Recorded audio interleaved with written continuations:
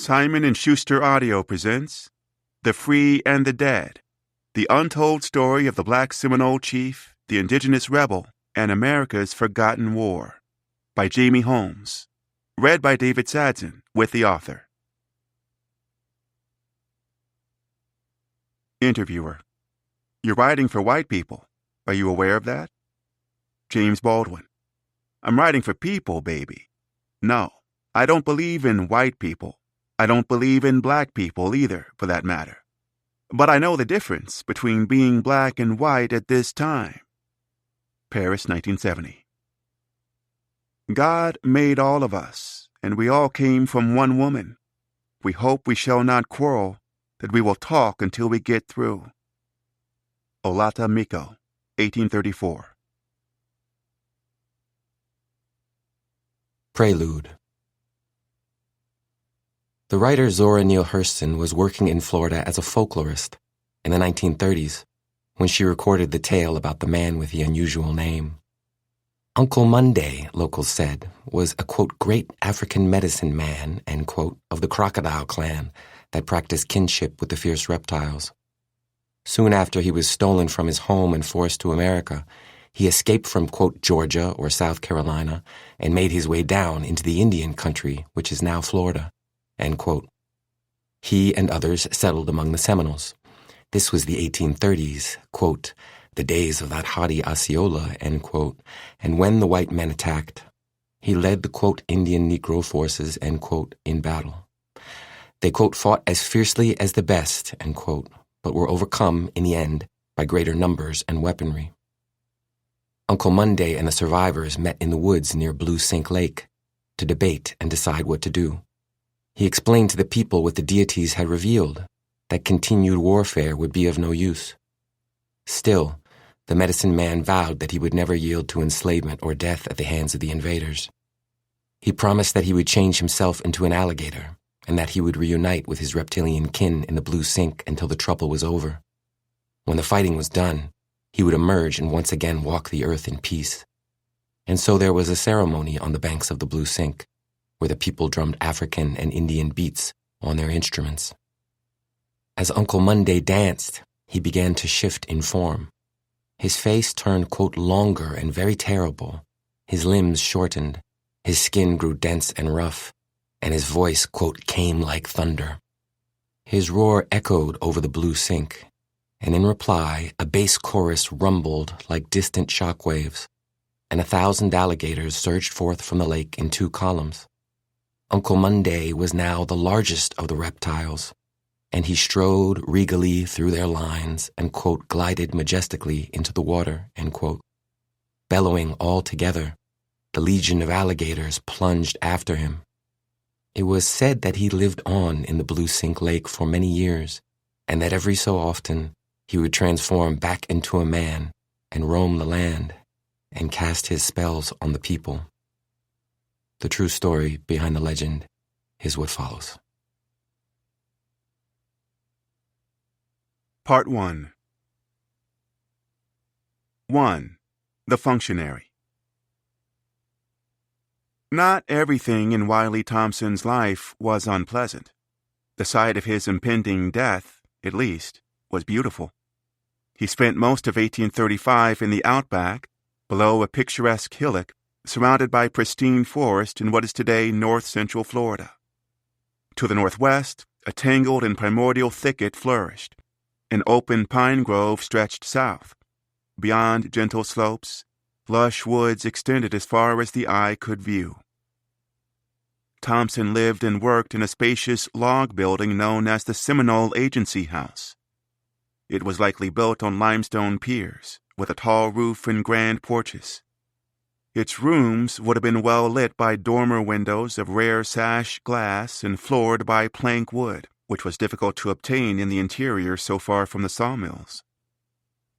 He had reason to feel secure and protected. Above the agency house, 100 yards away, Fort King's sentinels scanned the area. Under a flagpole where 13 stripes and 24 stars rippled in the breeze, over 200 armed troops busied themselves in the barracks, mess hall, and ammunition and weapons depots. The soldiers had access to basic amenities and comforts. A blacksmith forged nails. Surgeons tended to the sick. The sutler, who sold goods, was well stocked in beer and even champagne. Officers bathed in a fresh spring where the waters were as soft as a lady's hand, and bedrocks glittered clearly far below, and even the fish glided idly. The fort was as agreeable as Thompson could have possibly hoped. His problems were not rooted in where he was stationed. The headaches came with the job itself. The U.S. government did not send the 53-year-old to the hinterlands simply to evict Native Americans from their homes. The government had sent Thompson to the Florida Territory to force Native Americans from their homes as cheaply as possible. Removal without war. That was the goal. Treaties were trifles compared to armies and bullets. Treaties could be printed in newspapers so that citizens knew it was all super fair and above board. Thompson was the guy hired to grin and shake hands.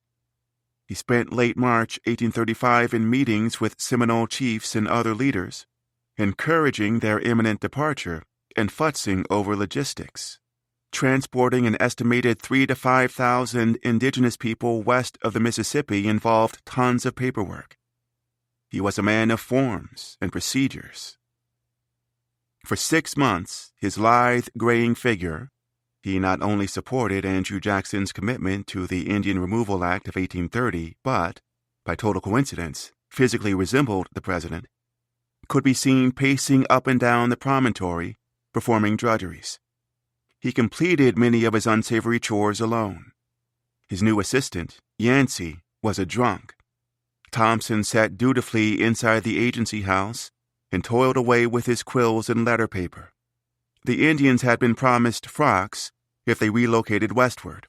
But what kinds of frocks? His boss assured him that the frocks should be homespun and sewn in a workmanlike manner. Mock-ups had to be stitched, bids procured. The envoy, a former U.S. congressman from Georgia, was not ignorant of the risks. He had only traded in his seat on Capitol Hill, after all, after falling into debt and filling out a will. His job title, Office of Indian Affairs Superintendent of Seminole Removal, was just as dicey as it sounded, and Fort King, for all its rustic pleasures, was recklessly isolated. Supply runs to Palatka, some 45 miles away, took all of 2 weeks. The camp was situated within the boundaries of the Indian Reservation, a central enclave cordoned off in the years after Spain ceded the peninsula to the United States in 1821. The systematic process of forcing indigenous peoples from their homes, spearheaded by the War Department's troubled Office of Indian Affairs, was now in full swing, and Florida, with citizenry from the Deep South, was eager to join the Union as a slave state. But the project was lagging. Apart from Michigan, nearly all lands east of the Mississippi River had been carved into states, while Florida remained sparsely inhabited and in large part unconquered.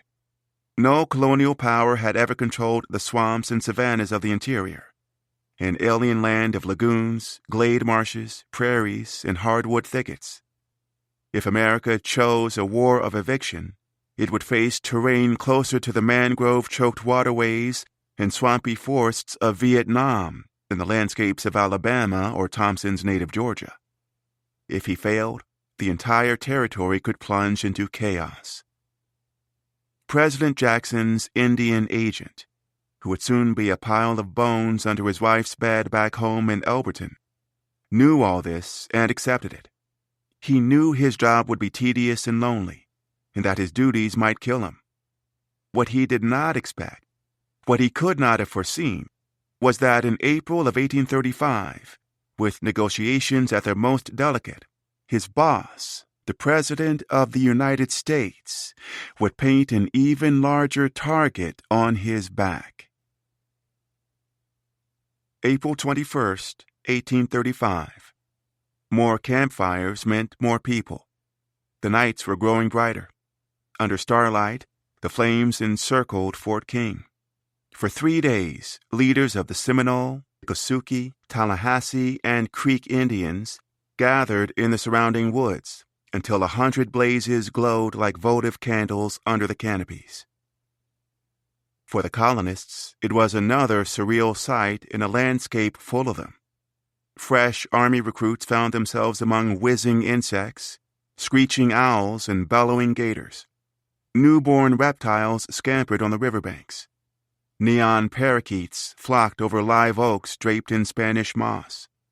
Dead fruit rotted on withered evergreens, remnants of a record-cold February. Wild oranges hung, black from frost. Glowworms lit up uncanny forests. Stars, one officer wrote, were the only familiar objects. Below the outpost on the hill, around the multiplying fires, families of cultures just as alien to the outsiders relaxed in shelters of poles and bark ripped from huge pines. Curious artillerymen drifted down, and the families welcomed them and shared their corn, which they baked in kettles, sifted, pounded soft, and sweetened with molasses. The troops snacked on kunti rot and gawked at the women's beads and at their silver ornaments, brooches of flattened quarters, shillings, and picayunes. The Seminoles hosted a welcoming ceremony 2 miles away. The officers who attended were fearful they would be killed on the long night walk. The dancing didn't end until after 2 o'clock in the morning, until the earth by the fire was left trampled like a circus ring. Moonbeams brightened packed dirt. After sunrise, the leader of the Seminole Nation walked into a clearing near the agency house. Chief Micanopy was the head of a fragmented coalition of tribes and their constituent bands of loosely allied guerrilla fighters. The Americans knew that there were many factions, but often called them all Seminoles anyway, which made it easier to convince the public that the treaties were valid. The designation derived from the Spanish cimarron, or untamed, a reference to Indians who left the troubled Creek Confederacy to build new lives. Chief Micanopy was, in fact, a Seminole. Hefty, gentle, and in his 50s, he was known to be faithful to friends and to enjoy a glass and a fine meal. He and other chiefs shook the officers' hands with firm grips that left the Americans with sore digits. Thompson opened the meeting with an altogether too grandiloquent speech about an old treaty signed by leaders who did not speak for all bands or families. The details of the talks were nothing. The pattern was everything. Thompson was only following a script. The government had a playbook, it turns out, for kicking native peoples off their lands without any unseemly, costly bloodshed. The scheme involved several moving parts. First, settlers pushed in on Indians and drove away their game. Once families were starving, Washington sent envoys to meet with them in a clearing. After sharing a meal and laying out gifts, the emissaries would insist that the Indians move to where the animals were plentiful. They were starving, after all, and the government was only trying to be a friend and to help, and to protect them from the corrupt settlers and unfair local courts that would cheat them. If they didn't leave, the army would attack. But since the government was a friend, it hoped to avoid war. "The white people are settling around you," Wiley Thompson announced, reading directly from a letter written by President Jackson to the chiefs. "The game has disappeared from your country. Your people are poor and hungry." White people were not settling all around like in Georgia and Alabama. Much of the interior was no good for farming. Some bands were hurting, but Micanopy's people were flush with livestock. They weren't hungry. They weren't poor. "Every true friend would advise you to remove," Thompson continued, numbly reciting the president's address verbatim. "But you have no right to stay, and you must go. I am very desirous that you should go peaceably and voluntarily." Talks continued for 2 days. Thompson ran the scheme, regardless of whether it really fit. An American general placed his sword upon the table and brashly informed the chiefs that he had been sent here to enforce the treaty. He had warriors enough to do it, and he would do it. It was the question now whether they would go of their own accord or go by force. The ultimatum was plain: leave or it's war. Hints of the tragicomedy to come surfaced on the second day, when heavy clouds threatened rain and the meeting was held in the barracks. McAnopy had a pain in the stomach and did not show, which offended Thompson. "Tell him," the agent sputtered, "he is stricken from the list of chiefs." The proclamation had little effect on the room, so the envoy composed himself, rose slowly and imposingly from his seat, and with every eye fixed upon him, extended his arm in a grand gesture. That was when the floor collapsed, and men, benches, tables, ink, and paper tumbled 4 feet to the earth in a tangled mess. An alarmed warrior yelled. Indians rushed from the barracks. It took a moment for the chiefs to be sure that it wasn't a stratagem, and both sides laughed, and Wiley Thompson resumed the absurd theater that required him to hide his true face behind a thin mask of friendship. 8 chiefs voted to immigrate. 5, including McAnopy, refused to. News of trouble in the Florida hinterlands could take nearly a month to reach the Oval Office. Replies took another 3+ weeks. From the agency house, outgoing mail traveled by horse or mule to a hamlet about 25 miles north. Contractors then humped it east around Orange Lake to Jacksonville, an 80-mile slog. From there, letters were ferried by boat and trotted by stagecoach up to North Carolina, where important correspondence was loaded onto a steam locomotive to Virginia. In Washington City, completing the sprawling 902-mile trek, vital messages would have been delivered by courier to Pennsylvania Avenue and placed among the piles of incoming mail addressed to the office of the President. His Excellency Andrew Jackson was 68 when he caught wind of Thompson's irksome message, and in the final days of his second term. Wild, cotton-white hair decorated a slender, wrinkled, beady-eyed face. He looked increasingly anxious in his old age, and especially unhappy when he removed his dentures, as he did for portraits, and his lips frowned over toothless gums. Years of rough living had ruined the president's health. His digestive system was wrecked by recurring dysentery and colic, and the calomel prescribed by his doctors only made things worse. A duel in 1806, Jackson killed the man, and an 1813 gunfight had planted 2 lead bullets in him, including one still lodged near his heart. He exhibited many of the symptoms of lead and mercury poisoning, including paranoia, irritability, violent mood swings, excessive salivation, hand tremors, diarrhea, and pallor. He often bled his arm with his penknife. He may not have been in the best mood when he received Thompson's letter. The agent's message, dated April 27, 1835, arrived in mid-May. Forwarded from the War Department, the gist was that the envoy refused to serve the president's wishes. Despite clear authorization, Thompson would not help enslave any Indian Negroes. Application was made to me, the dispatch read, for permission to purchase Negroes of the Seminole Indians. With Jackson's blessing, white slavers had shown up at the agency house. Thompson explained why he had turned them down. The Negroes in the nation dread the idea of being transferred from their present state of ease and comparative liberty to bondage and hard labor under overseers on sugar and cotton plantations. They have always had a great influence over the Indians.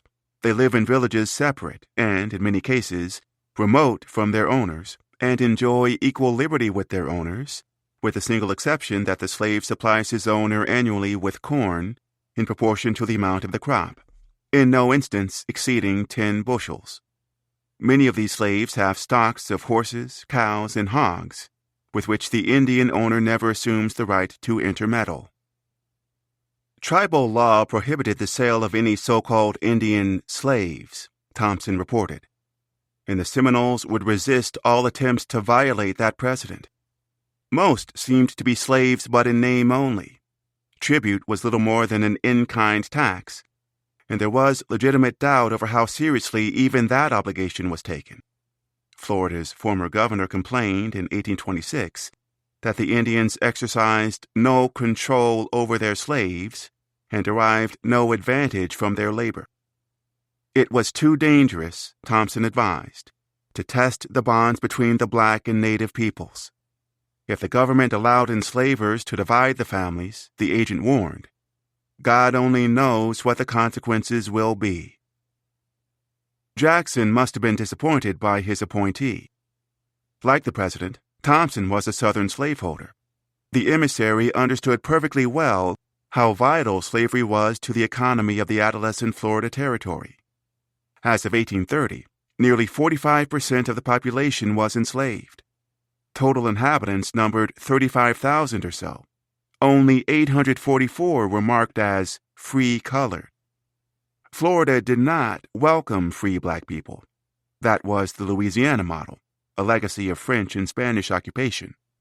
That model helped produce a violent revolt in 1811. Thompson knew that there was a rule book for holding people in bondage, just as there was one for eviction. Enslavement without rebellion. That was the goal. Not all toxic recipes were identical, to be sure. At Jackson's private forced labor camp retreat in Tennessee, known as the Hermitage, the president denied some 100 souls access to education, real assets, and freedom of movement. Southerners openly discussed plantation laws and their psychological effects. One Louisiana slaver even wrote up a 5-page document laying out his restrictions and detailing their intended results. The idea was to prevent trafficked people from realizing that they were equally capable and could live freely. Never allow any man to talk to your Negroes, the slaveholder cautioned. Nothing more injurious. Evidence and information posed a mortal threat to the peculiar institution of slavery.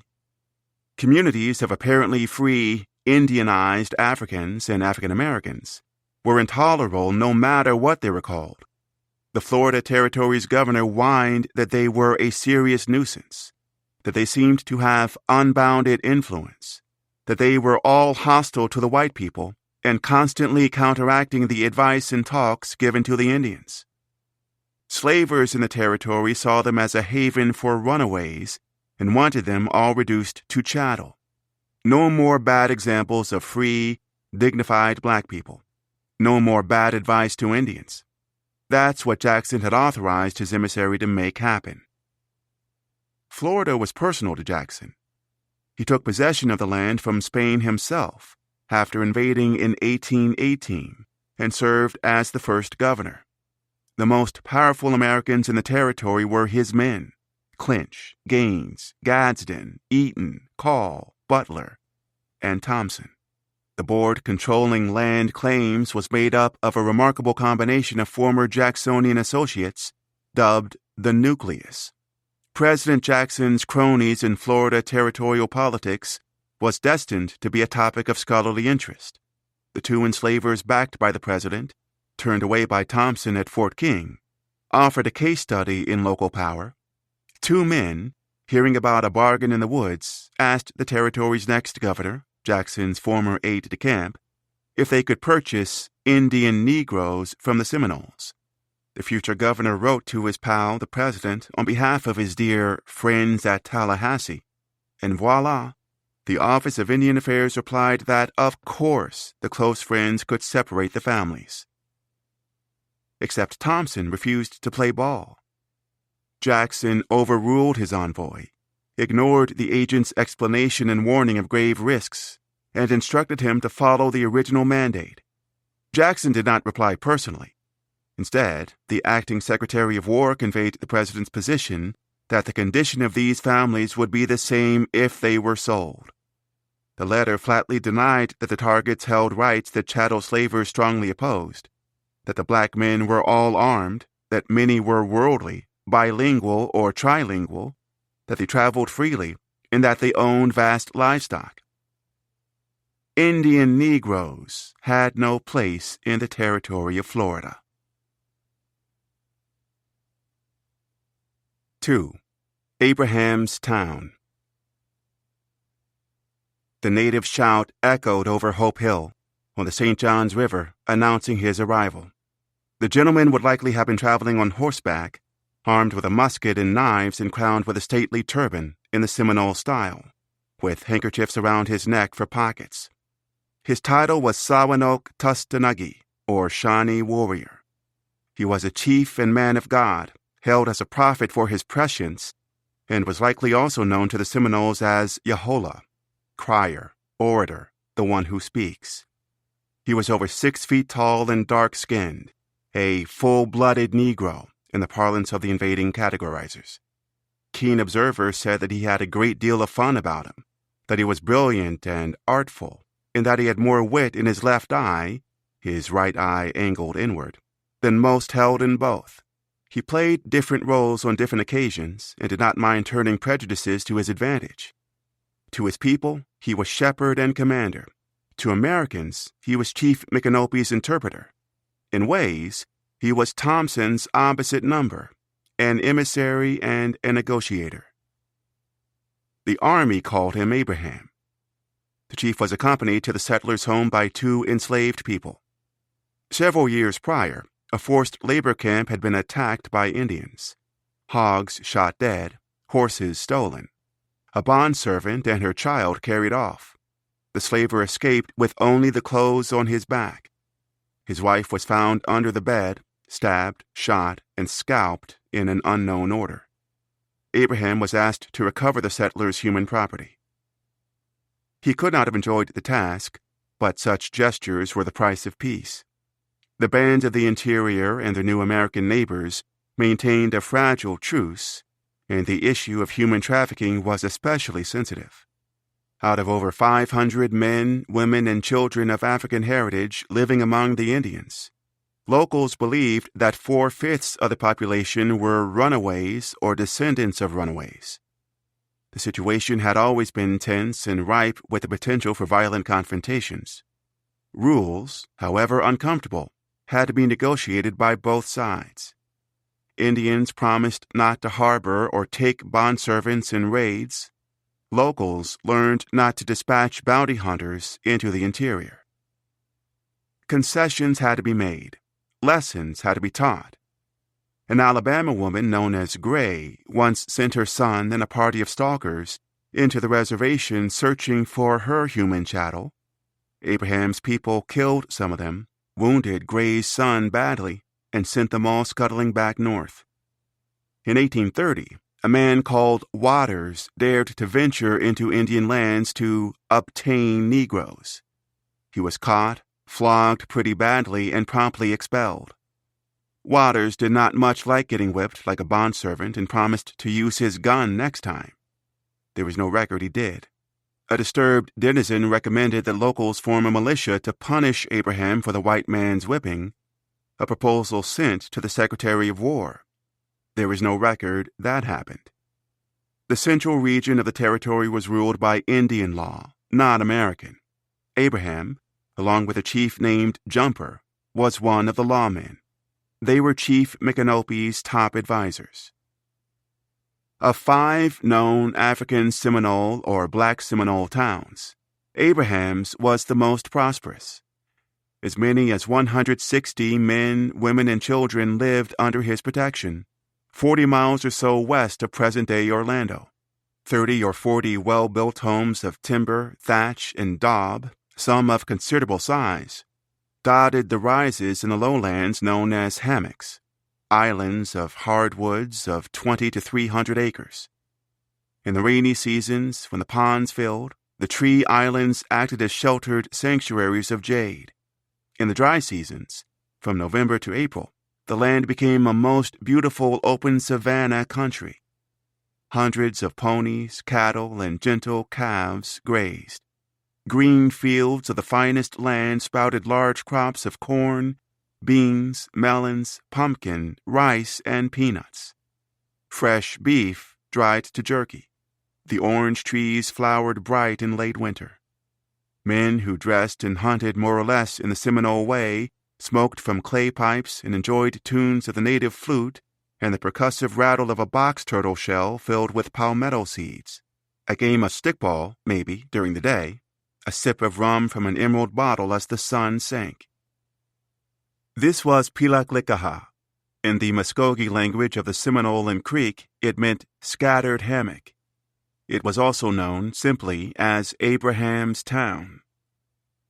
Residents here and in the other independent Black Seminole settlements held biblical, classical, or African names: Peter, John, and Rebecca, Caesar, Venus, and Diana, Juba, Cujo, and Dembo. Some used aliases, and many, like the Indians, held one title for themselves and offered another to outsiders. Abraham's wife, Taney, was also Betsy. Tenebo was Charles. Kalina was Carolina. In the African tradition, some were named for the occasion of their birth. In the Twi language of present-day Ghana, Cujo meant born on Monday. Monday, July, and August were Black Seminole names. For nearly 150 years, Africans and their children and grandchildren had traveled a lesser-known underground railroad leading south. The weakness of the powers vying for control of the peninsula, Spanish, Indian, British, and American, opened doors to new lives. Many men seized offers as old as antiquity, soldiery for civil rights. Africans fought for the Spanish against the English, for the British against the Americans, and for the Seminoles against Georgia militia. Hundreds of warriors perished when the U.S. Army sacked the African fort, a British outpost abandoned after the War of 1812. In 1818, a sizable African army fought off Jackson's forces on the Suwannee River. In the land of flowers, guns were needed. A gun was a gun, and a gun meant freedom. Few who found safety among the Indians of Spanish Florida left records of how they earned their liberty. One young woman's story survives. Tana walked to La Florida. She was born with her mother's red hair on a cotton plantation among the Gullah people on the northern Georgia coast, where she came up speaking a variant of Creole. She never imagined leaving her plantation home until the owner, a part Cherokee Indian who had adopted the white man's ways, seized and sold her firstborn infant daughter. She and others set out one morning before the sunrise, following the Suwannee south through swamps with thick clumps of mangroves and dense palmettos and brush that scratched her arms and face. They survived on berries and roots, evading slave hunters following on horses. She was only 17. Tana's party reached the open Alachua prairies of the interior, where they found protection under a Seminole chief, King Payne. There she met Kalina, and the pair jumped over a broom to signify their marriage. Kalina had darker skin and strange markings on his face, and spoke a language unknown to her. He could still remember the smell of rain hitting the dry, mud-walled houses of his village in Africa, and the smell of dusty rice on his mother's winnowing basket. Kalina had escaped to Abraham's Town from the South Carolina rice fields by hiding a cypress canoe in the gnarled mangroves by the sea. He stashed food and rowed down the coast with his brothers, Plenty, Hardy, and Cuffy. Kalina, Plenty, and Cuffy added 3 guns to Abraham's army.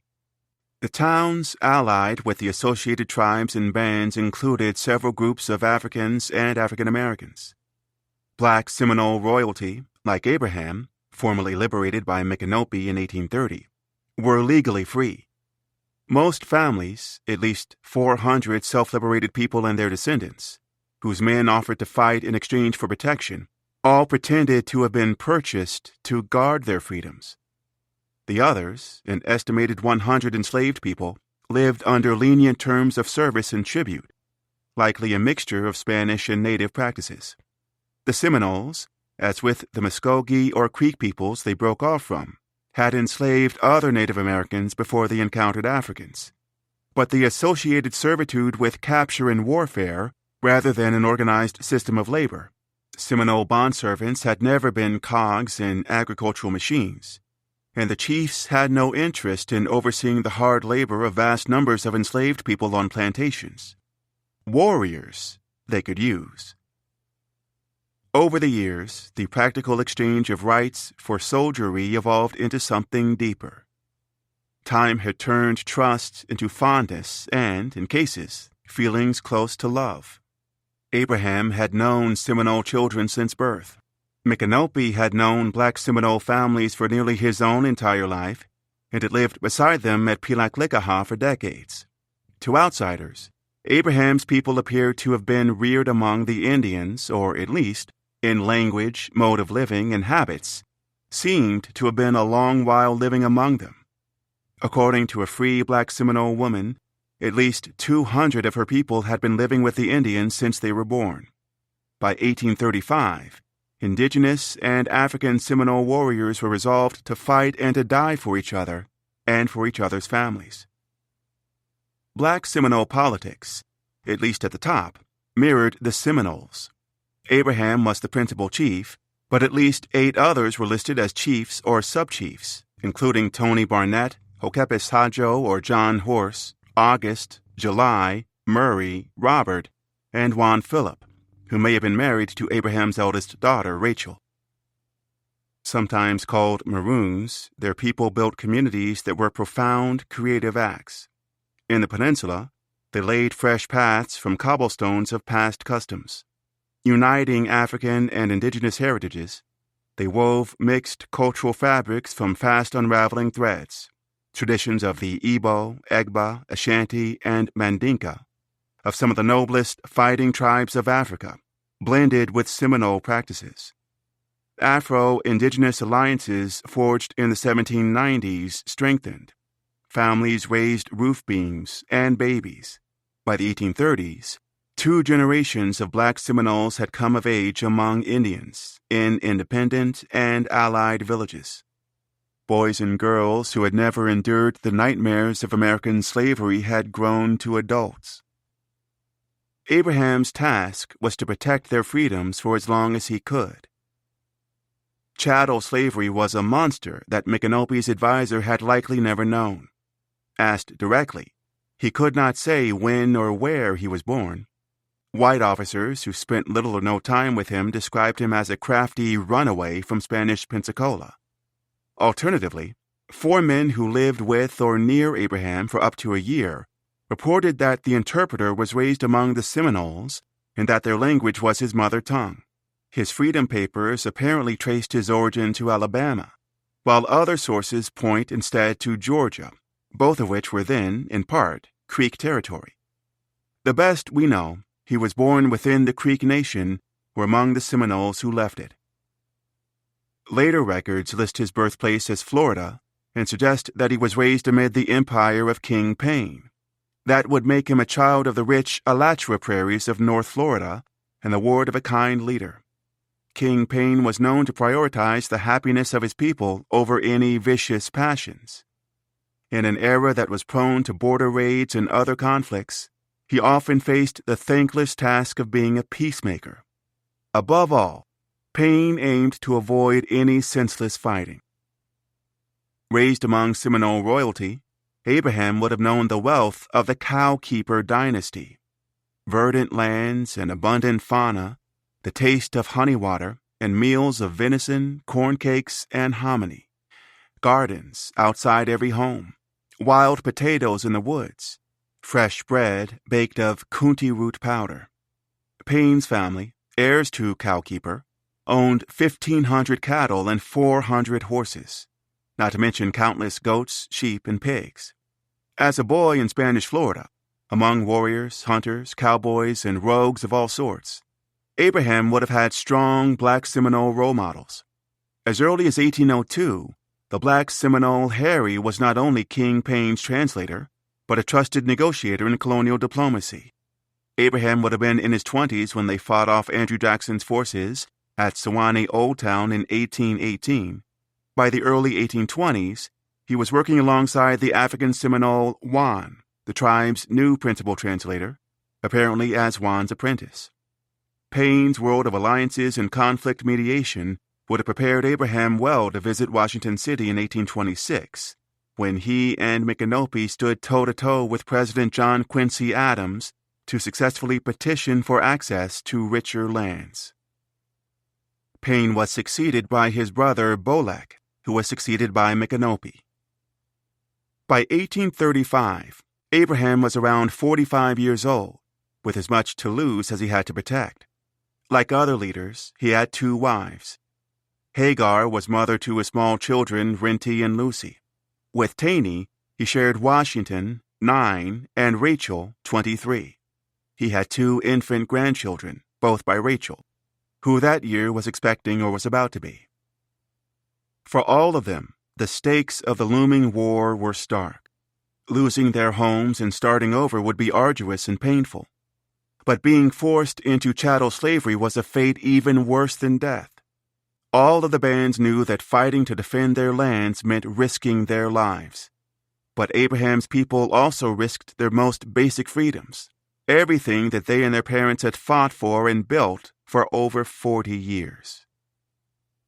Abraham remained calm in the face of American imperatives and threats, as President Jackson insisted that the Seminoles must prepare to go, takoisita, as Thompson predicted that the Indians would face hopeless poverty if they did not leave soon, estimethkada faki, as the envoy promised that Micanopy would be as poor as an Indian dog, istajadi im ifa.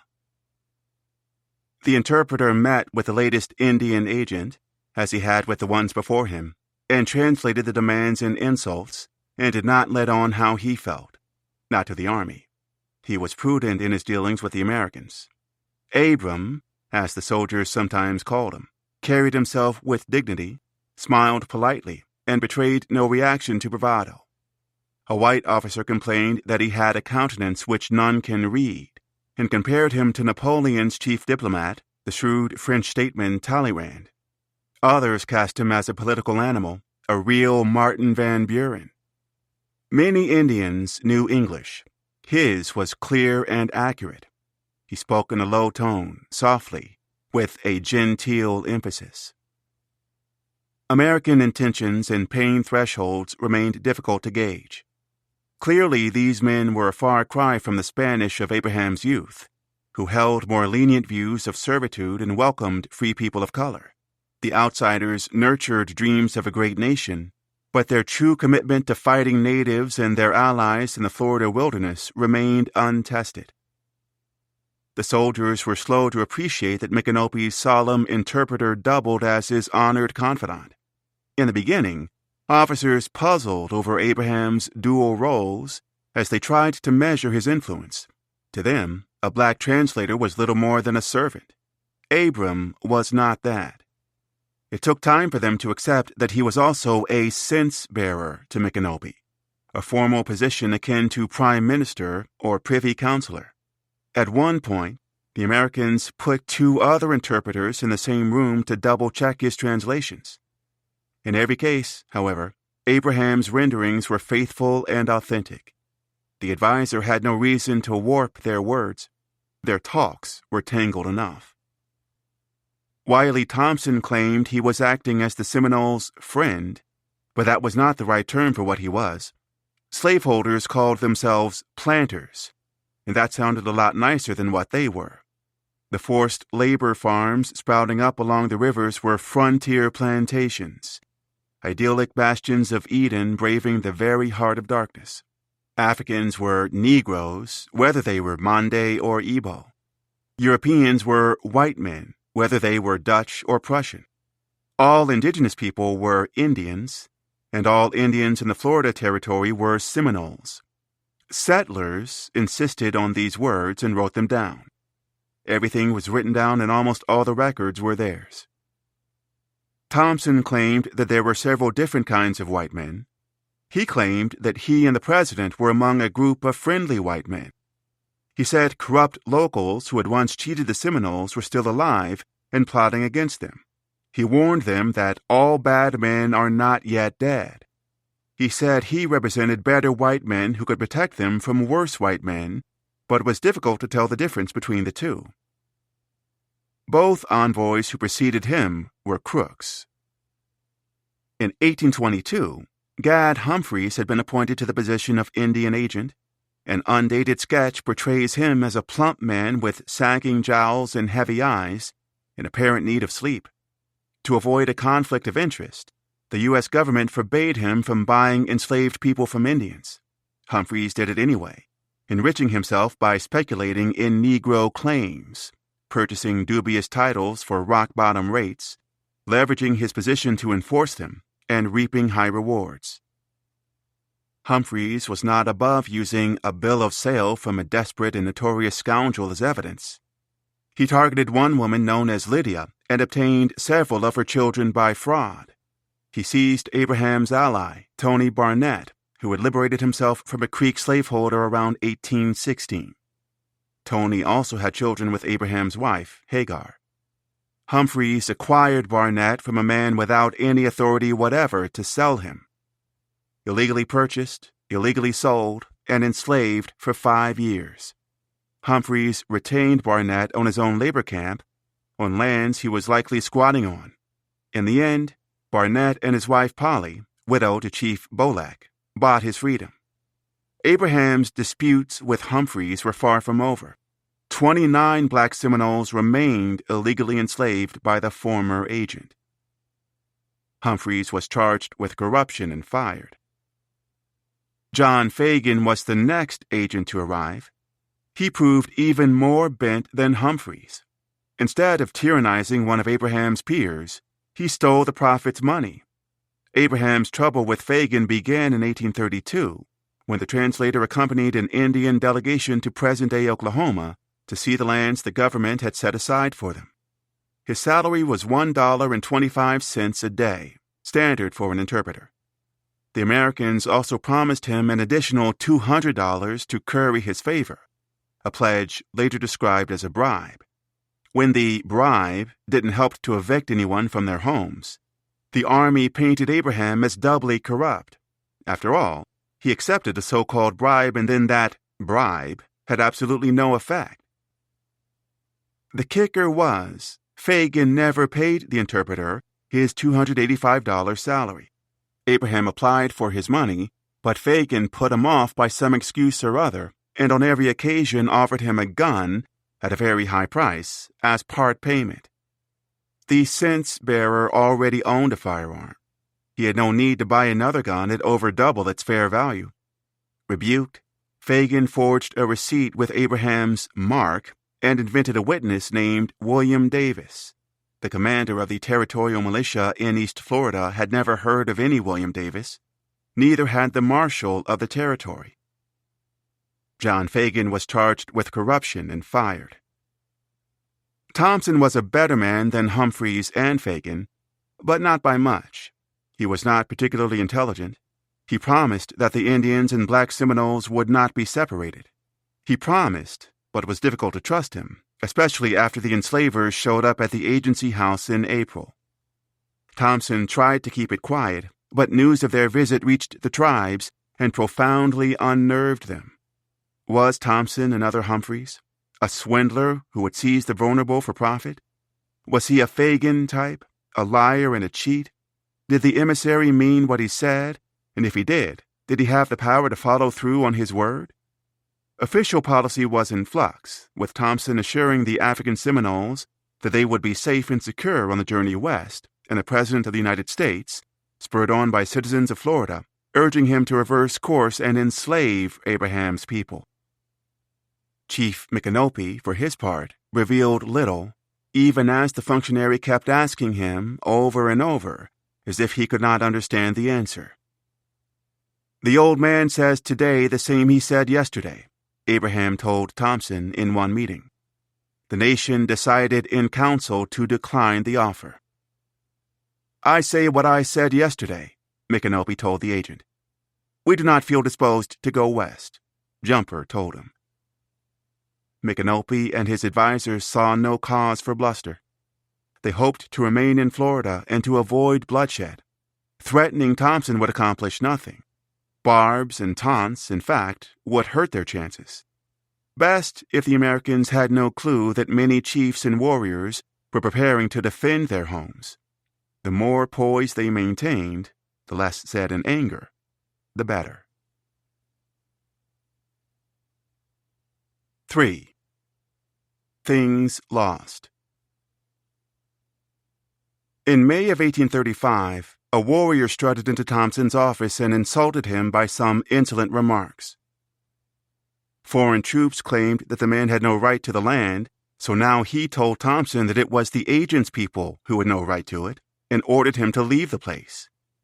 The outsiders had swaggered and predicted his total ruin, so he brandished his blade and delivered his own dire forecasts. He seized on his enemy's logic, twisted it, and hurled it against them. "Am I a Negro? A slave?" he prodded. The foreigners seemed to hate dark skin, so he promised to kill them and leave their corpses in the sun and rain until their hides were ebony, and wolves caught the scent of their rotting persons, and vultures tore the flesh off their bones. Osceola was well known at Fort King. Thompson had singled him out as a determined upstart who was more virulently opposed to removal than any other. In negotiations, his resistance to immigration was clear and consistent. His loud voice and temper were duly noted in reports to the War Department. During one discussion, with Abraham absent, Osceola had appeared tormented, as if afraid that Micanopy would prove vulnerable to persuasion without his sense-bearer.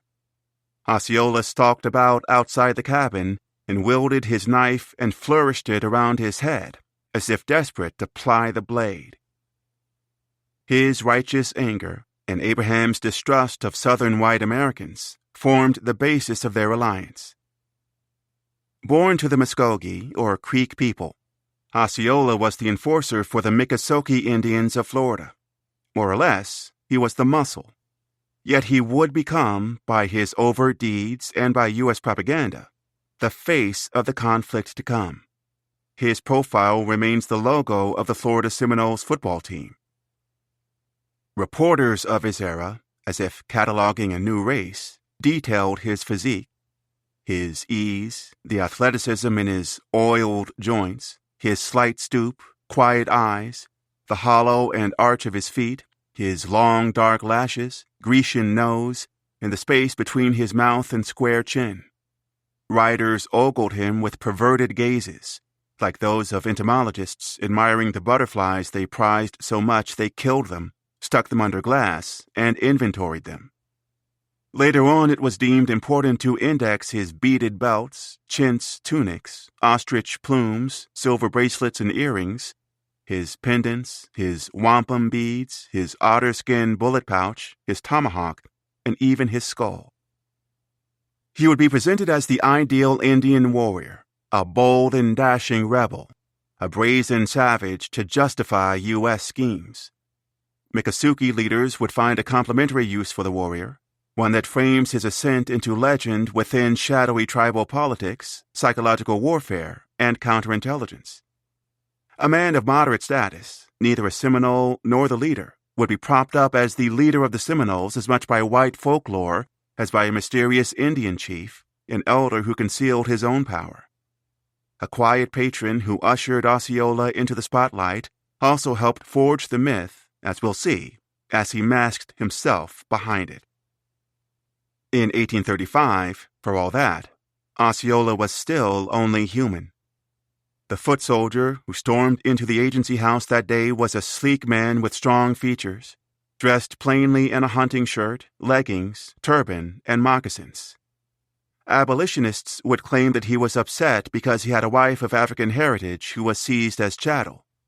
Others said he was drunk, or that Thompson cut off his access to the sutler's liquor.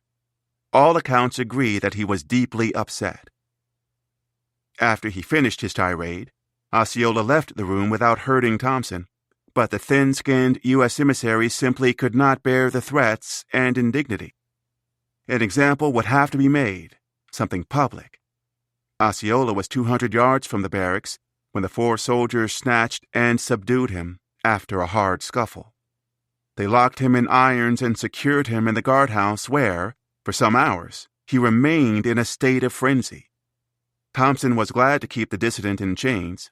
He believed that he understood the Native American psyche, that the idea of a jail caused terror to the Indian mind, that such penalties imbued a good effect. Imprisoned, the warrior stewed and plotted, full of thoughts of revenge for things lost and the obstacles ahead. For all of Thompson's self-regard and inane pomp, the functionary was winning. The tribes were divided. 8 head chiefs of 13 were pledged to travel west with their warriors, gutting the armed resistance. Osceola longed to fight back, but the tribes could not go toe-to-toe with the army if their ranks were sharply reduced. He viewed those chiefs who had voted under duress against war as turncoats to the cause. The friendly Indians clearly had to be punished severely for their disloyalty. An example would have to be made, something public. As a boy, Osceola had witnessed the schism. He watched it all fall apart. For centuries, residents referred to by colonists as Creeks controlled much of present-day Georgia, Alabama, and North Florida. Their traditions followed those well known to the ancient world. Muskogee leaders treated their prisoners of war much like the Romans. Captives faced execution, enslavement, or if they were lucky, integration into the group. Creeks raided rival towns and forced labor camps in Georgia and South Carolina, took captives of all colors, and killed them, kept them as servants, or embraced them. The children of prisoners were welcomed as full members of society. Over time, the logic of the Anglos distorted the old ways. After the American Revolution, as the population of the Deep South ballooned, some Muskogee men were seduced by the new culture of acquisitiveness and the riches promised by plantations and unfree labor. The most radical innovation in Creek captivity practices began to take root: the transgenerational enslavement of Africans. Converts accepted skin-based servitude and the notion that bondage extended to children. Like other Southerners, some Creeks now laid claim to servants and to their kids, and kids' kids forever. The large numbers of Africans among the Creeks in the early years of the American Republic provoked a terrible uproar and a rupture.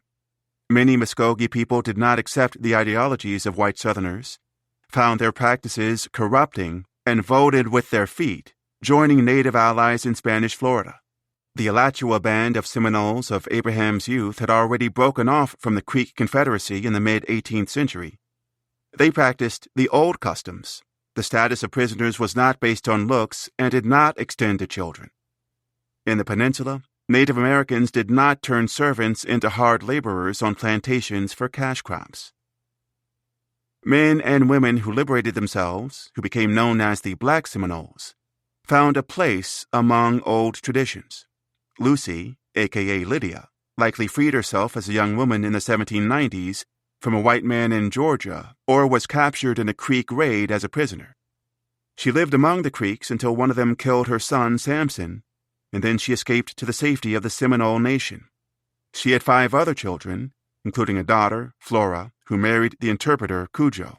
Flora and Cujo had Ned and John. These were Abraham's wards. Many of them spoke English, Spanish, Muskogee or Hitchiti, and a Gullah dialect known as Afro-Seminole Creole. Abraham's people embraced new traditions as Osceola's witnessed the destruction of old ones. Americans settled the land and novel competitions supplanted conventional communities. Common lands became private. Consensus yielded to coercion.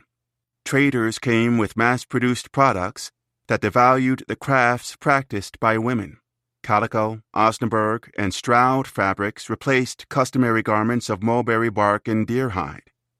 Woolens replaced buckskin blankets. Rum diminished the hunters. Osceola was around 10 years old when his world was shattered by civil war in 1813.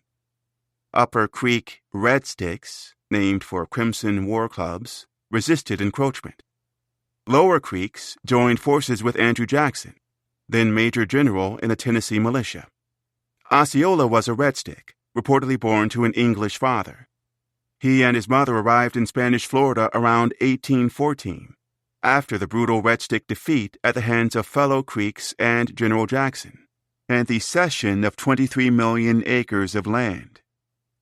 At the Battle of Horseshoe Bend in March of 1814, Jackson's forces slaughtered some 800 Red Sticks, effectively ending the war, and mutilated the bodies. Only 15 or 20 Red Sticks reportedly survived. Widows and orphans, Osceola among them, escaped to La Florida and its various allied bands. He grew to manhood to see the general who'd butchered his people elected U.S. president. He sat in the negotiations with the pompous functionary, livid, forced to listen to Jackson's bullshit. He never made any secret of what he thought about the chiefs who resolved to head west. In 1834, he had argued in council that any person who should consent to a move should be looked upon as an enemy and should be held responsible to the nation. Before the Creek Confederacy fractured, there was no coercive power. Their kings could do no more than to persuade. Chiefs used storytelling, not chains and jail cells, to maintain order in their towns. Now, under U.S. pressure, Osceola and others advocated harsh punishment for any leaders who yielded to American threats of war. In particular, the enforcer blamed Chief Amathla, a muscular Appalachian cattleman known for his amiable, sociable countenance and manners. Amathla had hoped to stay. He had protested, pointing to the 1823 treaty that prohibited immediate expulsion. He consented, almost literally, with a rifle to his head. No matter. His life and his people were threatened. Thompson took the danger seriously enough that he allowed some of the pro-removal party to relocate outside the reservation to the Tallahassee region to avoid reprisals. After a day in Fort King's guardhouse in irons, Osceola cooled off. He sent word to Thompson that he would leave Florida. If the agent would summon Chief Amathla, Osceola would persuade him, of all people, that he was serious. Amathla, the warrior proposed, would convince Thompson. The cattleman was summoned. His talk with the prisoner was not put to paper, but after they spoke, Amathla vouched for Osceola. The rebel seemed to grasp the costs of war with the army. Despite his passions, he was not governed by anger. After 6 days, on Amathla's word, Thompson released him. Soon afterward, as a show of good faith and true to his professions, Osceola returned to Fort King with 79 others to pledge their loyalties. From that moment, he seemed to be an altered man, on the most familiar terms with the soldiers. He visited them in the most social and friendly manner, invited them to his town, and performed many little acts of kindness which could not be forgotten.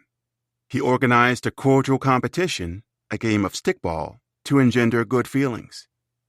In the following weeks, Thompson hired him on several delicate and important trusts to discipline Indians who had committed any depredation on settlers, and the Creek never failed to inflict punishment on the culprits.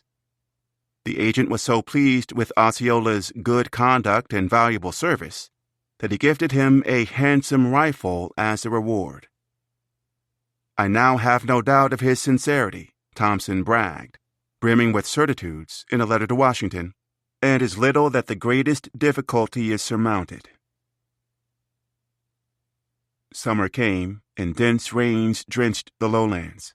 In the Everglades, in the south, the dance between the wet and dry seasons was so peculiar that the land could not be described as one thing or another, as if the territory would not submit to words. Not quite lake or river, not prairie or savanna either. Salt water mingled with fresh. Sawgrass welcomed alligators and sharks. Great ponds washed on teardrop islands of tangled hardwood roots and aquatic flowers. Camping grounds vanished. Wagons yielded to canoes. Trails surrendered to the sun and North Star. Even at higher latitudes, the changeful clime ravaged the land. Low waters halted ships and floods carried off bridges. Storms felled timber and clogged rivers with old rafts and snagging debris. As of early 1835, the Chipola in the Panhandle remained obstructed. So did the waterway from Fort King to Palatka. Earth muddied until entire regions became impassable by horse. U.S. surveyors were grossly ignorant of vast swaths of the interior, and the infrastructure being built was a matter of fragile trial and error. Stretches of road, mere dirt paths with tree stumps sawed off low enough for wagon axles, were often shabbily strewn and in need of frequent repair. One lane stretching west from Jacksonville snaked through terrain so interspersed with numerous boggy swamps and ponds that even in the wintertime it was unsafe for heavy cargo. 10 years earlier, in 1825, there was no major military path through the Indian reservation. Before the Fort King Road was constructed, the outpost in Tampa Bay, later known as Fort Brooke, located on Florida's central Gulf Coast, was isolated from the northeastern cities. The camp's lifeline for monthly supplies had been a water route to Pensacola in the Panhandle. It took a full year to snake the crucial 16-foot-wide, 100-mile-long artery from Tampa Bay to Fort King through the unforgiving southern hinterlands. This sort of work required hard labor, scythes and reaping hooks for the long grass, mules or oxen to drag landfill, axes to fell trees, spades to shift dirt. Streams of considerable width were bridged in 5 places, and swampy, wet grounds were patched with log causeways. Laborers stalled until autumn 1825 to avoid the malarial diseases and parasites that came with the mosquitoes and sandflies that came with the rains. The surveyor avoided beachy hills and ridges in favor of the eroding limestone plains in the valleys, steering east of the Wahoo Swamp, skirting west of Abraham's Town. Even that prudent pathway was vulnerable in the summers to the flashing thunderstorms, winds, and waterspouts. The Fort King Road still traveled rugged and painful in the wet seasons. In August of 1835, when a soldier's cadaver was found in a pond alongside the road, the route was still the most essential umbilical supporting the garrison. Private Kinsey Dalton left Tampa Bay for Fort King on a mule on August 11th, carrying military letters.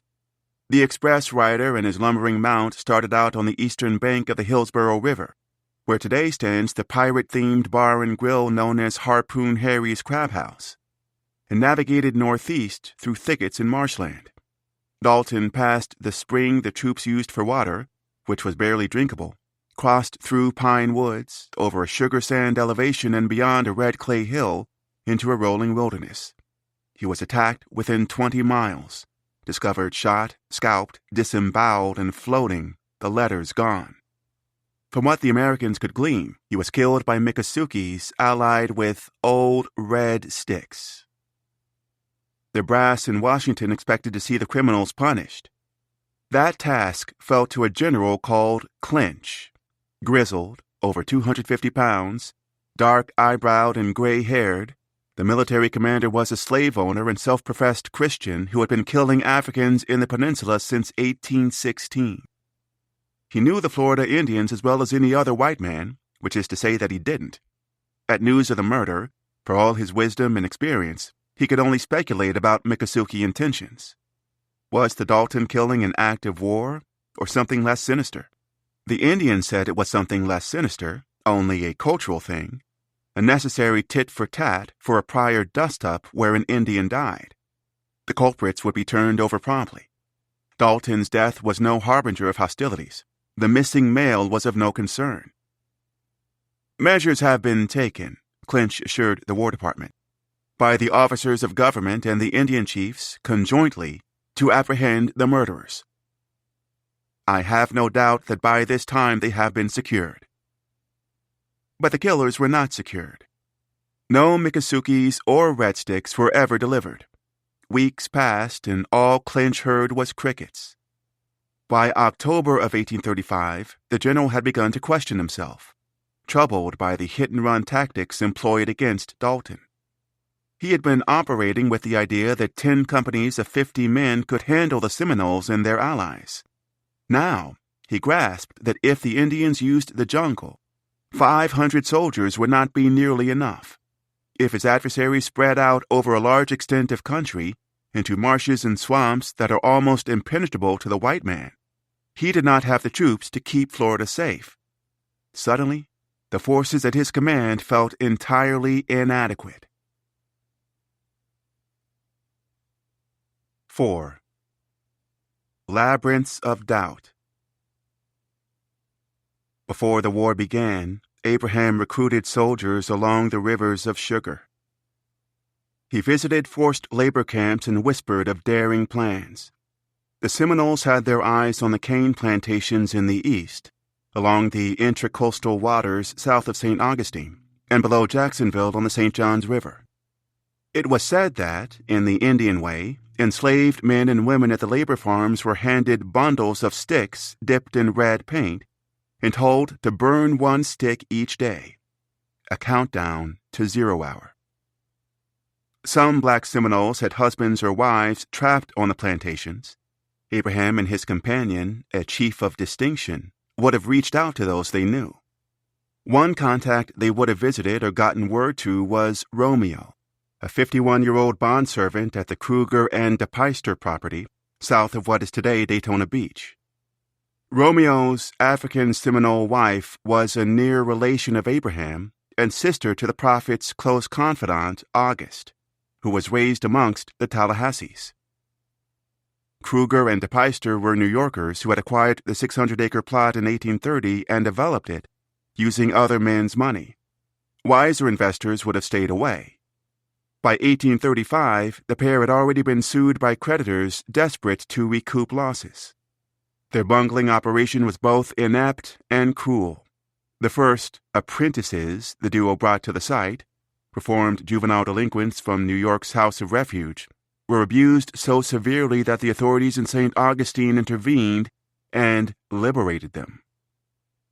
The sugar mill at the heart of the Kruger and DePeyster project was a squat stone factory dominated by an imposing industrial chimney reminiscent of a death camp crematorium's. Countless insects buzzed electrically around the locally quarried coquina of mollusk shells and quartz sands. Romeo was trapped on a fully evolved plantation equipped with a 30-horsepower steam engine, scorching firebox, and barbarous boiling room with its train of massive cast-iron kettles, capable of distilling hundreds of gallons of precious white gold. The graceful archways of the doors and windows contrasted eerily with the primal flora and sucking bugs. The Titanic cane crusher, giant steampunk sprocket wheel, and the dual towering cast-iron boilers. Underneath coats of white lime plaster, shoddy masonry bound by improvised metal lintels betrayed the haphazard project for what it was. Someone's violent pipe dream, a ruthless roll of the dice. During the boiling season in the fall, bondservants on sugar farms were forced by overseers with whips to work day and night to process the cane before it's boiled. Behind shuttered windows, inside scorching fire and smoke-filled rooms, they suffered third-degree burns from blistering glucose, which could reach 240 degrees Fahrenheit. Bone-tired men and women lost limbs and died feeding cane into the inexorable crushers. In the Deep South, for this reason, a minder was often stationed nearby with a sword to sever the mill feeder's arm before she could be pulled to her death in the rollers. For Abraham and Romeo, their conspiracy was a matter of life and death. Fomenting a servile revolt was a capital crime. If the interpreter was caught, he could expect to be tortured before he was killed. The leader of the rebellion in Louisiana in 1811, Charles Deland, had his hands severed and was shot in both thighs before he was placed inside a bundle of straw and burned alive. Amputated heads of his insurgents were placed on raised pikes on the road to New Orleans, a feral, ghoulish display stretching 40 miles. The leader of the more recent revolt in Virginia in 1831 had been comparatively lucky. Nat Turner's body had been mutilated, cut into pieces, and distributed for keepsakes after he was executed. Of course, the entire region then was terrorized. White supremacists dealt out punishments to anyone with dark skin. In little more than a day, 120 people were murdered. Folks who had nothing to do with the revolt were tortured to death, burned, maimed, and subjected to nameless atrocities. Still, Abraham recruited. Still, it was said, enslaved men and women at the camps took the bundles of sticks dipped in red paint and burned one stick each day. Plantation owners and overseers were already on edge. Throughout the summer of 1835, While Osceola was performing friendly deeds, the Deep South had been shaken by an ambitious pro-abolition campaign carried out by William Lloyd Garrison's American Anti-Slavery Society. Targeting the notable and affluent, the organization mailed southward 175,000 copies of The Emancipator, The Anti-Slavery Record, The Slave's Friend, and Human Rights. In late July, in Charleston, South Carolina, a vigilance society called the Lynch Men broke into the local post office and stole the pamphlets before they could be delivered. Threatening ideas carbonized at a public bonfire. Increasingly, the Deep South stood alone. The United States had banned the transatlantic slave trade 27 years prior. Great Britain formally abolished slavery across much of its empire in 1834. A European observed, after visiting New Orleans, that slavery had been confined to a single tract of the civilized earth. To Western men of letters, the right was increasingly distasteful. Southerners feared that it was the beginning of the end. Nervous farm owners and investors in Georgia, Alabama, Virginia, and the Carolinas fumed at Northern lunatics who dared to print that slavery was a sin. Always, everywhere, and only sin. In Washington, soon enough, abolitionist petitions in Congress would push Southern members almost to madness and rattle, in their view, the very pillars of the Constitution. Between August and September of 1835, over 150 anti-abolition meetings were held across the South, including in the Florida Territory. Local legislators strengthened laws banning anti-slavery materials. Diligent citizens scoured for troublemakers who, if caught interfering, were tried and hung without a word. In Florida, violence and doubt were kindred. In St. Augustine, a hotbed of slavery, a visitor was warned that if he showed sympathy to enslaved people, he might be found tomorrow lying stabbed in the gutter. In Jacksonville, residents urged laws necessary to avert the evils intended by the fanatics and incendiaries, formed a vigilance committee, and arranged regular patrols. The Courier assured readers of how infatuated and perfectly insane abolitionists were. Their insecurities did not arise from moral concerns. On the contrary, townspeople watching a slaveholder separate a family did not take any more notice of it than of selling so many cattle, even as the mother, father, and 4 children, when they parted, all shook hands and seemed to take it very hard, for it was not probable they would meet again. Local anxieties were more primal. Paying for labor scared them. Payback scared them. The Florida Territory was only 14 years old. Dreams of easy fortunes, spurred by incentives, attracted investors and settlers to the newfound backcountry. In 1833, the Legislative Council chartered the Union Bank of Tallahassee to serve as the local planters' bank. Backed by bonds sold by the Territory of Florida, it opened with a staggering $1 million in authorized capital. After 1 year, the board raised that limit to $3 million. With a simple offer of collateral, by pledging property on a loan, which property could be bought with money thus obtained, speculators could find themselves suddenly rich, offhand the proprietor of land, Negroes, houses, and equipages. Bargains were everywhere where money was free. But the colonists remained vulnerable. Jacksonville was home to some 250 people. The first school on record opened in 1835. The city paper started up that January. The town was several dozen scattered buildings, mostly log cabins, 6 stores, a courthouse, and a jail. One woman described it as not much of a place, perhaps 50 buildings and plenty of pigs and children, the people generally as rough as their houses. The riverfront was undeveloped. There was no bank or railroad. In a country of shoddy paths, rivers made the best roads. The town's prospects were tied to its location on the St. Johns. The city named after the president was an important port and point of commerce. While cotton production was centered in the north, around the territorial capital of Tallahassee, speculators in the east gambled with cane. steamboats pushed down the waterways, delivering sugar boilers and enslaved people. Huge plantations stretched into Florida's interior as far as the St. Johns River steamers could reach. Armoires, human chattel, and machines south, sugar, molasses, and rum north. The riverine labor farms, exposed to attack, were first to sound the alarm. In October 1835, a holdover from Spanish Florida named Hernandez alerted the territorial governor that the black Seminoles might be preparing for war. Hernandez was a local militia commander who owned 3 plantations on the coastal Matanzas River and lived on one of them, mala compra, bad purchase in Spanish, as a country residence. Son of a carpenter from Minorca, he had married the wealthy widow of a North Carolina slaver. In 1822, he was the first territorial delegate to represent Florida and the first Hispanic member of Congress. Now he was growing uneasy.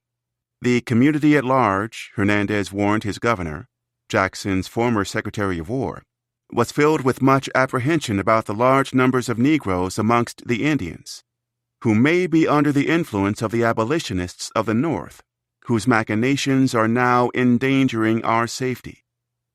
He proposed a cordon of militia along the St. Johns River of at least 150 men, requested 200 to 300 muskets, and forwarded the letter to the War Department, petitioning for the attention of the President.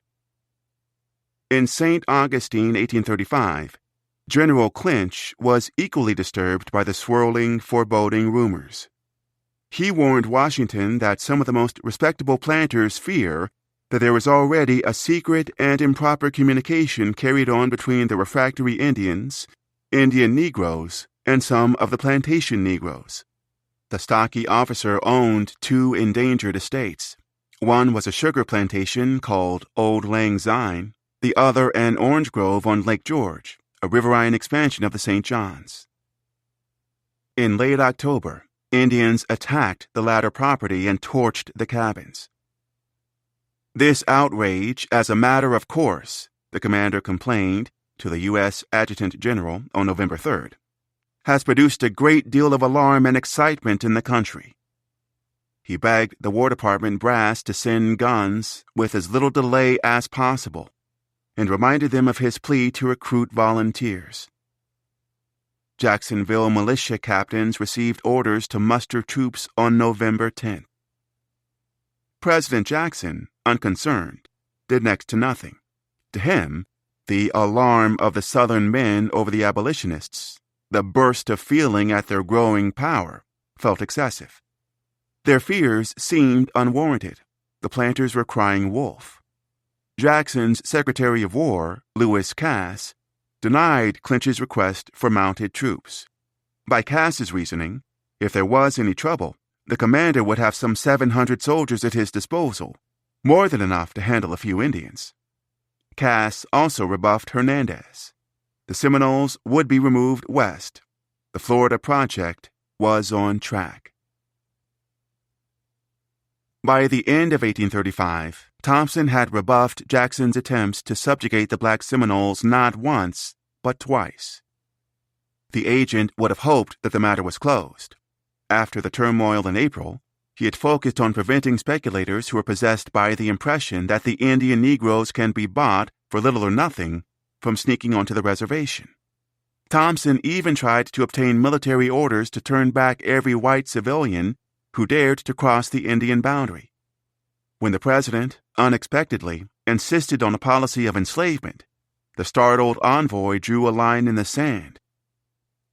"I venture to suspend further operations on the subject," he wrote directly to Jackson.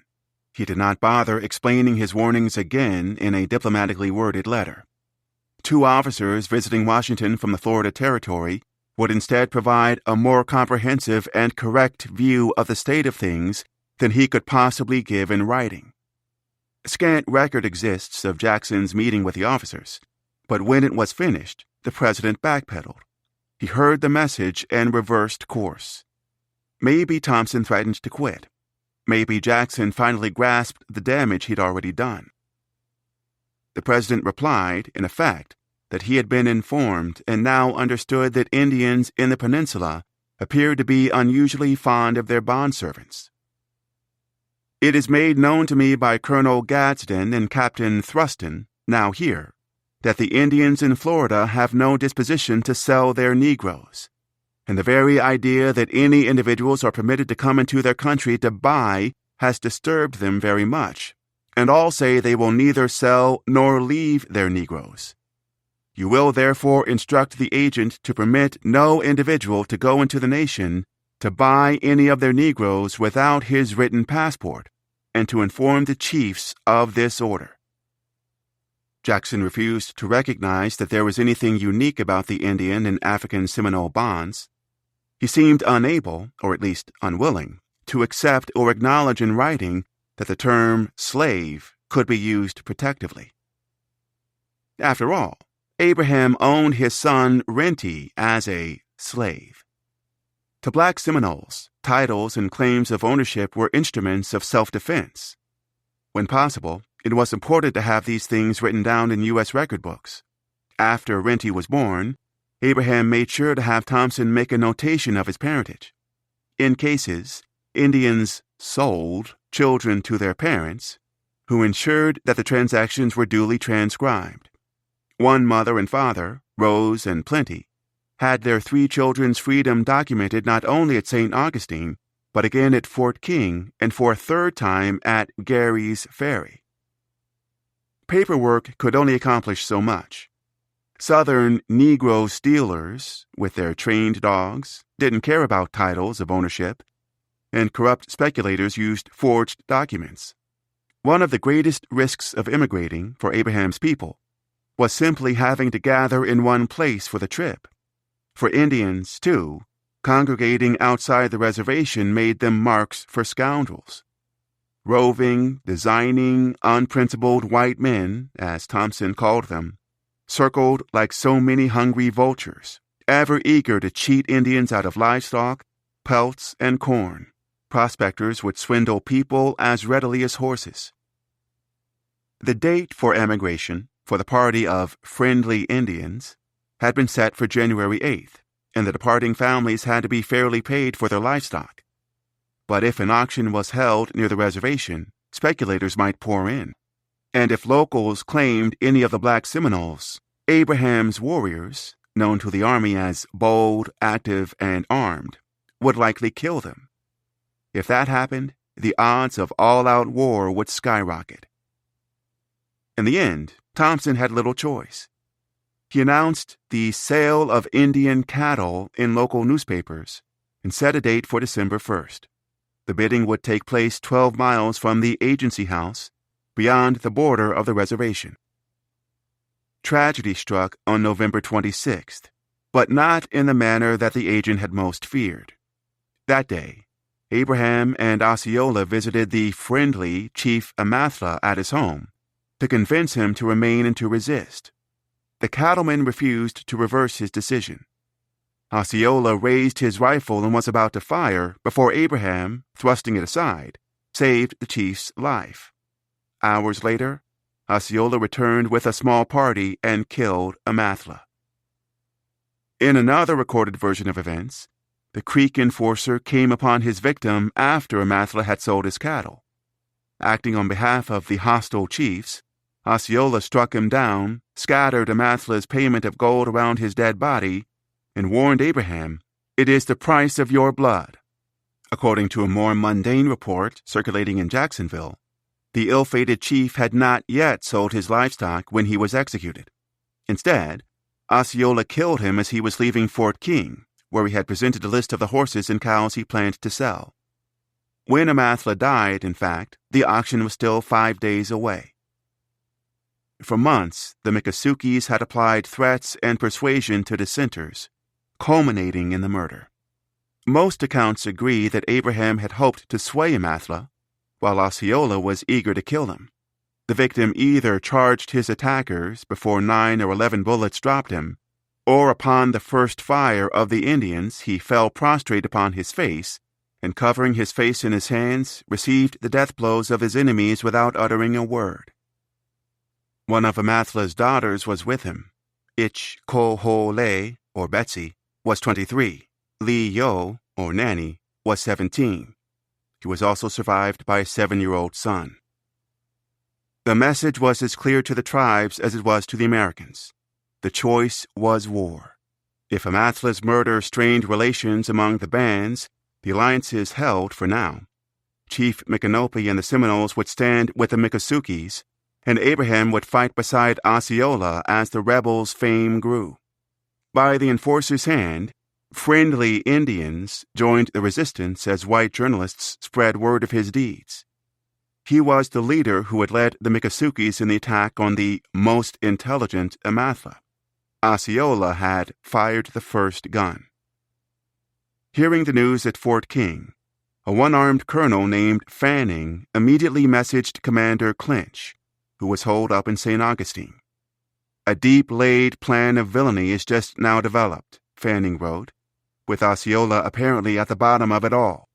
War is determined, he informed the general, from the isolated outpost inside the reservation.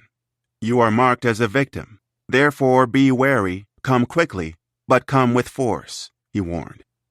It is their determination with the mass of their force to attack this place.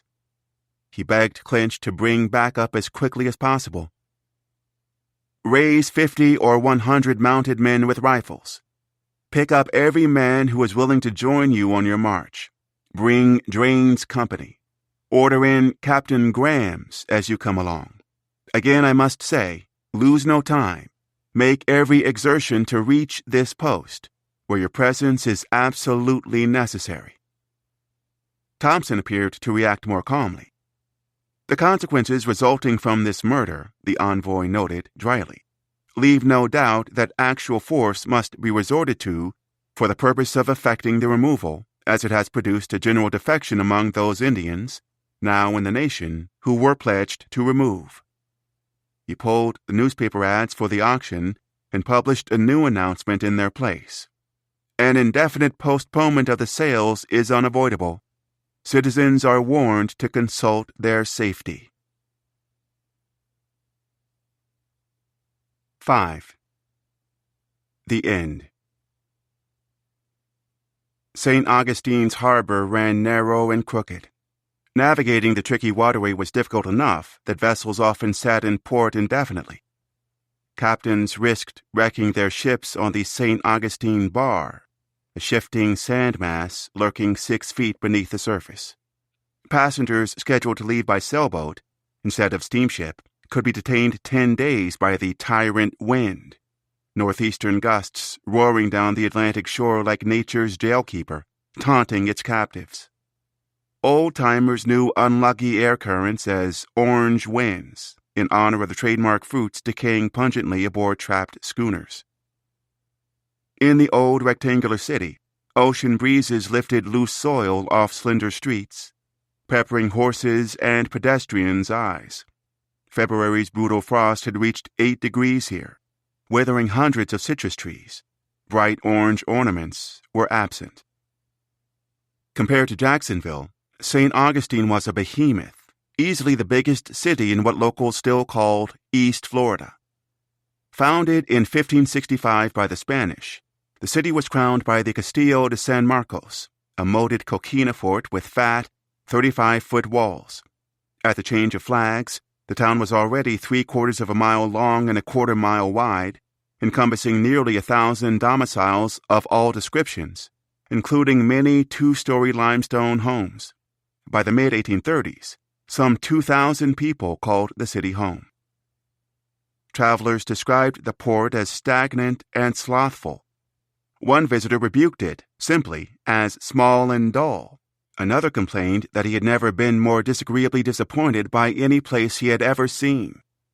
The town felt grossly polarized, mired in purgatory, as if the partying white elites, who loved drinking and dancing above all else, had learned from enslaving others to be idle, licentious, and useless.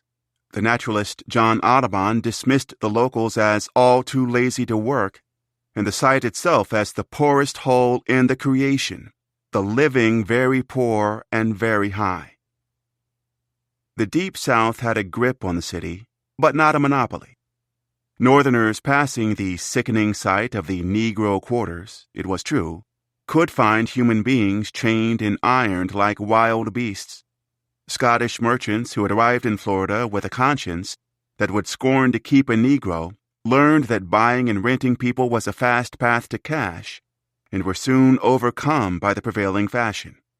But Spanish, French, and Minorcan residents, descendants of indentured servants from the Mediterranean, also lent the town a distinctly multi-ethnic flavor.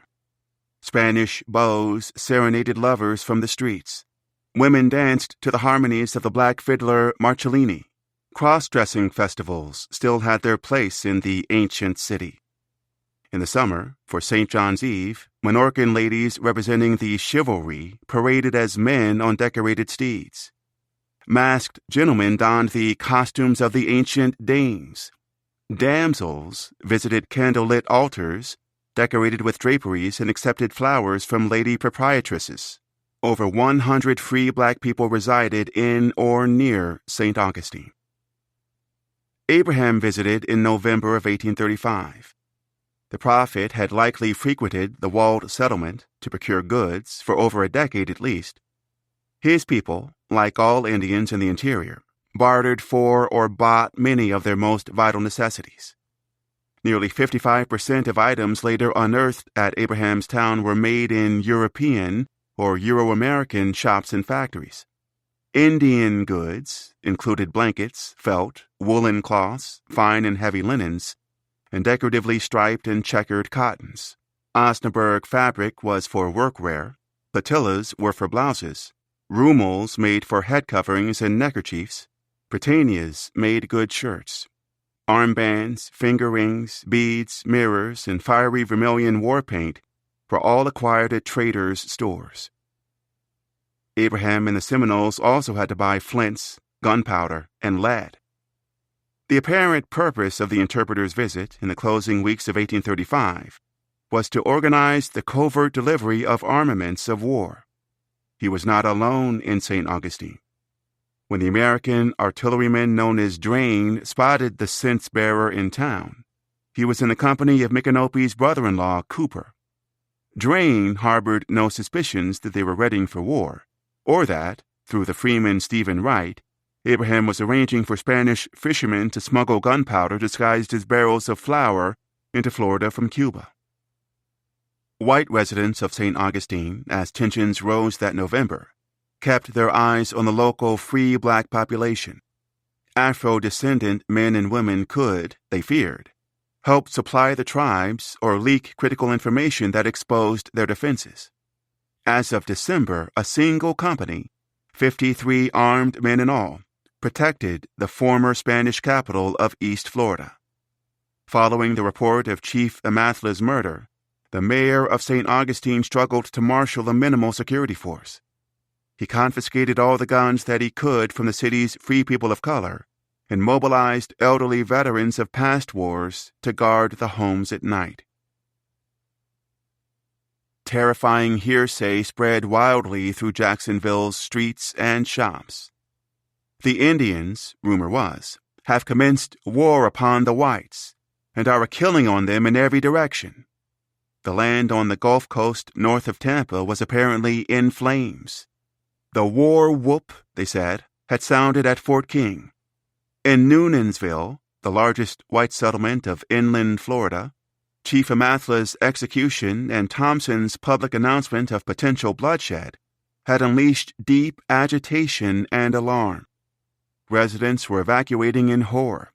Houses and property have been abandoned, a witness reported, and women and children are flying from the threatened danger. Commander Clinch arrived at Jacksonville on December 2, 1835, and camped on the St. John's opposite the city. Crossing the river the next morning, finding everyone in a state of much alarm and excitement, he immediately appealed for 250 mounted volunteers. On paper, he had 700 soldiers, but most were unavailable or scattered.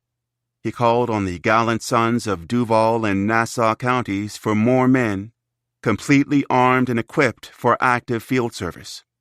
The plea was a long shot at best. 250 militiamen could be found, 250 efficient, well-armed troops could not be. Not quickly. Horses and firearms were scarce, and not just any gun would do. Locals couldn't fight off Indians with 20-year-old birding rifles. Among many guns in the hands of the men in Alachua, a judge lamented, I have seen but 2 that seemed to be really fit for service.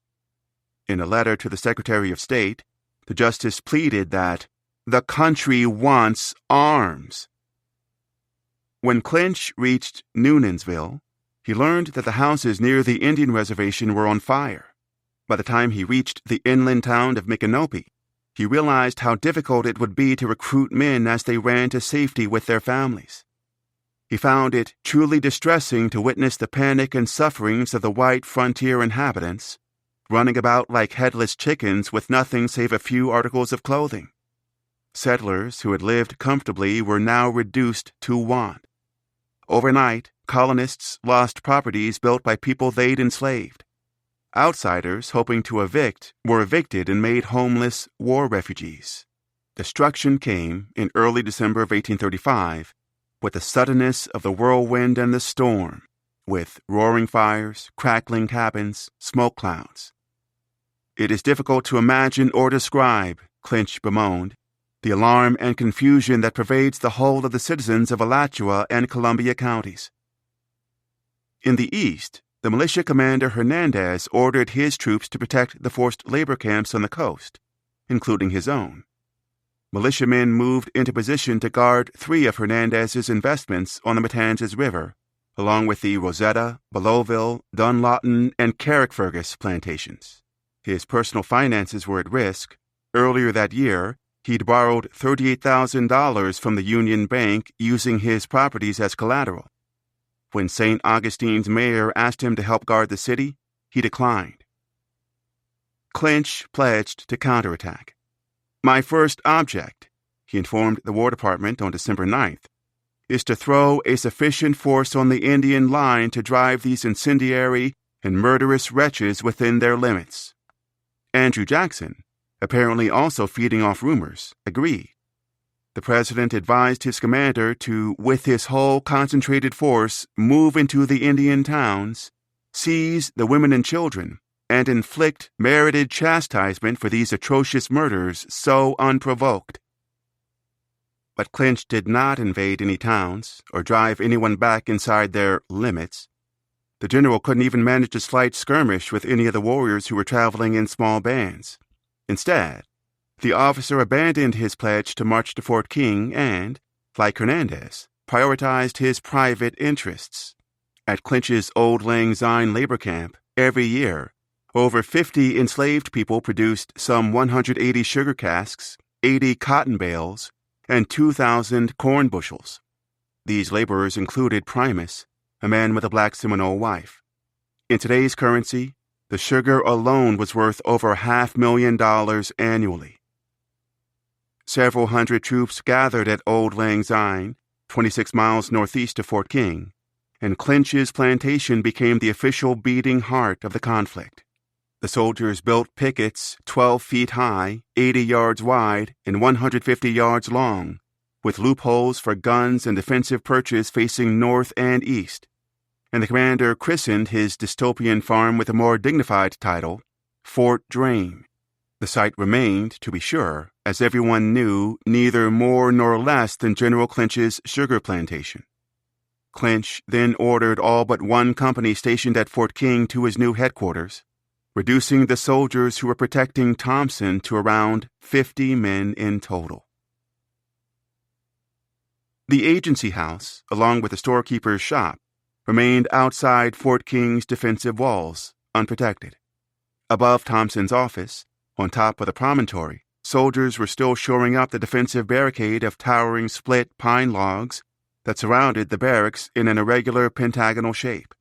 On the southeast end, facing the Indian reservation, the troops had erected a blockhouse, a large wooden square room raised high above the ground on a pedestal-like base that was typically entered from below using a ladder through a door cut into the floor.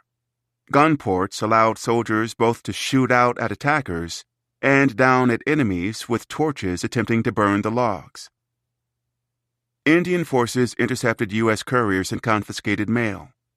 Communications between Tampa Bay and the forts and cities of the interior ceased. Fort King, isolated, exposed, and cut down in strength, took extra precautions. The sutler moved his wares inside the palisades for safekeeping. Both he and Thompson now slept inside the barricade. The agent was warned not to expose himself out of the lines of Fort King. Only a few years earlier, the envoy's future was auspicious. He had strolled the marbled halls of the U.S. Capitol. His contributions to the national interest had filled newspapers for all to read. There was Thompson, pushing to evict the Muskogee peoples from Georgia, defending his militia, and plotting out policy with Jackson, who was fresh off of winning his first term in office. Following one session with the president, Thompson was so enamored with Jackson's ideas for removing Indians peacefully that he published their talk in the Georgia Journal. But their shared scheme had floundered, along with any hopes to fast-track Florida to statehood. The envoy had failed. His failure was nearly complete. In Washington, too, Jackson had lost stature.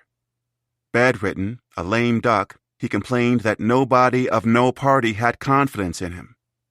He puffed on his long pipe incessantly, eternally whiffing, and pondered his little Jackson family in East Florida. The president himself had only been governor of the Florida Territory briefly. He resigned soon after he watched the Stars and Stripes hoisted high in Pensacola in 1821. When Jackson's wife saw the city, she was horrified to find a melting pot in the South. Fewer white people by far than any other, she complained, and in their place a mixed multitude. They left in boredom. His protégés remained with a mandate to extend the Deep South into the fledgling annex.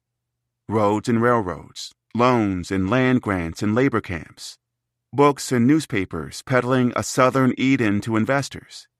The region would be less Spanish, less multicultural, and without Indians. Free black people would have fewer rights, removal on the cheap, slavery without revolts. A costly war and a rebellion loomed. Jackson had applied both scripts at the same time, against allied Indians and Africans, and mixed them up. Masks of friendship were less convincing, flanked by faces of terror. Abraham and his people knew Jackson's intentions. Osceola had not forgotten his boyhood. La Florida retained its memories, the land of the Atlantic Creoles, men and women of color known for linguistic dexterity, cultural plasticity, and social agility, would not submit to the Jacksonian way. Old Florida was international, an enclave where African families gleaned the knowledge enslavers tried to deny them, where all speak Spanish and French, some speak 4 or 5 languages. Florida itself, the very flora and fauna, defied the colonists. Torrential rains rebuffed their roads. Liana vines guarded the swamps from their cavalrymen. The Gulf of Mexico and the Atlantic allowed the Seminoles access to Spanish traders and the spoils of wrecked ships. Canoes connected them to the unmapped tree islands of the Everglades. Primeval forests protected the wild game. Unsullied rivers, lakes, and estuaries offered abundant fish and soft-shell turtles. Malaria guarded the marshlands. Alligators lurked in every mudhole. Scorpions, rattlers, and moccasin snakes waited in the summer heat with other biters, galley nippers, red bugs, fire ticks, seed ticks, fleas. Even the plants, sword ferns, Spanish bayonets, and Spanish daggers, warned off the Americans. Far from the crisis, Jackson conveyed his instructions to Clinch to subdue the Indians as quickly as possible with the men available. He was anxious, his Secretary of War wrote, that no greater number of troops be called into service than is requisite on account of the expense. Jackson was not aware that Clinch was camped at Old Lang Syne and had deserted Thompson, or that on December 26, 1835, Clinch withdrew troops from Fort King. On December 28th, around 3:30 in the afternoon, Thompson and a lieutenant named Smythe dined at the agency house below the fort walls. Afterward, they enjoyed a leisurely post-supper stroll away from the pickets toward the sutler's store, 700 yards below the hill, over a quarter-mile from the stockade, soldiers, and guns, toward the warriors waiting in the woods. 6. Prophecy. Before the death of Wiley Thompson, Abram had prophesied that he would be killed by Indians while walking about his place. Such had subsequently been the fact. New York Evening Post, 1836. In the early years of the 19th century, native seers spoke of a return to past ways, to before modernity made men lazy and liquor numbed wits. Prophets sermonized of a pan-indigenous alliance, a rejuvenation won through battle, and martial triumphs over the colonists. Holy women protested the plows and looms that had upset older gender roles, and the European goods replacing the Indian wares they had once crafted. A Shawnee clairvoyant saw the vision in a dream and spread the lesson, and the lesson inspired thousands. In 1811, his brother Tecumseh made a pilgrimage to the Deep South to meet with Muskogee leaders. The age of prophets reached La Florida. Oracles preached a new gospel, and a meteor tore across the sky, and the earth shook. The Red Stick prophet Francis rose to power, inspired by the Shawnee and the diviner Sikaboo. In time, he became the most important Muskogee holy man and took on many subordinate sages. The mystic assured his followers that he could live underwater and fly in the sky, and proved his devotion to spiritual and practical war. Francis galvanized followers to fight the Americans, including Jackson, leading to what textbooks call the First Seminole War, but for Seminoles was the onset of a colonial assault that lasted over 50 years. Francis negotiated with Spanish authorities and helped secure gunpowder and lead. His speeches lent strength. His prophecies were tools of warfare, inspiring belief in all rebels that the spirit world was on their side. God, master of breath, giver and taker of life, was beside them all. Help was on its way to Thompson, if the reserves could reach him. The troops were dispatched to Fort Brooke, the 11-year-old outpost in Tampa Bay that looked more like an ornamented college green than an army station. The southwestern fort set off a grand shoreline in one of the most beautiful and regular groves ever seen. Majestic live oaks, the most superb of trees of enormous limbs, as large as the trunks of common hardwoods, extended nearly horizontally some dozen feet before branching and rising to a height of 50, forming a perfect parasol and shading the wonderful quarters of logs under a lush canopy. A natural awning decorated with long pendants of the Spanish moss and with festoons of the yellow jessamine and lemon gold flowers. In mid-December 1835, panic loomed over the camp. Ammunition was dangerously scarce. Soldiers slept with their rifles lightly. All available hands, including the officers, worked to fortify stockade walls and to erect defensive blockhouses. The 100-some local civilians were so fearful of Indians that every night they crowded inside the newly erected fences and slept among the troops. The pickets touched the shore twice and pointed north like an A-frame toward the Indian reservation. Most buildings, including the cantonment headquarters, the stable, and the hospital, were beyond the palisades. So were the friendly Indians camped to the west across the Hillsborough River, north of the anchorage point and the oyster bed. The immigrants, families allied with the late Chief Amathla, included only 100 men. 300 were women and children. 4 companies of soldiers, 200 additional troops, had been ordered to Florida to join Clinch, who planned to attack the Seminoles and their allies on December 31st. The trouble was, Fort Brooke made little sense as a staging point. The reserves should have been sent down the Atlantic coast, not the Gulf of Mexico. If the requisitioned soldiers had taken steamships from South Carolina or Georgia down the St. Johns River, Clinch would already have the extra troops he badly needed. Instead, the additional companies were ordered to report to Tampa Bay at a time when the outpost could not make contact with either Fort King or Fort Drane, with the center of the disaffected and hostile part of the Seminole Nation positioned between them. Clinch's army was equally divided, its effective force reduced by half, with neither part, in the commander's opinion, strong enough to effect much in a country like this. Newly dispatched artillerymen and infantry who arrived at Fort Brooke were left with few options. To meet up with Clinch, they had to march up the Fort King Road through the heart of the Indian reservation. 100-mile travail, a trial by fire through the enemy stronghold. The other problem was that some troops were late.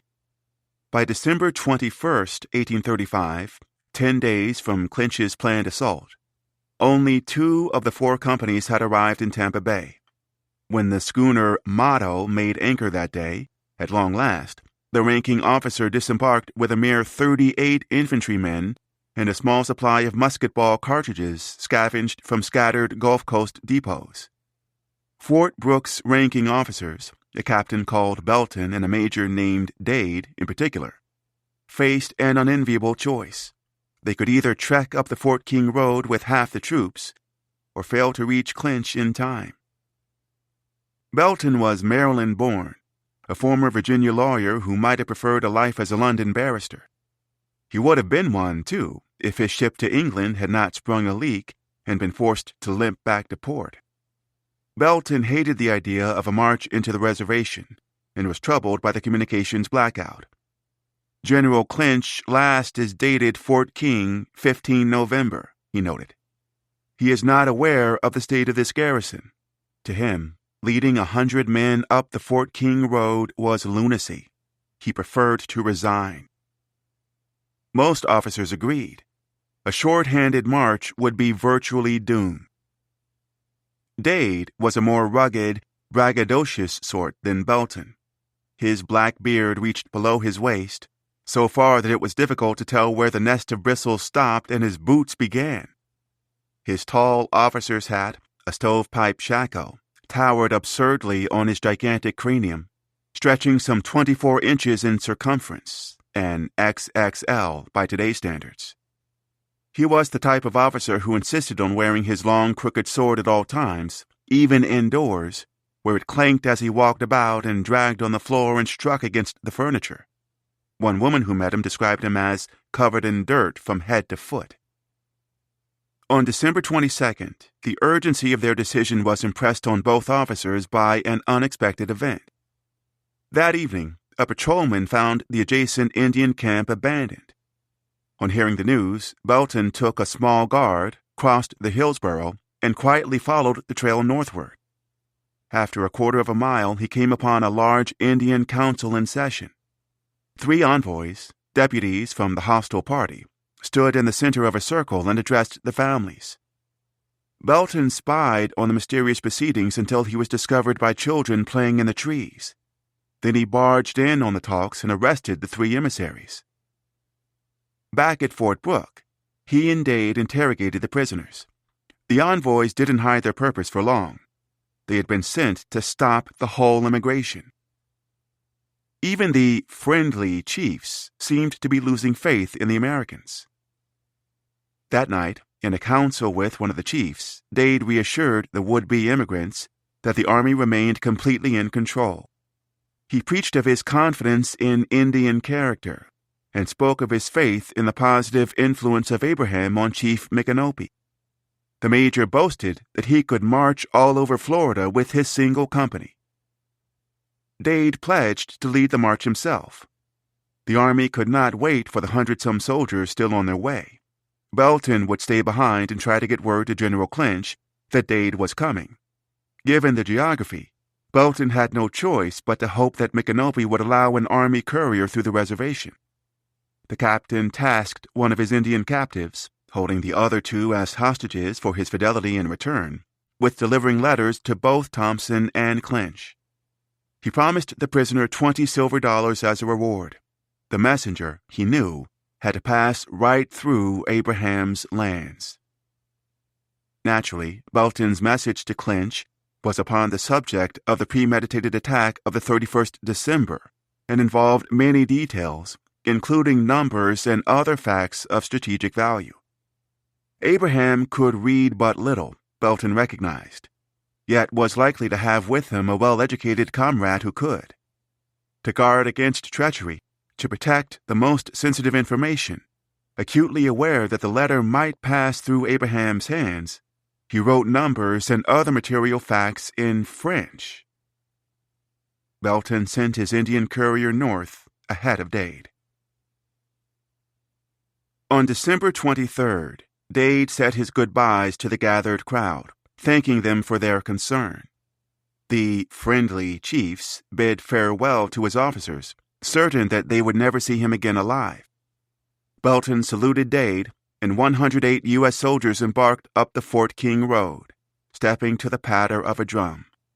Pomp and circumstance disappeared over a low ridge, bonded by flag and fabric. Cool gray double-breasted greatcoats, trousers the color of a cloudless day, gilt and silver buttons, ivory leather pelts, epaulette, alabaster gloves.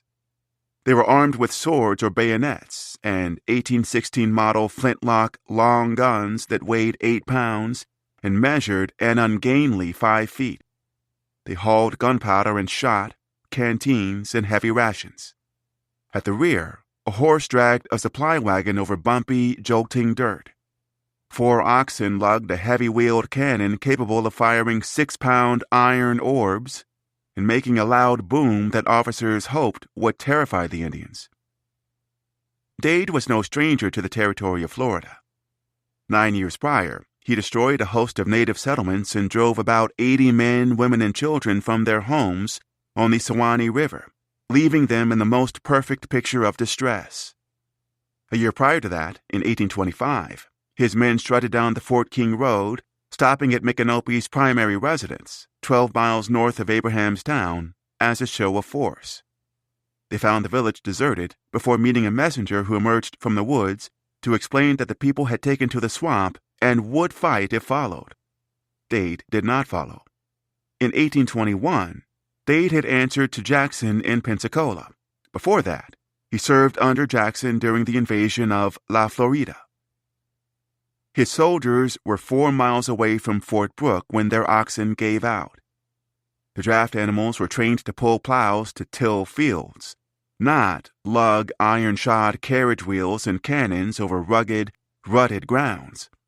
Nostrils flaring, wheezing and rasping, they planted themselves stubbornly on the road, leaving the army with no choice but to unhook the beasts and abandon the cannon amid the yellow palmetto blossoms, muzzle stuck in the dirt like an ostrich, as if terrified by the surrounding forest.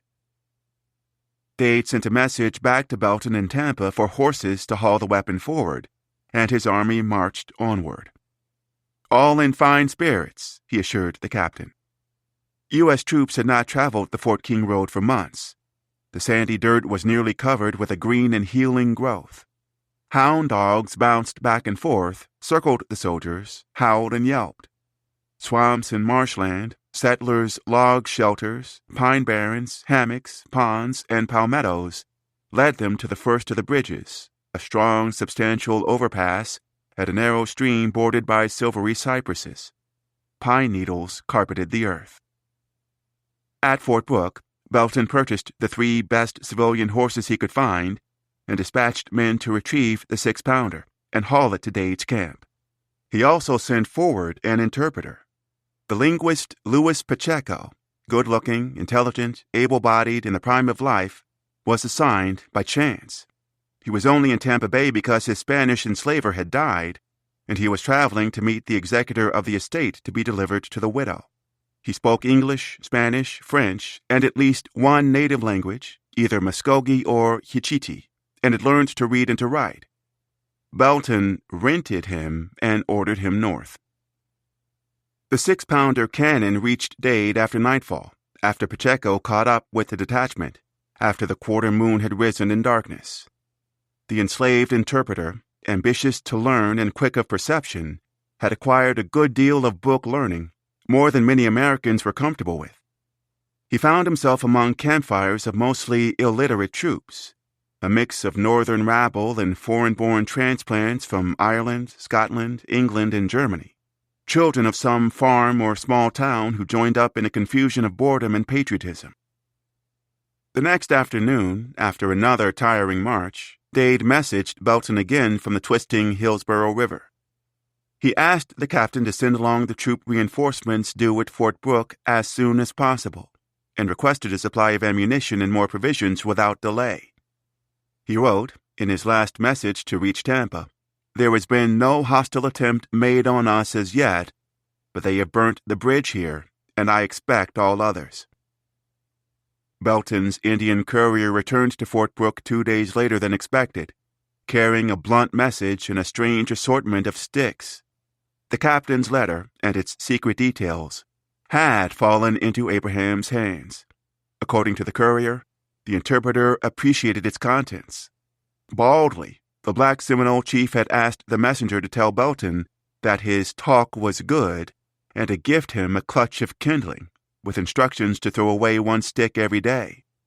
When the bundle was gone, Abraham promised to meet the army on the battlefield. Belton counted the sticks. Their number indicated the 31st of December. The captain could scarcely believe that the information had been freely rendered, that the scent-bearer had admitted that he would be at the attack fixed for Christmas week. The message was an open taunt.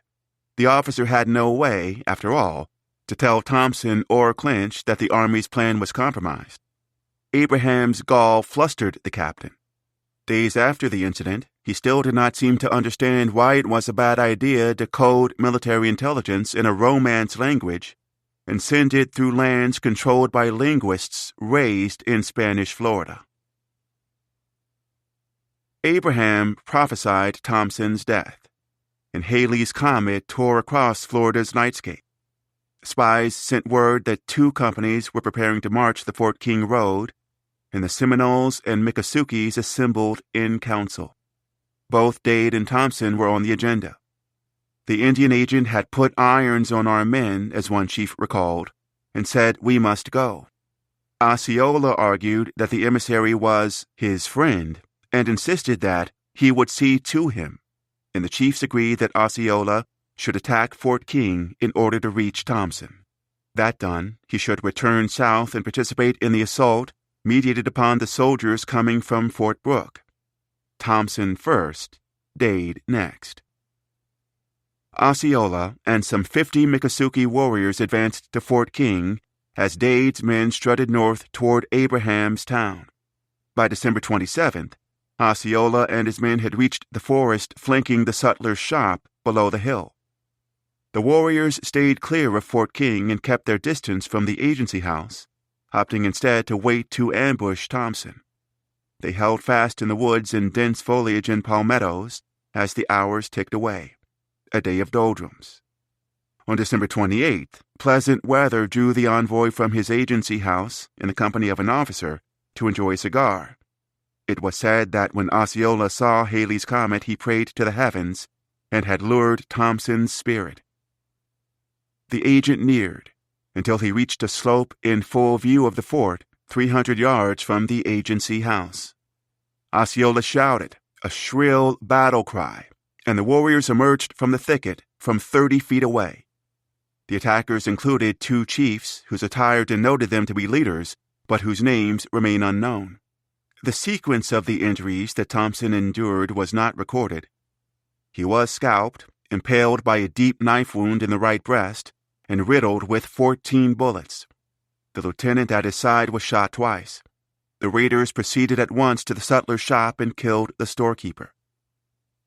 A clerk's head was discovered so broken that the brains had come out. An enslaved woman, the murdered sutler's cook, concealed herself behind some barrels under the counter and watched as Osceola came into the room, battering down the furniture and whatever else chanced to be in his way. He shouted again, acutely, and he and his men were gone. 46 able-bodied American troops were reportedly shoring up defenses when they heard Osceola's war cries and retreated inside the stockade. Several diners escaped from the sutlers and confirmed the attack. Smoke from the burning store followed the fumes from the guns. The garrison did not recover all the bodies at once. Thompson, the lieutenant, and the clerk were retrieved quickly. The sutler's body was left outside, where it was discovered the next day, shockingly mangled, the head very much broken. Messengers rode to apprise Clinch. 2 days later, they had not returned. The soldiers worried that they were cut off to the north as well as to the south. Thompson's body was buried, for the time being, at Fort King. For the fourth quarter of 1835, for duties performed in service of Florida removal, he earned $500. 7. Trespass. But I will punish you according to the fruit of your doings, saith Yahweh. And I will kindle a fire in the forest thereof, and it shall devour all things round about it. Jeremiah chapter 21, verse 14. At one time, the Seminoles routinely burned the forest undergrowth, and the fresh grass brought wildlife to them. Near the capital of Tallahassee, the land was covered in virgin timber with no brushwood, only lawn and flowering weed. Trees blanketed undulating hills and valleys into the distance. Magnificent, extensive parks of geese, bucks, bear, and turkey. A banker's son remembered it as a veritable hunter's paradise, and recalled how the deer loped fearlessly in front of the path, in herds of 10 to 15, and how a half-dozen flocks of wild turkeys had once lingered beyond the doorframe. At first, when Americans arrived in numbers, their cattlemen continued the indigenous practice of burning the bushes and scrub. But after the forced labor camps and their extensive fencing became numerous, the cleansing fires could no longer be used to rejuvenate, and repellent underbrush clogged the woods. Poor stragglers who lived off the land were the first to wander into the territory. They were cast-off Americans, so-called clay-eaters, piney woods people, sand-hillers, mountain whites, river rats, rednecks, and crackers. Pickpockets, alcoholics, gunfighters, and swindlers drifted down to the rogue's paradise in search of an edge. According to Napoleon Bonaparte's nephew, Achille Marat, who lived in exile in St. Augustine, early settlers were known for their idle and drunken habits. Among poor citizens, he wrote, there exists no form of government. Every dispute is amicably terminated by the fist. A society woman called them the most miserable, squalid creatures in the world. White elites preferred the high society planter who followed by coach, seduced by extravagant promises of land speculation. This man arrived from Virginia, the Carolinas, and Georgia, with goods and provisions in carts, his Negroes on foot, himself and his family in a wheeled carriage or on horseback. Roads were shoddy and partial. Enslaved people cleared woods and built bridges along the way. Arriving in the territory, the planter's entourage continued to camp until the bondservants constructed houses from the tree trunks. Down came magnolias, oaks, and laurels. Lower-class slaveholders represented a third stratum of colonial society. One cattleman of this sort lived in a badly built, wind-cracked, fenceless, vineless, paintless mansion in the pine lands. His face was sallow, his lips thin and stained with tobacco, his dress loose. The cowboy was wealthy in land and slaves, and he had sired many of his younger Negroes. He lived a crude sort of life, enjoying few luxuries except his artful loafing and hunting. He was badly in debt, but bountiful with wine and with whiskey at all times. In general, migrants were either the rich vulgar who belonged and owned Negroes and lands, or among the poor who traveled southward in hopes of getting them. Progress toward American statehood and the full rights of the Union advanced slowly. As of 1830, there were only 0.6 inhabitants per square mile in the Florida Territory. The U.S. Census Bureau would not even consider a frontier minimally occupied until there were at least 2 people on average per square mile. By the standard of the Northwest Ordinance, the 1835 territorial population, counting more than 20,000 enslaved people among the total, remained over 10,000 settlers shy of the 60,000 required to demand recognition as a state. Aiming to lure Southerners, colorful advertisers championed the soil. Come to grow cotton, coffee, or indigo. Come cut down trees to produce tar, pitch, rosin, and turpentine for shipbuilders. Take out a loan and try your hand at sugarcane and at hemp. Feast on olives and tropical fruits. Join life on the frontier, where rugged housewives fight wolves using only a club, and women display a considerable amount of the alligator and the snapping turtle in their dispositions. Even as 1835 neared its violent end, Florida newspapers pledged rosy futures and tempted hopeful speculators. A 500-acre labor camp on the St. Johns, over 200 acres of oak forest for cash or prime Negroes, 80 acres under good fence, a whopping 1,520 fertile acres with 20 Negroes, 18 of which are good, effective hands. Yuletide was as exuberant, shoddy, and wild as the population.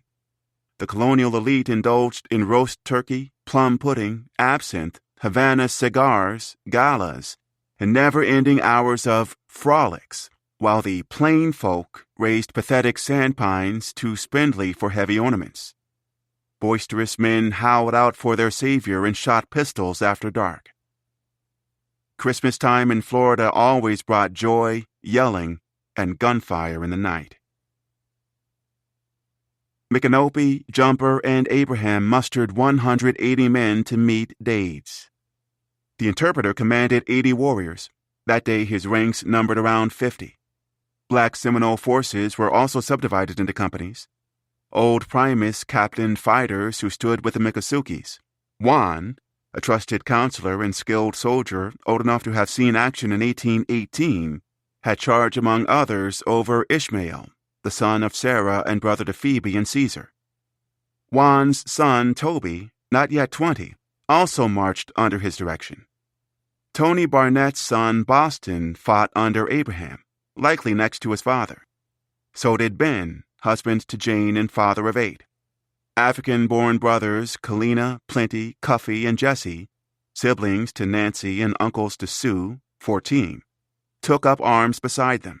Abram's company also included Old Charles, who had just become a grandfather, and Sandy, in his 60s, who already was one. The cense-bearer led fighters as young as 13. The Seminoles and their allies had been preparing for war for over a year. Chiefs had purchased gunpowder and lead in bulk from Fort King and from the traders in St. Augustine. By October, the tribes had stowed away 40 to 50 kegs of black powder, and by December, they had purchased most of the stocked supply in the ancient city. Weeks prior, women and children evacuated the villages and moved to the safety of the cove of the Withlacoochee and the Wahoo Swamp. By the end of the year, Abraham's Town, Big Swamp, and Long Swamp were all empty. The family settled into new homes, likely at least 8 miles west of Pilaclicaha and 4 west of the Fort King Road. The Wahoo Swamp took its name from the wahoo tree, native to thickets and stream banks, whose bark made good head collars for horses. The adjacent cove was a foreboding 63,000-acre wetland made up of a chain of lakes or ponds, communicating with each other by boggy sluices dotted by pine islands, cypress swamps, and hammocks. Within its limits stood elevated hardwood stands, large enough for cabins, crops, and even grazing land for livestock. The wetland's natural fortifications embodied the same principles as those used in the systems of defense of the time. At one massive hammock, a stream formed an organic moat, splitting and bleeding into 2 marshes of tall, saw-toothed grass, each 75 yards wide. Protruding above and hidden below the surface, knife-like remnants of cypress tree outgrowths, spider-like roots known as knees, projected like spears, their spikes almost as pointed and dreadful as the stakes of war pits. Sinkholes offered other deadly obstacles.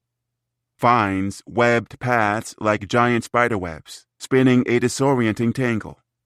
The prevailing dankness seemed designed to have an unfavorable moral effect on any enemy who dared enter. On December 28th, before daybreak, Abraham's company stood ready in the Wahoo Swamp. Within hours, Dade would bypass Abraham's town at a juncture hugging the edge of their swamp refuge. Osceola and his warriors were still at Fort King, but if Abraham and the others waited, Dade would advance beyond the ambush site, and they would lose the favorable moment. Jumper argued for immediate action. 6'4", in his 50s and exceedingly intelligent, he was one of the most influential chiefs in the nation. Known as the lawyer for his sharp advocacy, he often led negotiations with the Americans, with Abraham interpreting. As a young man in Alabama, Jumper, now also a sense-keeper as Micanopy's close advisor, reportedly battled against Andrew Jackson's forces. He was happily married to Micanopy's sister and had 6 children, to whom he seemed much attached. Some claimed that he was Creek, others that he was of the immerses, a people pushed into Spanish Florida in the early 18th century and in part absorbed by other tribes. He insisted that he came from a distinguished race of which he was the sole survivor, the last of an ancient tribe. He described himself as a rogue. He was one of Abraham's closest allies. All 3 Seminole leaders, Micanopy, Jumper, and Abraham, were deeply loyal to one another. Special relationships between men of the nation were later described as bound by fellowhood, wherein young men agree to be life friends more than brothers, confiding without reserve in each other and protecting each the other from all harm. If Jumper chose to fight, Abraham and Micanopy would fight. Jumper did not command any warriors to obey him. On the contrary, he requested that those who had faint hearts stay behind. The lawyer had made his decision and was going when Micanopy said he was ready and joined him. The sunrise warmed the wetlands, and 180 fighters, including Abraham's, left the swamp and ventured east. After a few short miles, they entered a pine barren and reached the Fort King road. On the far side of the road, a pond was guarded by tall grass, brush, and small trees. If they could pin down Dade's army here, the bladed grass and growth would complicate, if not outright halt, any eastern retreat.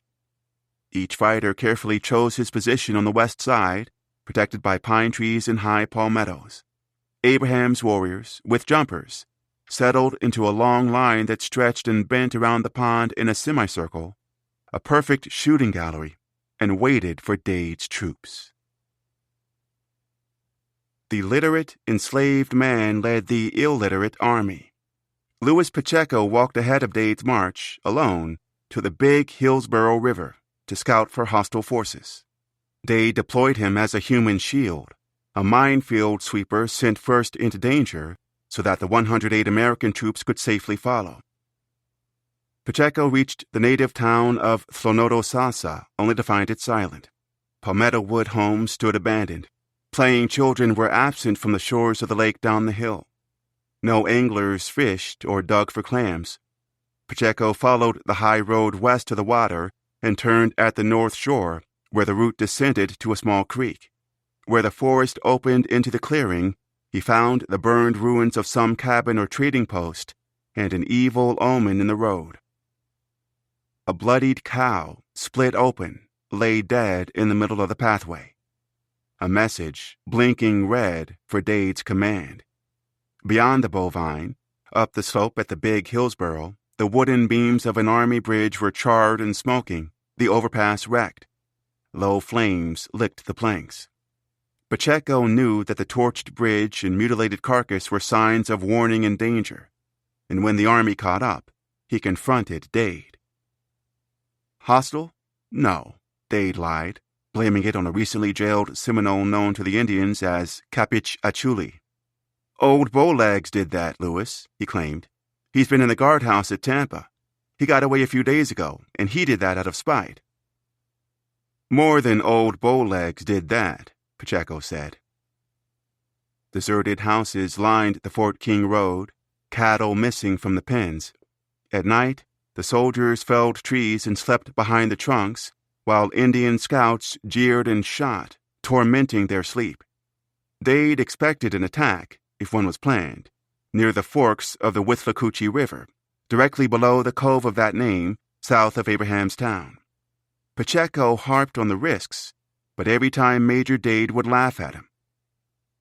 "If you are afraid, Lewis, I will not send you," the officer said.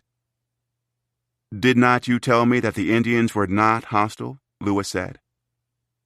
Dade promised it was perfectly safe, but he kept sending Pacheco on ahead. The linguist advanced by himself to explore every bad place on their route. On December 26th, on Pacheco's 36th birthday, the major gave his guide more specific orders. "If you see a black man in the road named Sam," Dade said, "tell him I'll see him, to wait." But when the interpreter arrived, Sam was gone, and grass was trampled down in the woods. "I guess Sam's gone to Wahoo Swamp to keep Christmas," Dade offered. "It's worse than keep Christmas," Pacheco said. "Wasn't a soul on the place." "I'll go through if I have to fly sky high," Dade said, and they went on. The major had a vision that night. "I had a strange dream," he told one of his captains on December 27th. "It was one of the strangest dreams of my life. I dreamed that I was among all the old officers that died in the War of 1812.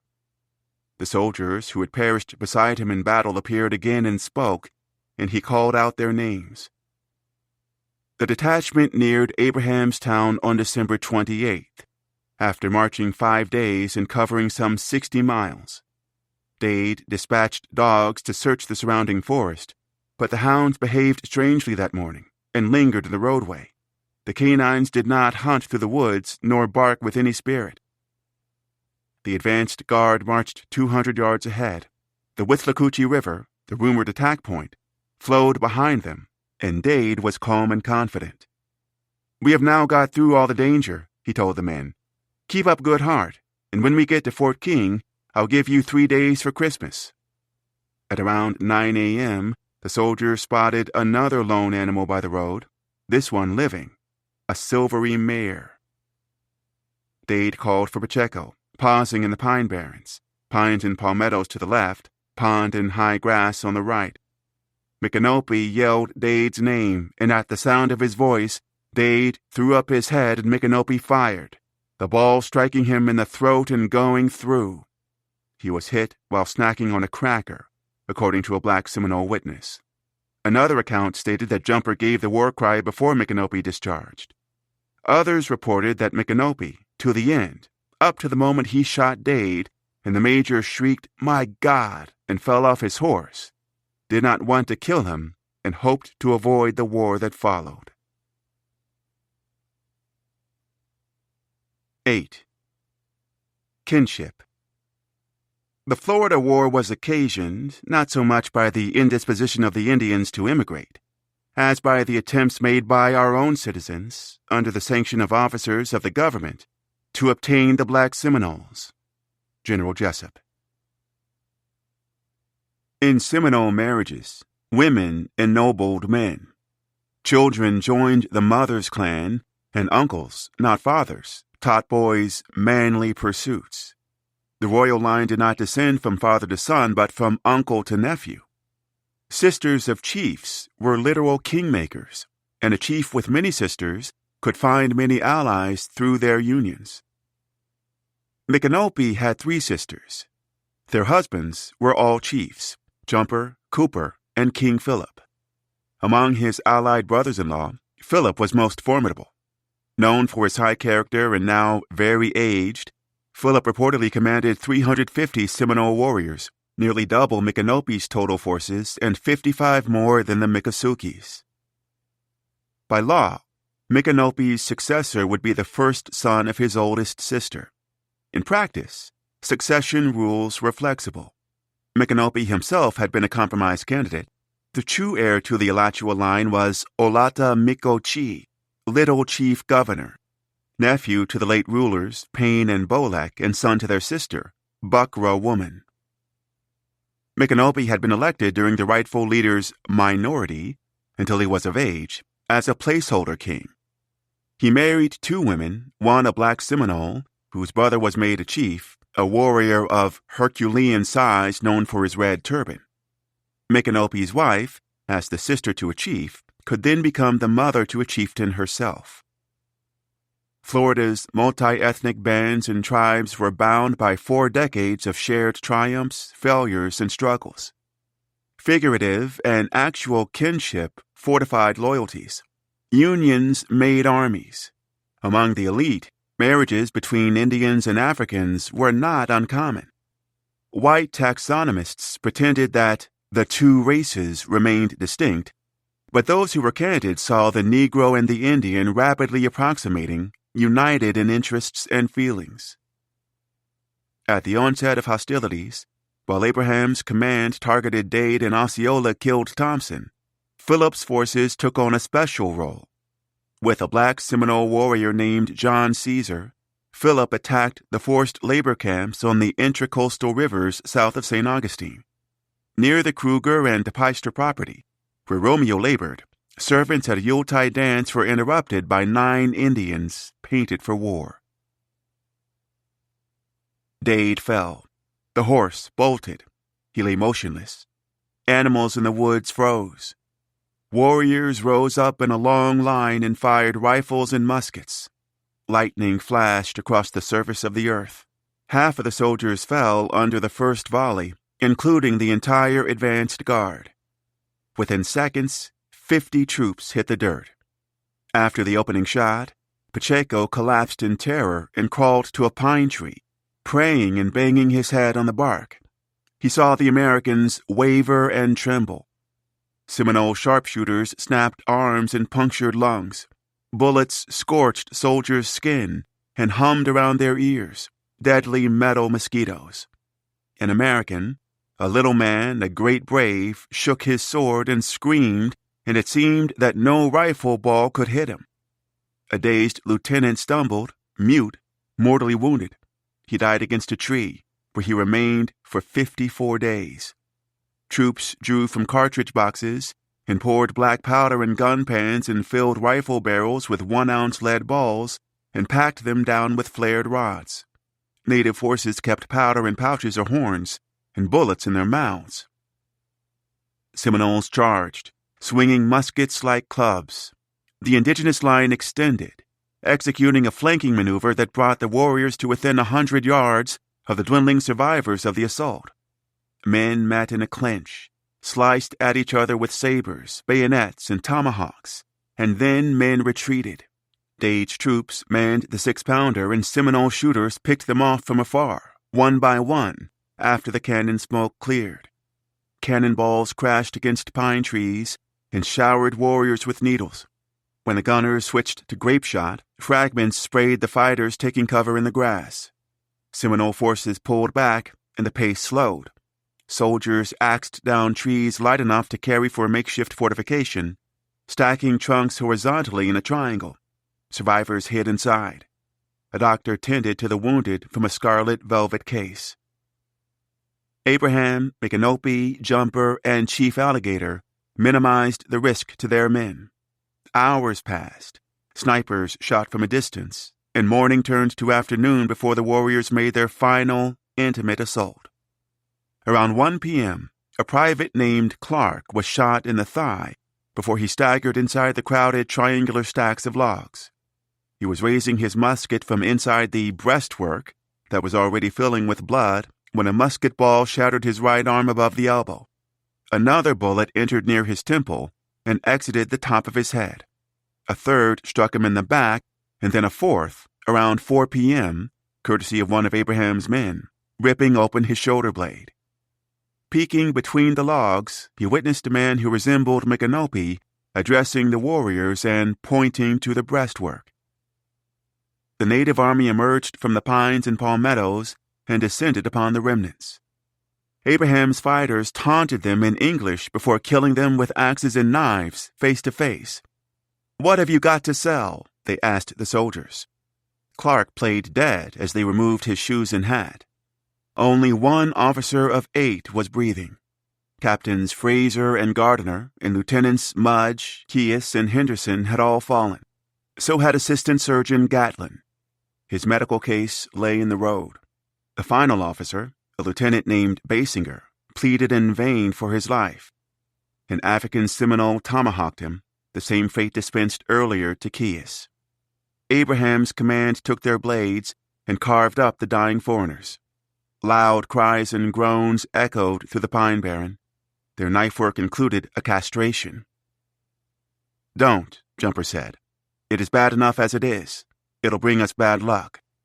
Seminole forces completed the ambush. Losing 3 warriors, with 5 wounded, they sent 105 of the 108 U.S. troops in the detachment to their graves. Luis Pacheco was spared. "He is not his own master," Jumper's son had yelled, as the fight raged. "Don't kill him." One of Abraham's men guarded him during the battle. Afterward, the families marveled at how Pacheco had escaped without a scratch. Some claimed that he had mastered the uncanny arts and had made himself invisible. The victors returned to their stronghold in the Wahoo Swamp. That night, Osceola rejoined them from Fort King, and the Seminoles and the Miccosukes danced around a pole of scalps. Warriors teased Thompson's severed crown, as if speaking to the agent himself, mocking his mannerisms. The bands drank and celebrated and danced until sunrise. News of the massacre reached the colonial army in the form of a dog, wounded in the neck, that had hobbled 60 miles back down the Fort King Road to Fort Brooke and staggered into camp. 2 bleeding men followed. Neither soldier had dared try for the closer outpost of Fort King. Like the canine, they dragged themselves back to Tampa. Private Clark, somehow still mobile, was stalked by beasts. Wolves picked up his scent and tracked him on the second night and came very close. His right arm was worthless. One leg dragged. He used his left hand and knees and crawled and limped through the nights and forenoons, sleeping off the path during the day in tangled scrub. He arrived barefoot, ragged, and starving. He was treated in the hospital, in a ward with 4 double bunks, 4 singles, and 6 windows. 2 surgeons cleaned 5 wounds and removed splintered bone as he cursed, coughed up a piece of his coat, and joked that his bone shards might make for good broth. His right arm was ruined and his back would never heal. 6 months later, his shoulder blade still regularly broke the skin. Belton gathered the horrid story of the defeat. He swallowed his fury, and fears for Fort Brooke, long enough to pen a cold official letter to Washington covering all known facts. He was more honest in a letter to his wife, raging over how the soldiers had been sent, by an order of 2 lines, into an ambush, an Indian ambuscade of 100 miles. It reeked of gross negligence, nothing less than indifference to the army. Beyond that, he still had no clue where exactly Clinch was. "I have been 3 weeks in command here," he ranted on, "and in all the time have not a line from any superior whatever." "All our friends are dead," he scribbled. "Oh God, oh God." Belton set fire to his headquarters, the log building directly outside the pickets, and ordered that the officers' quarters be incinerated so that attackers could not torch them. He burned his own outpost and hid inside the palisades. The warriors at the Christmas dance were invited. Enslaved laborers at the Kruger and DePeyster plantation, including, almost certainly, Abraham's associate Romeo, secreted an advance party of Indians into position before the attack began. Risking execution, the bondservants even supplied the raiders with a boat to ferry across the intracoastal river. When they arrived in full, Philip's Indian and African force numbered as many as 120, enough to terrify the overseer and his wife, who caught wind of the plot and fled. Romeo and an estimated 75 others helped free themselves. During the night, a large body of Indians, a witness recalled, attacked the settlement of New Smyrna and burned all the residences. Hunter's cotton house was torched, with 4 or 5 Negroes taken. Judge Dunham's roof collapsed to loud cheers. Everything at the Dunham plantation was burned to the ground, as were all the buildings on Kruger and DePeyster's plantation, except for a corn shed. The mill went up in fire and smoke, so did the entire sugar works, the state-of-the-art engine house, boiling room, and purgery. Flames embraced and then consumed roof beams, and melted chunks of white plaster, exposing the coquina stones and blackening them by the eaves. When the fuel was exhausted, the flailing investment was left so completely destroyed that it was never used to produce sugar again. Still today, the old ruins bear the scars of Philip's torches. Romeo's former overseer, when the warriors caught up with him at a nearby plantation, was shot in the right arm and again in the head between the eyes. Removing the latter bullet, which he survived, proved to be a very painful operation. In wide-ranging bands, the Seminoles moved on, gaining warriors and freed bondservants, while slaveholders and their overseers ran fast and far and lost fortunes and so-called livings. At the Spring Garden forced labor farm by the St. John's, 160 souls were liberated. At Harriet's plantation, another 75 enslaved people joined up with the insurgents, while they burnt everything to the ground, including the sugar works. Corn and provisions were spared for the fight to come.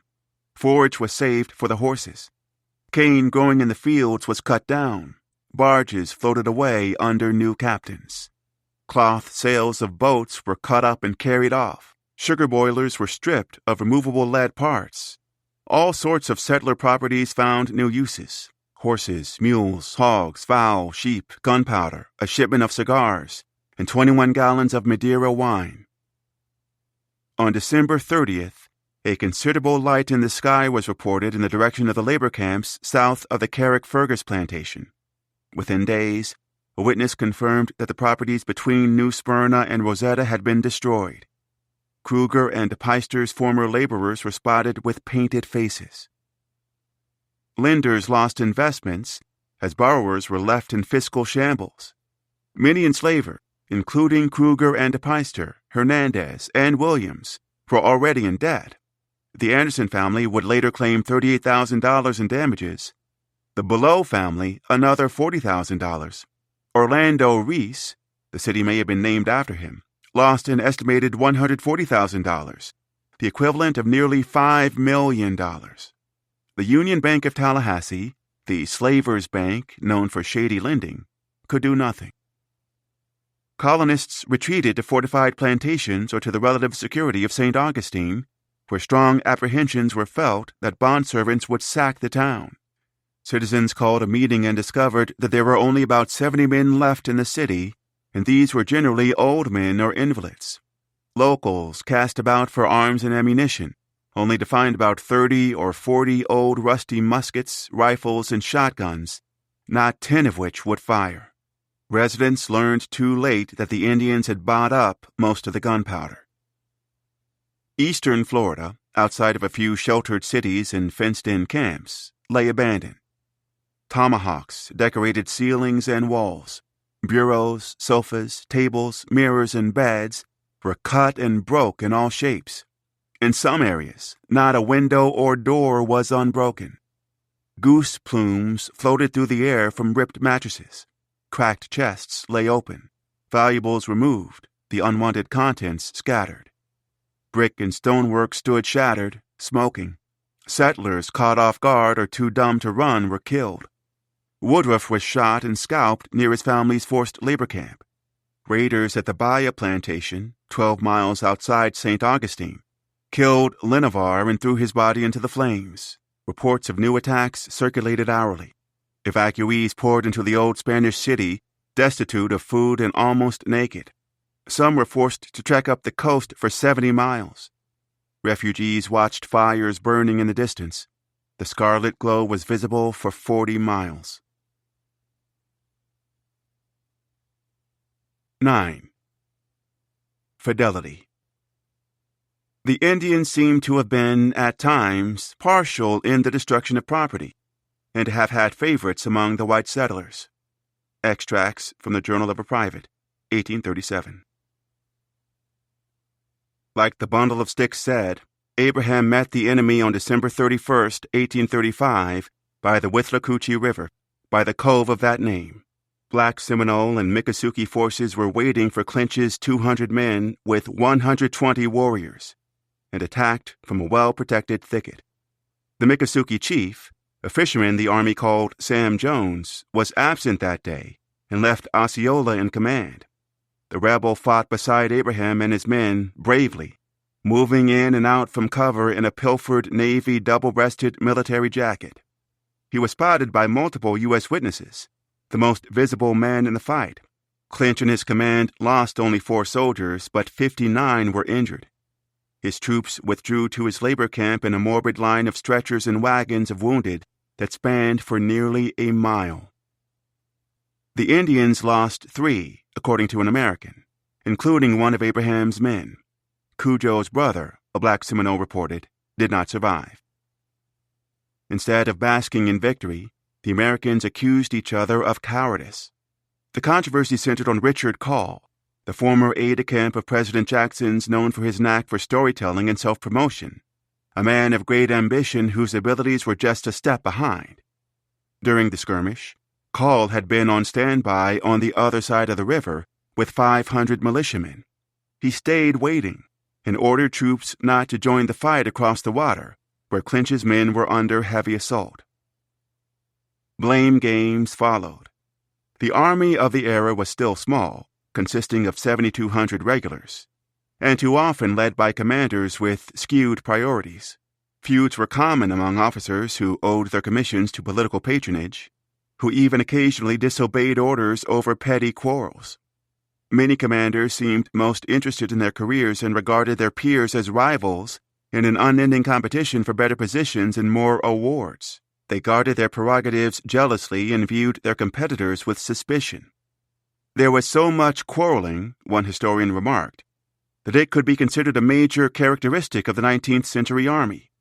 Generals worked the newspapers like the best politicians, as carefully worded letters from the field were published for all to read. Reputations were made and destroyed by reports about far-flung skirmishes. Generals composed perfect self-portraits in prose they knew would shape their legacies. When Clinch publicly outed Call for inaction during the Army's death struggle for victory, Call took it as a threat to his name. The militiamen had to reply in print to the general's ungenerous and illiberal remarks, his fictitious reputation and vainglorious boasting, and his garbled and faithless representation of the fight. Clinch, in his view, understood less about what had gone down than any general who ever made report of a battle.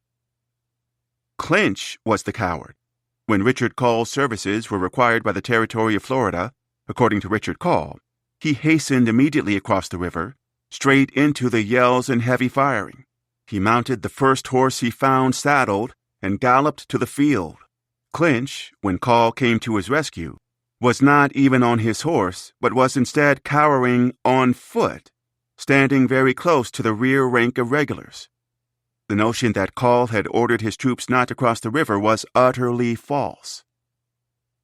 In turn, Clinch published a reply to Call's malicious and vindictive tirade.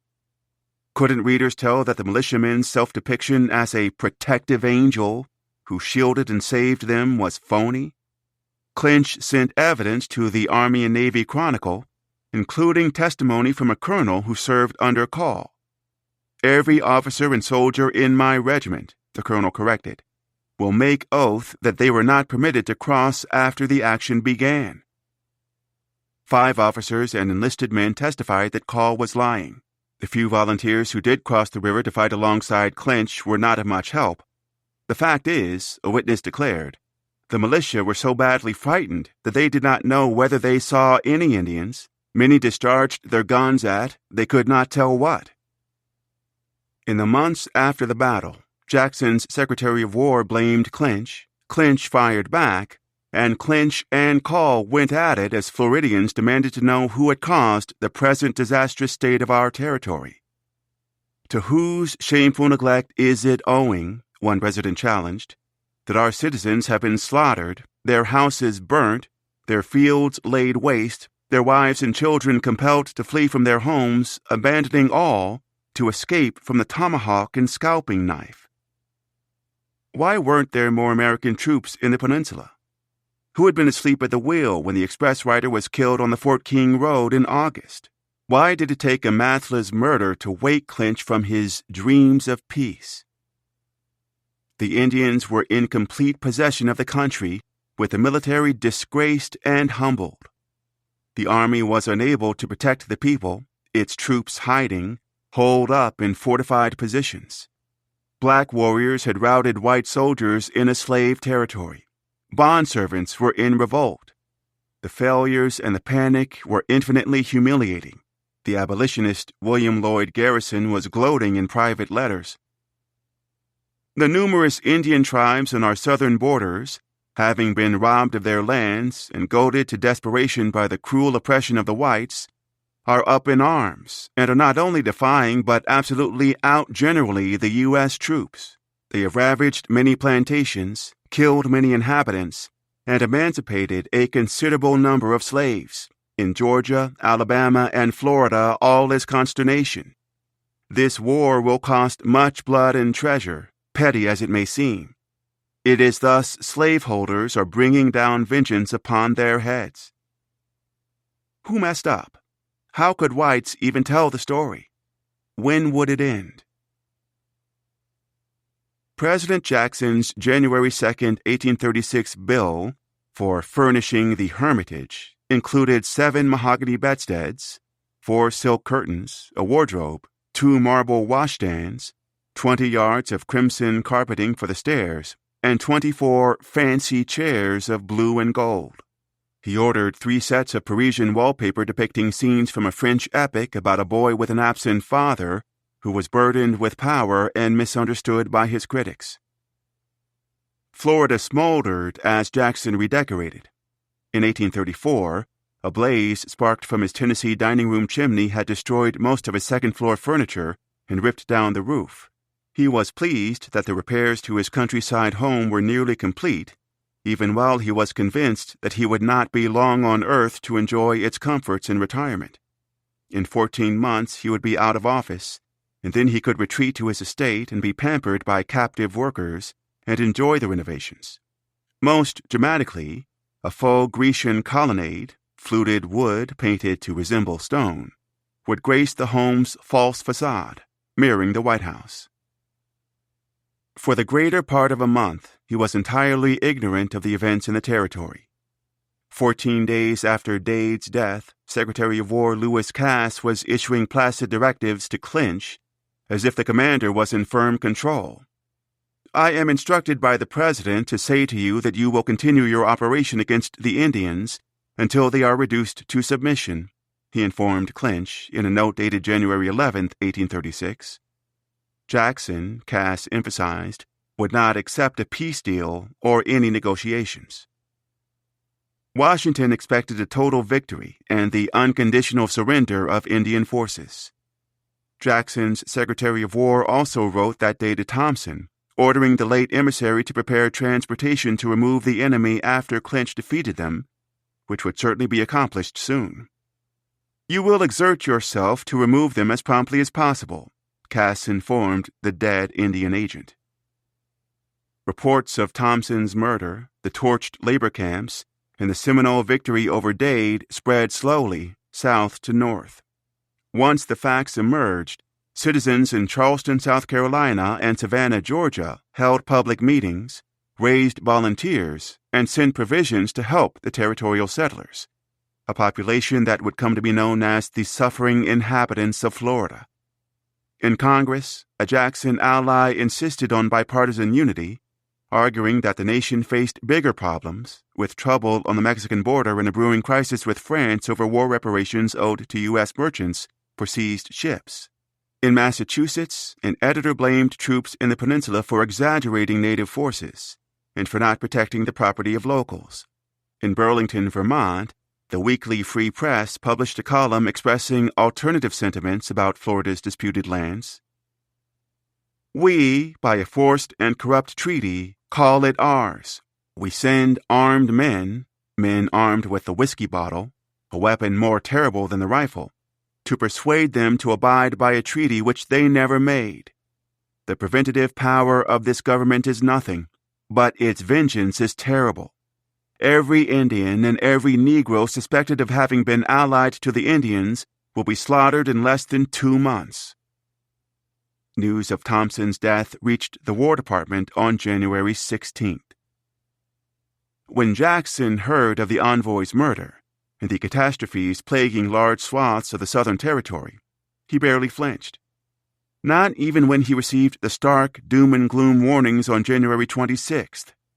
Frantic complaints only annoyed and wore on the president, as if panic itself were the problem, and not all the dead soldiers and locals, abandoned lands, burning houses, and severe economic damage. The jittery letter from an old ally arrived to as much welcome as the flu. The people of Florida are in a most distracted and distressed state. We are literally without a government. A universal distrust seems to pervade the whole community. All seem distracted in the general cry of something must be done, while all oppose every measure which can be suggested. We are literally like a ship tossed on the waves of an angry ocean, without a helm, the mariner asleep, the crew divided among themselves. This is no exaggerated picture. Thompson, the agent I presume you have heard has been killed, and the whole country of Tomoka, Lower Alachua, destroyed and laid waste. The people of the East are in a truly deplorable state, and something must be done, and that speedily, to relieve them. Jackson scribbled a reply on the back, urging calm. He regretted the spirit with which the complaints were written, as he communicated to the sender. The trouble was much ado about nothing, a little Punic war, waged by a few desperate Indians, not more than 500 gunmen. Hardly cause for alarm. Ample and prompt means were already mobilizing to put down the rebellion. Floridians could fight as militia. Alabama, Georgia, and South Carolina would supply soldiers as well. Ships were incoming, and a new general was already on his way to assume command. All would be put in their place. The president's estimate of native forces was short by roughly 1,000 warriors. He was sleepwalking into one of the longest American wars prior to Vietnam. On January 21, 1836, at 11 a.m., the Legislative Council of the Florida Territory met in a modest two-story brick building in Tallahassee. Like the fledgling town, the Capitol was not much to look at. 4 slim pillars adorned the masonry edifice, anemic echoes of a grand plantation house. The headquarters was statelier than the rustic cabin that first housed the seat of government, but the building was incomplete, a fraction of its intended size. Ambition wasn't the issue. Locals had planned a large and commodious statehouse. They just couldn't find the money to cover the cost of the building materials, or even pay the contractor his due salary. The man sued. They countersued and lost. The government did find the cash in 1832 to plaster the walls and paint the building, prune the trees, and tidy the grounds. The Legislative Council, 24 officials who worked with the territorial governor, was determined to respond to Dade's defeat. The men knew that a large force of Indians and Negroes fighting together had decimated Dade's soldiers. In the initial write-up of the incident, Belton had made no attempt to censor the full participation of Abraham's warriors. His report was excerpted across the nation, and by February, word of the shocking slaughter and the active engagement of black warriors in the carnage had spread to the north. In the Deep South, the account was censored to reduce the risk of servile revolts and, likely in part, out of plain old-fashioned denialism. In one version of the massacre, published in an Alabama newspaper in January, Dade's soldiers were attacked by an overwhelming number of Indians. Indians descended to the field at the end and finished the slaughter of the whole corps. There were no black Seminoles at all. Black Indians and enslaved people who raised the plantations received the same treatment. In February, a New Orleans commercial bulletin entry made no mention of a rebellion. News was bad. Everything south of St. Augustine had been laid waste, with not a building of any value left standing for some 300 miles, all the way down to Cape Florida. In the second week of February, the paper said, losses exceeded the equivalent of over $6 million. But these were only Indian devastations. In January 1836, the legislators in Tallahassee who knew better drafted an act respecting the hostile Negroes and mulattoes in the Seminole Nation. the statesman explicitly blamed Abraham's warriors for the massacre of Major F.L. Dade. The present insurrection of the Seminole Nation of Indians, they proclaimed, has been chiefly excited by diverse mischievous Negroes and mulattoes. By their decree, anyone of African descent captured among the Indians would be treated as a slave for life. Black prisoners would be property to be sold, with proceeds going to the territorial treasury. The governor could also lawfully put to death any white person, Negro, mulatto, or Indian who engaged in warfare or helped the hostile Indians or Negroes. The resolution was approved on February 13th. The legislators also renamed the district near present-day Miami to Dade County. Before the ambushes, raids, and fires, Black Seminole messengers visited the white families they did not wish to injure, advising them to remove. U.S. troops commonly discovered the dwellings of Northern men or Englishmen remaining untouched in a vicinity where cracker houses had been destroyed. Settlers known for decency were spared as native acts of generosity manifested much good feeling and gratitude. A soldier who fashioned an axe handle was spared by the Indian he made it for. Osceola, during the Battle of December 31st, had asked his warriors not to hurt an officer who had been kind to his daughter. Men also used the war to redress grievances. Phillips Seminoles singled out a man named Cooley, a squatter and the first lawman and judge in what is today Broward County in the southeast. They knew him as a liar who shielded white murderers from justice. Cooley was barely literate, but qualified enough to satisfy settlers. He spelled today as, 2 words, T-O-D-A-Y, doctor as, D-O-C-K-T-O-R, esteem as, 2 words, A-S-T-E-A-M-E, and immediately as, 2 words, A-M-E-D-I-A-T-E-T-Y, immediatity. For the good of my country was, for they good of my countery. That was Mr. Cooley, justice of they peace for they territory. Cooley had proven his loyalty to people who looked like him. That's what so many colonists did. In military reports, newspapers, court rulings. Sometimes they died for it. After swaggering white ruffians killed an Indian chief, Cooley took the assassins into custody, but he soon dropped the charges due to insufficient evidence. The Seminoles accused the judge of withholding information essential to conviction, and in early 1836, in the opening weeks of the war, Phillips' men raided Cooley's estate. The lawman was not home on that day. In his absence, his wife and 3 children paid the debt. Phillips' son, Wildcat, rode a stunning ivory horse. He was famous for decorating his headdress with glistening fragments from a lighthouse mirror. In daytime, when he attacked, enemies fled from the sunbeam's sharp reflections. 10. Grace. They said they could supply us with provisions, that we could fish on the riverbank if we chose. Captain Thistle, 1836. Regulars and volunteers from Louisiana, Alabama, Georgia, South Carolina, and Tennessee, as tender as 14 and as senior as 70, assembled in the hundreds in the port cities for schooners and steamboats. Old and young, lame and blind were enlisted, an astonished private observed. Recruiters promised to target citizens of good character, ages 35 and under. In reality, all generations of miscreants found their way into the Corps. In a single company of 55 men, one survey found, 9/10 enlisted on account of some female difficulty, 13 signed up using fake names, and 43 of them were either drunk or partially so when they took the oath to faithfully serve. Greenhorns yearned for victories and national renown, the honor of killing Osceola, and legacies of heroism. Reporters seized on Thompson's killer and made up the rest. Osceola, the Creek rebel who fought for the Miccosukes, suddenly became a Seminole, and not only a Seminole but a chief, and not only a chief, but the prime mover of the entire fight.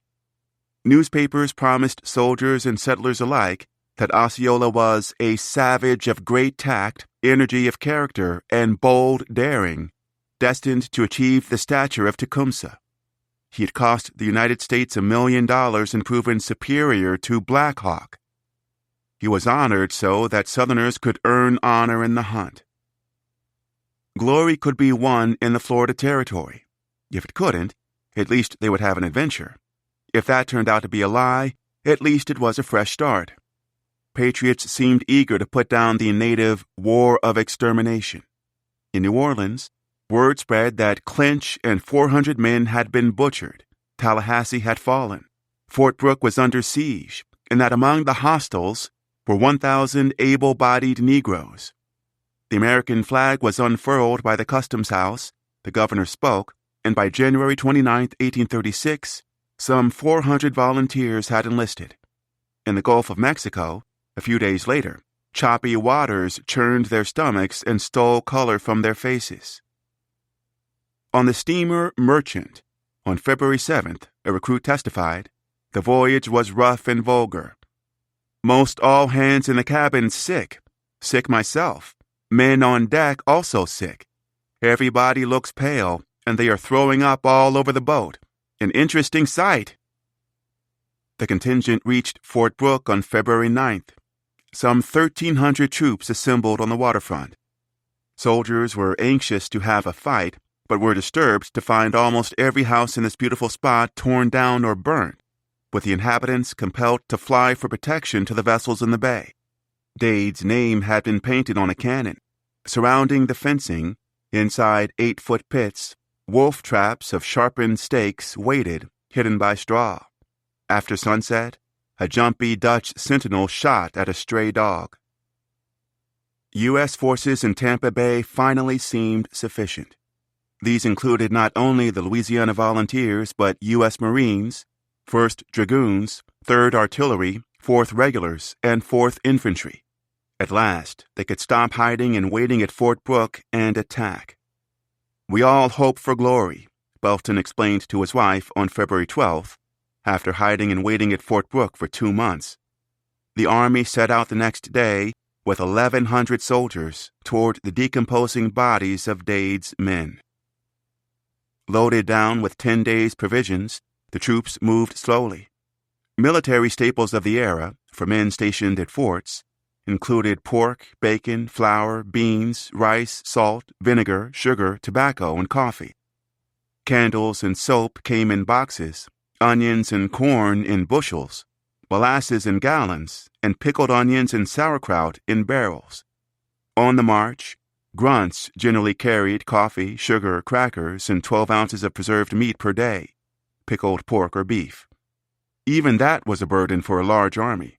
Stuffed into the marchers' haversacks and loaded onto horses were over 18,000 pounds of salt meat and either flour or hard bread, biscuits baked to last and often infested with weevils. Humping food was the least of it. The Americans needed axes and hatchets to fell trees to prepare firewood. A camp of 20 tents could burn through a half-dozen 90-foot-tall pines in night. Ordnance and weapons were essential burdens. Buckshot and howitzer cartridges, rifle and cannon powder, bayonets and blunderbusses. Companies required canteens, medical supplies, and horse litter, drawn stretchers, for the sick and wounded. Horses needed blankets and nose bags and 12 pounds of corn, hay, or oats a day. Camp kettles, greatcoats, wool overalls, snare drums, fifes, mouthpieces for bugles.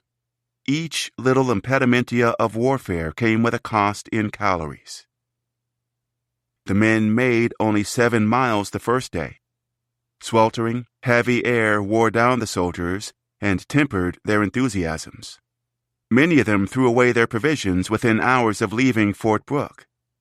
25 troops gave out and had to be ferried back by boat. The columns marched for 7 days in the sun and dust, through high waters, without a battle. A lieutenant's pistol exploded in his pocket, injuring him badly. They burned an empty village. Volunteers became dissatisfied and threatened to go home, upset that the fighting was not what it was cracked up to be. There wasn't any. Troops were wilting marchers, not fighters. When they reached Dade's battlefield on February 20th, they became gravediggers. For nearly 2 months, sun and rain had weathered the corpses. Nothing had prepared them for the smell that hung over the gruesome sight, or the vulture cloud that rose from the breastwork logs coated white with their excrement. Under hovering scavengers, bleached bones and blackened fragments of 100 corpses lay denuded of muscles, picked apart by beaks and wolves' teeth. The lower jaws of all the bodies had dropped, leaving the mouths wide open. The fingers were all drawn up and contracted by the drying of the muscles. As if on public display, 30 or so bodies, the soldiers who had survived the longest, remained as mostly mere skeletons, many in sky blue uniforms, inside the triangular breastwork by the road. Decomposition made it difficult to know if they had been scalped. Sallow skulls rested on the topmost horizontal beams of their last desperate defense, or directly below it, their bodies apparently arranged in a ghoulish dollhouse pattern, at right angles and regular intervals. A witness noted that they resembled toy soldiers arranged by a child in his sport. Pine sap leaked from bullet holes in the logs. The best in the army, Belton wrote, lay bleaching in the air. The bodies were collected together, and the army then marched round the whole while the shrill fife and muffled drum played a patriotic tune of Scotland. 8 officers were recognized with great difficulty by their height, dental work, and jewelry, and buried as a group. Rank and file were interred in a larger mass grave. Sounds of the funereal song drifted west, 3 or 4 miles, until they spread over the fields where Abraham was planting and met his ears. The Wahoo swamp and the cove may not have been suitable for all of the crops they had harvested at Pilaklikaha, but he and his people could plant rice in the wetlands, and they could fish. Oranges, plums, and grapes grew wild on many hammocks. Beef could be preserved into jerky. There was plenty of dried corn to make sofki, and they could harvest kunti rot and set it in the sun, and mince it to a fine powder, and bake fresh bread in their kettles. God was in our favor, as Abraham said, as the battles so far were one-sided, and so few warriors lost. His men had kept the family safe after dispatching Dade's troops for over 7 weeks. By now, their wartime hideaway, also referred to as Abram's Town by one of the few outsiders who heard about it, may have been complete. One of several strewn in the wetlands, the village was situated near a large pond or lake from which a considerable stream, 40 or 50 yards wide, puts out and runs into the river, and the forks between this stream and the river. Hewn log homes were small and built of pine, and laid out like the towns in a civilized country, with beef and food stored in places in the shades. Most importantly, the site was hard to find. Reaching it required the army to cross the perilous Withlacoochee River and trek several miles through one continuous swamp and hammock. It had to be well hidden. The enemy targeted civilians. The burial party's drums and news of the gathering soldiers signaled a renewed threat to children, wives, grandfathers, and grandmothers. 1,100 troops from Tampa Bay, 500 more at Fort Drane. In the past, the Americans had been content to burn villages. They marched and made their shows of force and went away for a while. After King Payne's army had routed the Georgia militia in 1812, Southern white men invaded Alachua, seized livestock, destroyed crops, and torched Payne's town. But the settlement was empty. U.S. troops did not follow the Indians and Black Seminoles southward. It was the same when Jackson had attacked Sewanee Old Town in 1818. Fighters clashed as families escaped across the Sewanee. Jackson's forces claimed few warriors and did not follow beyond the waterway. Terrible losses had been endured, and the risks were real. But the Americans had never made a sustained attempt to dislodge them from the hammocks and swamplands. Let the proud army march and peacock their uniforms and guns. let them burn Micanopy's empty abode by the orange tree and destroy the ghost town of Pilaclicaha, so long as the Seminoles and their allies survived to rebuild and plant anew, so long as the families could live in peaceful quiet, at least for a while, as they had before. 1,600 soldiers meant this time could be different. Abraham lowered the plow, took up the gun, and readied his men. 7 days later, in the rainy cold, around 4 p.m. on February 27th, the U.S. Army reached the borderline, the Rubicon of the rapid, 120-foot wide Withlacoochee. Over 1,000 troops, preparing to cross, assembled on the shores. Seminole forces on the opposite bank fired on their position within minutes. Louisiana volunteers took the brunt of it, with at least 1 killed and 6 wounded in what felt like 90 minutes. In the morning, the troops found that they could still not cross the Withlacoochee, the river being very deep and hammocks very dense on either side. Warriors followed them to a fording point and opened fire again. A bullet struck a soldier named Izzard in the corner of his eye, disfiguring him. He was found on his knees with his face in the long grass, his arms partly supporting his head, with both his eyes thrust from the sockets and hanging apparently half cut out. He was placed into a blanket and taken away to die slowly over 6 days. Gunfire again made it impossible to cross the river without great loss. The Americans made camp on a deep, U-shaped meander of land, a bend outlined by the river. Firing at a brisk pace, Indian and Black Seminole fighters kept the army engaged. Unwilling to retreat and unable to cross the water safely, U.S. troops instead built another defensive log breastwork while projectiles flew over their heads. Night fell. Abraham's men forded the river silently, in the shadows. Hundreds of warriors waded the Withlacoochee in the damp and gloom, at a crossing unknown to the army, in an eerie silence. No one could tell why the Indians were so very quiet. The mystery was not solved until after daybreak, when northwest gusts blew fire toward the breastwork. Searing flames, driven by the wind, ravaged dry grass and came down upon them like an infuriated enemy as gunfire erupted. Palmettos had concealed the warriors' approach. Lead balls rained down, and only then did the soldiers realize that every tree seemed to have an Indian or Black Seminole behind it. Smoke and fire came rolling towards the breastwork like a heavy sea, warriors in the wake, until the flames were coolly extinguished. The U.S. commander, a prideful Virginian called Gaines, was shot through the lower lip. "It is mean," he muttered, catching 2 dislodged teeth, "to knock out my teeth when I have so few." Crossfire continued for 2 hours. Native forces, which reportedly numbered over 1,100, used small-caliber bullets and gunpowder of inconsistent dosage or quality.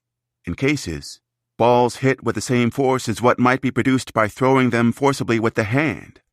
A soldier died, a dozen more were injured. The Americans found themselves surrounded. Impassable river guarded 3 sides. Guns guarded the 4th. Throughout the next day, warriors fired shots from time to time and let off rounds at night and shouted to give alarm. On March 3rd, a U.S. scouting party was attacked and forced to retreat. The battle settled into a siege. Seminoles and Miccosukee blockaded the colonists, lighting large fires around their camp at night and keeping a strict lookout. By March 4th, the troops were suffering from a severe want of provisions and were forced to kill a horse to keep the men from starving. Frozen in place, waiting for backup, their ammunition grew scarce. Recruits fresh from New Orleans were reduced to living skeletons. Soldiers foraged for roots, butchered mules and horses, the malnourished equines themselves in a dying state from starvation, and devoured them, including their guts. The going rate for a dry biscuit reached $8. A quarter of dog meat, a dog's leg, went for $5. While the Americans suffered, the Seminoles and Miccosukee held a council meeting. According to a native scout, 500 U.S. troops were on the march to rescue the stranded soldiers. Should the warriors slaughter the army before backup arrived? A Miccosukee chief proposed sending 250 fighters to meet the 500 to turn them back. Many of the Indians were eager for a general butchery of the whites. Seminole leaders were less interested in bloodshed. Defending the families was a given, but standing against the U.S. military long-term was not practical. If a deal could be made, maybe the Army would let them rebuild beyond a new boundary line. Given no other option, Micanopy, Jumper, and Abraham, at least, had resolved to make peace and move to the west. The Miccosukees wanted blood, the Seminoles pushed for negotiations. Jumper and others overruled the war party. There had been enough killed, they said. On Saturday, March 5th, around 10 o'clock at night, Abraham approached the besieged U.S. camp to restart peace talks. A soldier on guard duty heard the interpreter's loud, very articulate voice in the woods and asked that he come nearer. "What do you want?" the guard asked. "How far are your sentinels posted out?" "You can come up nearer. They shall not fire on you," he said. Abraham approached to within 100 yards. "Is Colonel Twiggs there?" "Yes." "Tell him we don't want to fight him anymore, and as tomorrow is a good day, we'll come in and shake hands." "Very well. If you come in with a white flag, you shall not be harmed." "We'll come in for breakfast tomorrow morning, around 9 o'clock. Good night." Word of the promised visit spread the next morning among the troops. "Everybody is talking about the probability of the Negroes being sincere, and everybody sneers at the idea of his coming in," a white man wrote. "All laugh at the idea."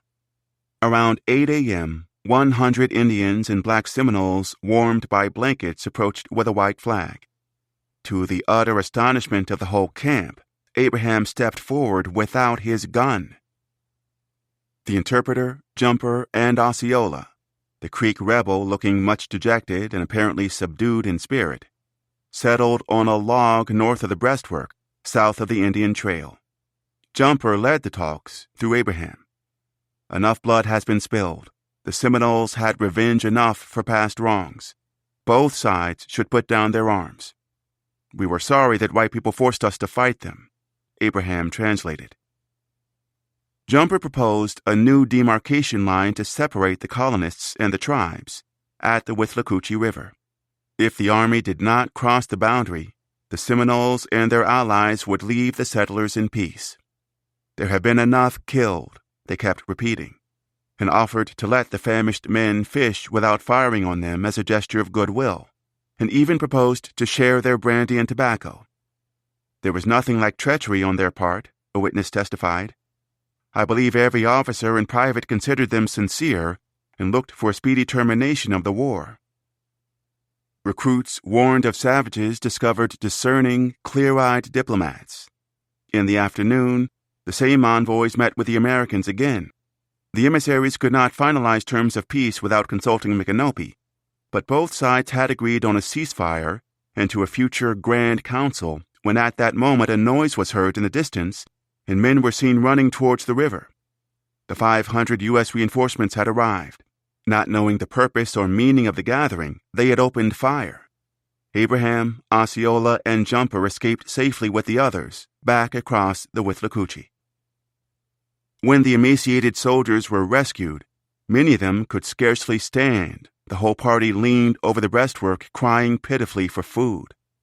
Some were even seen picking up the horse feed, or single grains of maize that had been spilt around the mounts. The newcomers shared their hardtack and pork, and cattle to slaughter. Either that night or the next morning, the Seminoles sent men to the riverbank to find out if the Americans were still of the same mind to end the fighting. But the messengers were rebuffed by the sentinel, who replied that the whites would come over and kill them all the next day. "Go to hell, goddamn you," the whites said. The Seminole and Miccosukee alliance had fractured, if not broken, with Abraham on one side and Osceola on the other.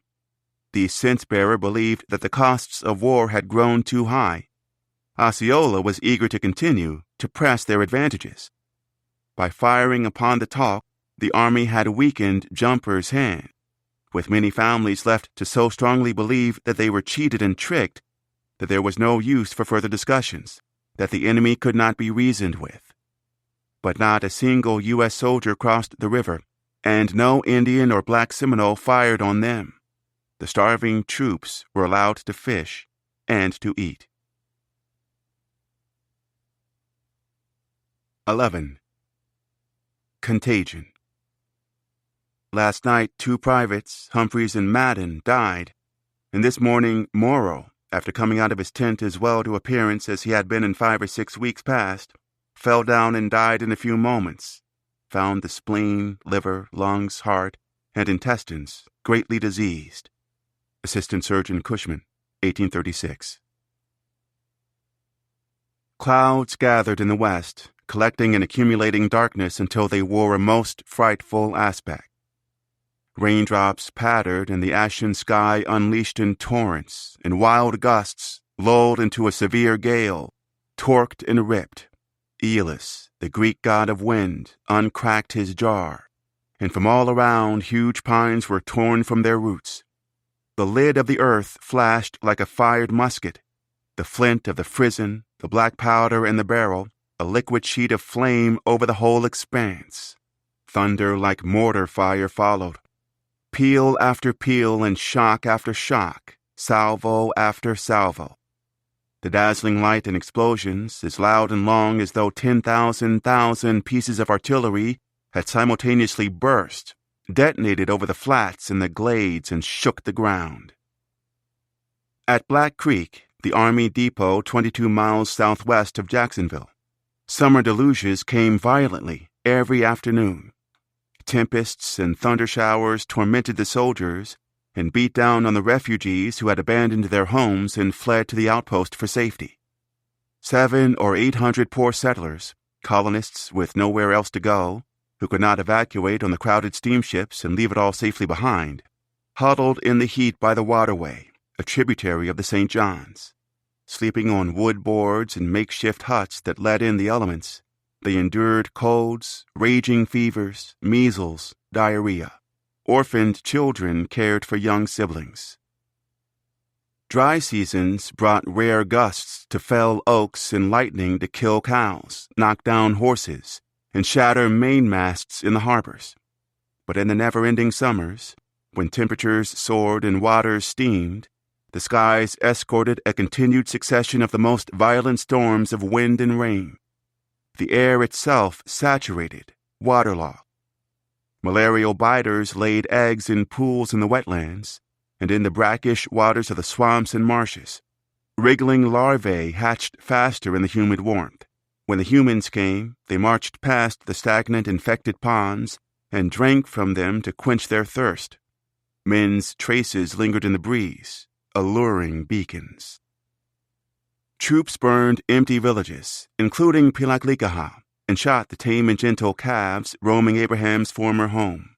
Soldiers marched toward the cove, got lost, ran out of rations, marched back. A general named Scott, who dreamed of war in open fields, in serried lines and columns, arrived with ornate furniture and left in disgrace. Napoleonic gambits were no match for Indian bushfighting. The military pamphlet, Artillery Tactics, or Rules for the Exercise and Maneuvers of Field Artillery, translated from the French regulations of 1836, was of limited use. Strangely enough, the Indians and black Seminoles refused to line up neatly on a prairie to be shot. The territory killed the soldiers. After April, the heats of Florida settled in and marches became exhausting and desolating. Troops returned half-naked and barefoot, dirty and sick. Diseases multiplied in limestone sinks, the liquid nearly a mass of animal life. Measles debilitated a South Carolina brigade. On the Suwannee River, maladies were so violent and fatal that often a guard would stand his turn at night and next morning would be found dead with the yellow fever. Surgeons recorded the terminal causes as disease unknown. Gastritis, hepatitis, consumption, chronic dysentery, bilious fever, typhus fever, and brain fever plagued the Florida Territory's sickly season. At the headquarters of the U.S. Army, The toll was shattering. At least Fort King was elevated. Clinch's forced labor farm occupied the lowlands, a few feet from a mosquito-infested marsh. The site long had the unenviable notoriety of being one of the most unhealthy places in Florida, and northern Europeans were vulnerable to subtropical diseases. The farm's own overseer claimed that no white man could pass a summer there safely. Clinch established Fort Drane's headquarters in his overseer's home, a half-dismantled log house with 4 open holes for windows. Soldiers slept in the slave quarters, in mud-floored, windowless huts where gaps in the logs let in snakes and other reptiles. Other troops retired to the temporary shed badly roofed with bark and open to the elements. When the clouds poured, weary troops crawled through the picking holes of Clinch's maize sheds and passed out on the corn cobs. Grunts dozed in their clothes, buckling their forage caps to prevent earwigs, centipedes, cockroaches, etc., from crawling into their ears. As of April 1836, most soldiers at the forced labor camp were healthy. By July, dysentery and fever had spread to almost every individual at the post. Desperate cases filled the hospital tent and overflowed into 7 makeshift sheds where scorpions and immense spiders were daily tenants. Fleas and chiggers packed the sandy floors, and wolves and frogs serenaded patients by moonlight. Army doctors did not generally wait for bodies to heal themselves. Surgeons practiced heroic medicine to treat afflictions. Aggressive interventions included amputations, bloodletting, blistering, cupping, enemas, and purges. Bodily secretions, they believed, had to be regulated and brought back into natural balance. Physicians were governed less by hard evidence than by cryptic guesswork. Thumb and spring lancets weakened patients and led to infections. Tartar emetic used to treat fevers made men vomit. Plumbic acetate gave them lead poisoning. The sulfuric acid and elixir of vitriol damaged organs. Opium addicted. Many antidotes did nothing or had only moderate benefits. Hospital stores requested at Fort Drane in 1836 included chocolate, ginger, coffee, cinnamon, cloves, rum, wine, and lavender. 11 regulars died of illnesses at Clinch's camp that summer. Militia fatalities were not comprehensively recorded and were far higher. A great sickness in the fort claimed many names, sometimes 5 daily, at the minimum 2 or 3. Patients in the out-of-the-world place, roasting in the heat and drowning in the air, were all delirious at the full heat of the day. A doctor fell ill and hallucinated all-consuming flames outside the window. He woke up, at one point, to find 7 soldiers dead in the surrounding beds. After one grueling march, and a fit of insanity produced by brain fever, a young colonel known for his finely wrought and extremely sensitive mind placed the hilt of his saber on the ground and fatally pushed the blade into his eyeball. "Indians! Indians!" a man shrieked before perishing of dread. One went singing psalms, another gently like an infant falling asleep. Many went numbly. Bodies were buried quickly, as it was dangerous to keep a corpse over 6 hours. Clinch's graveyard outpost was finally evacuated. Fort King, sickly and isolated, was also abandoned. Native forces burned it down. American soldiers fled, and their enemies came out of the woods and resumed the undisputed possession of the settlements, occupying the houses of Alachua and reveling in the deserted plantations of the settlers. Osceola and several hundred Miccosukee warriors took over Fort Drane and camped there for over a month, sleeping in U.S. tents, their livestock feasting on General Clinch's corn and sugar cane. The rebel and his men took torches to every house on the large farm, including the dwelling house, outhouse, sugar house, and almost a town of Negro houses. Clinch resigned from the military that fall, on September 21st. Before leaving Florida, he croaked out a hoarse speech in St. Augustine about his own dedicated service that skipped over the soldiers who had died for no good reason on his failed labor camp. Philip's army, reinforced by fighters from the plantations, remained active in the east. In all, raiders freed or forced off an estimated 500 bondservants and destroyed at least 22 cash crop estates, including the 3 owned by the militia commander Hernandez. The Micosukis also kept on the offensive, firing on convoys and forted camps. Osceola sent frequent runners to Micanopy and Jumper, asking them to come help him destroy U.S. garrisons. They inevitably reply, a soldier reported, that they will not come. Micanopy and his advisors apparently refrained from raids that summer, with one exception. In May 1836, Jumper led a feigned assault on Fort Defiance, the outpost at the settler town of Micanopy. Near Defiance, roughly 300 yards east of the fort proper, stood a cluster of houses and huts of particular interest, the plantation of Gad Humphreys. 29 African Seminoles, purchased by Humphreys illegally, remained captives at his labor camp. Abraham may have joined the offensive staged to free them. Tony Barnett, himself enslaved by Humphreys for 5 years, certainly did. On May 18th, Barnett spread word to local bondservants that in 2 nights' time, on May 20th, 250 warriors would distract the armed soldiers by firing on Fort Defiance. During the scrum, the hope was their friends could escape. Jumper instigated the jailbreak after 11 p.m., assaulting the picketed city named after his chief simultaneously from the east and north, from the cover of Hammock Woods, from at least 100 yards off. His party fired 250 rounds over a half hour, during which time all 29 black Seminoles walked off very quietly from Humphrey's farm without being observed. A soldier was baffled by how easily they had been captured. One cry for help would have saved them, he insisted. Humphreys endured his heaviest loss of the war. When Fort Defiance was evacuated for health reasons, the Army burned Humphreys' property so natives could not make use of it. Up in smoke went his 5 houses, fancy armchair, mahogany table, carpenter's tools, cornhouse, kitchen, library, blankets, and pillows, along with his 2 feather beds. The president had already elevated Richard Call to territorial governor. Jackson now also handed him command of all forces in the peninsula. On October 12th, Call's Tennessee volunteers attacked a native camp north of the Withlacoochee, killing a woman and a child and taking 4 women and 8 children prisoner. His captives revealed the location of the village where there were a considerable number of the enemy, chiefly Negroes, it being the town of Abram. Militiamen tried to cross the river to attack the settlement the next day, but were fired on at the water's edge. A black Seminole sniper was spotted in a tree, 15 or 20 feet in the air. 2 U.S. soldiers were killed along with their Muskogee guide. 8 were wounded, including the Tennessee governor's son, in an hour-long fight before the Army retreated.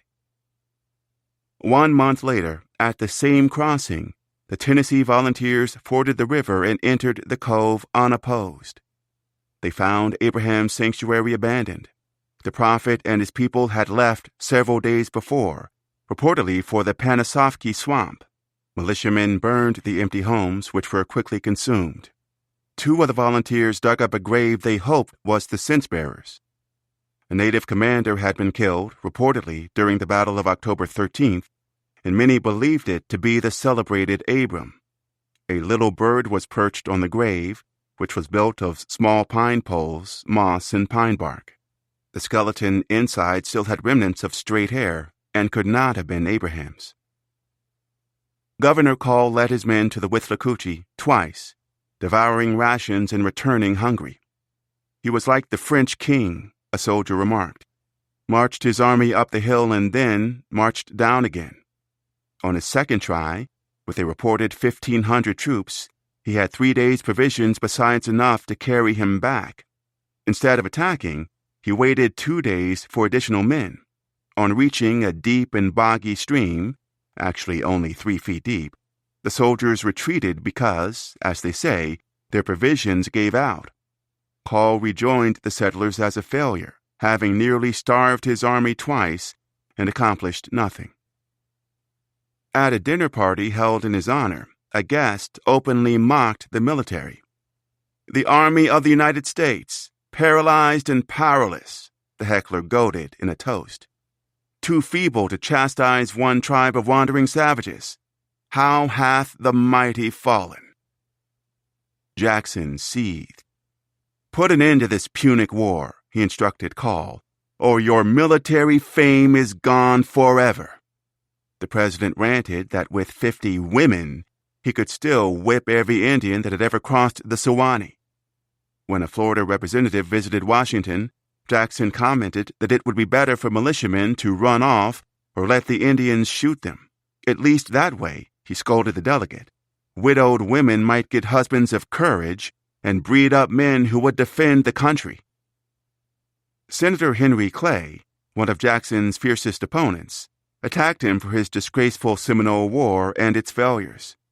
Boston's Columbian Sentinel bemoaned the everlasting Florida War, a war which has already proved a grave for the glory of 4 American generals.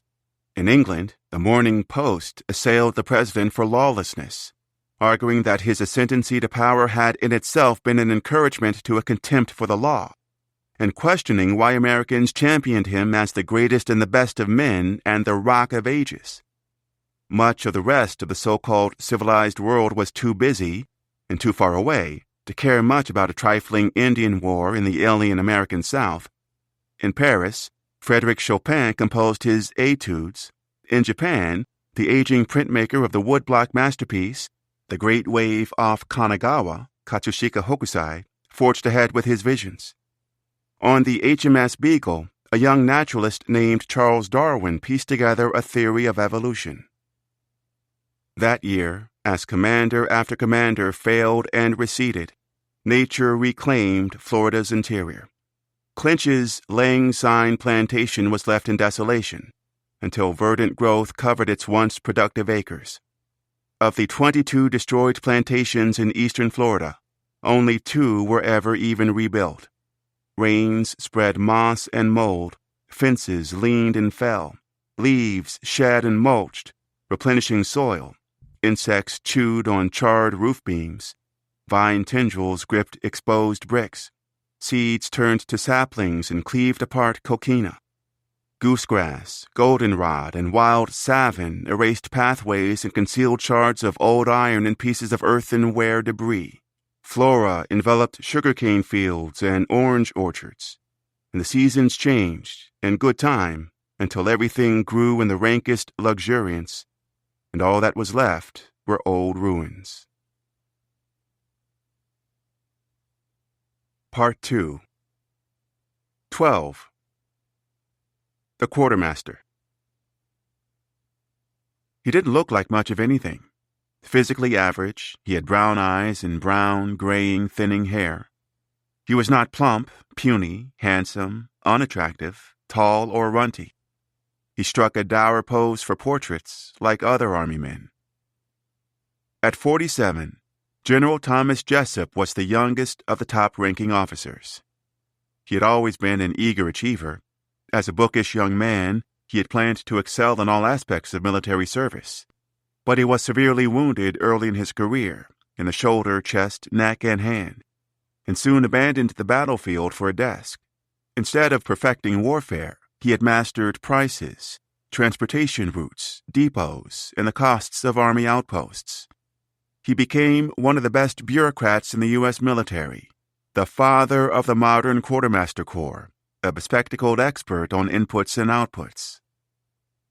Since 1818, the quartermaster had led a life of arithmetic, not steel and lead. He was the man who could tell you, if you were really asking, that a 1-horse cart hauled 850 pounds, a 2-horse wagon could handle 1,332, and a 4-horse unit pulled 2,000. A march, after all, was essentially a math problem. 2,000 men at full rations for 10 days needed 35,000 pounds of biscuits and pickled meat. Assuming a distance of 90 miles from a central depot to a field encampment, and an average wagon speed of 15 to 20 miles per day, as Jessup's office informed the Secretary of War, keeping troops fed would require either 50 carts or 25 wagons kept in constant motion. Even Indian removal, to him, was a numbers game. By his estimate, Transporting 1,000 Indians to west of the Mississippi necessitated 13 wagons for 120 days, 80,000 rations, 200 ponies, and 3 hired hands. He calculated the cost to American taxpayers at $26 per head. He was raised fatherless, poor, and proud. Jessup's first job as a store clerk in Kentucky suited his happy facility for administration. He was only fired because, a biographer wrote, his sensitive conscience exacted too high a standard of commercial morality for the purposes of his employer. The quartermaster had retained a sensitive conscience. He was shrewd, vain, thin-skinned, and hot-tempered. He was no boy to be lectured, as he once scolded another general. But if Jessup still nurtured any high moral values, they did not extend beyond bookkeeping. As a strategist, he was amoral, calculating, and ruthless. Jackson tapped him to take over command in Florida in November, as Call was floundering. The president was desperate for the entire embarrassing mess to be done with. "I have been brooding over the unfortunate mismanagement of all the military operations in Florida," he grumbled. "All which are so humiliating to our military character, it fills me with pain and mortification. The sooner that a remedy can be afforded, the better." The president was reportedly raving because the war was not over. Even before he heard of Call's failures, Jackson had been frustrated and impatient. In July 1836, with 8 months remaining in office, he had left Washington for Tennessee with a lot on his mind and more on his schedule. He did not reach his labor camp for nearly a month. Rains melted the roads into mud. 10 horses struggled to tow 1 wagon. The muck degraded the steeds' feet until the animals were left almost without hoofs. The grueling crawl gnawed on Jackson's nerves. Downpours slowed him to less than 2 miles an hour. In the days after arriving at his retreat, on August 4th, he suffered violent spasms of coughing. He barnstormed for his vice president, Martin Van Buren, to succeed him in the upcoming election and mulled over ways to improve his candidate's odds. The prospect of a protracted conflict in the peninsula did not help matters. Jackson sought to limit federal spending, yet the war budget was ballooning. An initial $120,000 proved useless. So did the next $500,000. In April of 1836 alone, the tab amounted to $1.5 million. The costly humiliations of one inept general after another seemed endless. Dade strolled into an ambush. Clinch prioritized his property. Scott got lost. And Call was all talk. Good help was hard to find. Leadership was a problem at all levels. Military officers saw service in Florida as a dirty, thankless job. Dreams of glory had wilted as high-ups realized that the Indians would not fight in a mass. Duty in the territory felt like a pointless test of survival. "I am now of the opinion that this campaign will not end the war," a sergeant concluded that summer. "I intend to get out of Florida as soon as I honorably can." Salaries were skimpy, and promotions came slowly. It could take 8 years to reach first lieutenant. The president's little war in Florida, as another officer phrased it, offered neither thanks, profit, nor honor. U.S. policy, a soldier in Florida wrote, was inhuman, unjust, and therefore unwise. Disheartened grunts even sympathized with the Seminoles. As troops grew more sick and disgusted, Americans found it easier to cite moral concerns. The unjust war shouldn't be fought. The army couldn't win, so the war must be unjust. Both answers were the same. "All means possible are used by officers to avoid coming," a surgeon wrote, "and if not successful, they prefer resigning to running the gauntlet between being killed by Indians or the climate." Orders to fight in the Everglades in the summer felt tantamount to a sentence of death. Officers didn't like the local crackers or care much for the volunteers. Desertions were common. One militiaman in the Middle Florida Regiment simply pushed off for old Leon County in the north without a guide. He became lost in the pathless woods and returned to camp in shame. The spirit of dissatisfaction bred insubordination. Entire companies of recruits began to discuss quitting the campaign and returning home. Men quarreled and uttered threats, oaths, and murmurs. West Pointers quit in droves. Between 1835 and 1837, 202 officers resigned. 155 had attended the academy. A shocking 117 officers, over 18% of the authorized officer corps, resigned in 1836. 110 were captains and lieutenants. Men who'd planned long careers of service abandoned them at the word Florida. Terse notations in Army notebooks scarcely conveyed the simmering resentment in the ranks. Resigned under orders to join his company in Florida on being promoted. Resigned under orders to join his post in Florida. Never joined his regiment. Graduate of 1836. In May, in 11 artillery companies, there were 6 officers. 8 infantry companies had no officers at all. In July, August, and September, 3 field officers served with the troops. We are entitled to 55 officers, a colonel noted. We have here only 6 for company duty. During Scott's 1836 campaign, he didn't have a single officer for duty in his personal staff, no adjutant general to manage personnel, communications, and records, and no inspector general to enforce discipline. He didn't even have an aide-de-camp. Troops did not know their officers and consequently knew not who to obey. Discharged soldiers waiting to cash out couldn't find anyone to pay them. Basic reports went unfiled. Topographers were scarce. Supply lines for equipment and rations were in a miserable condition.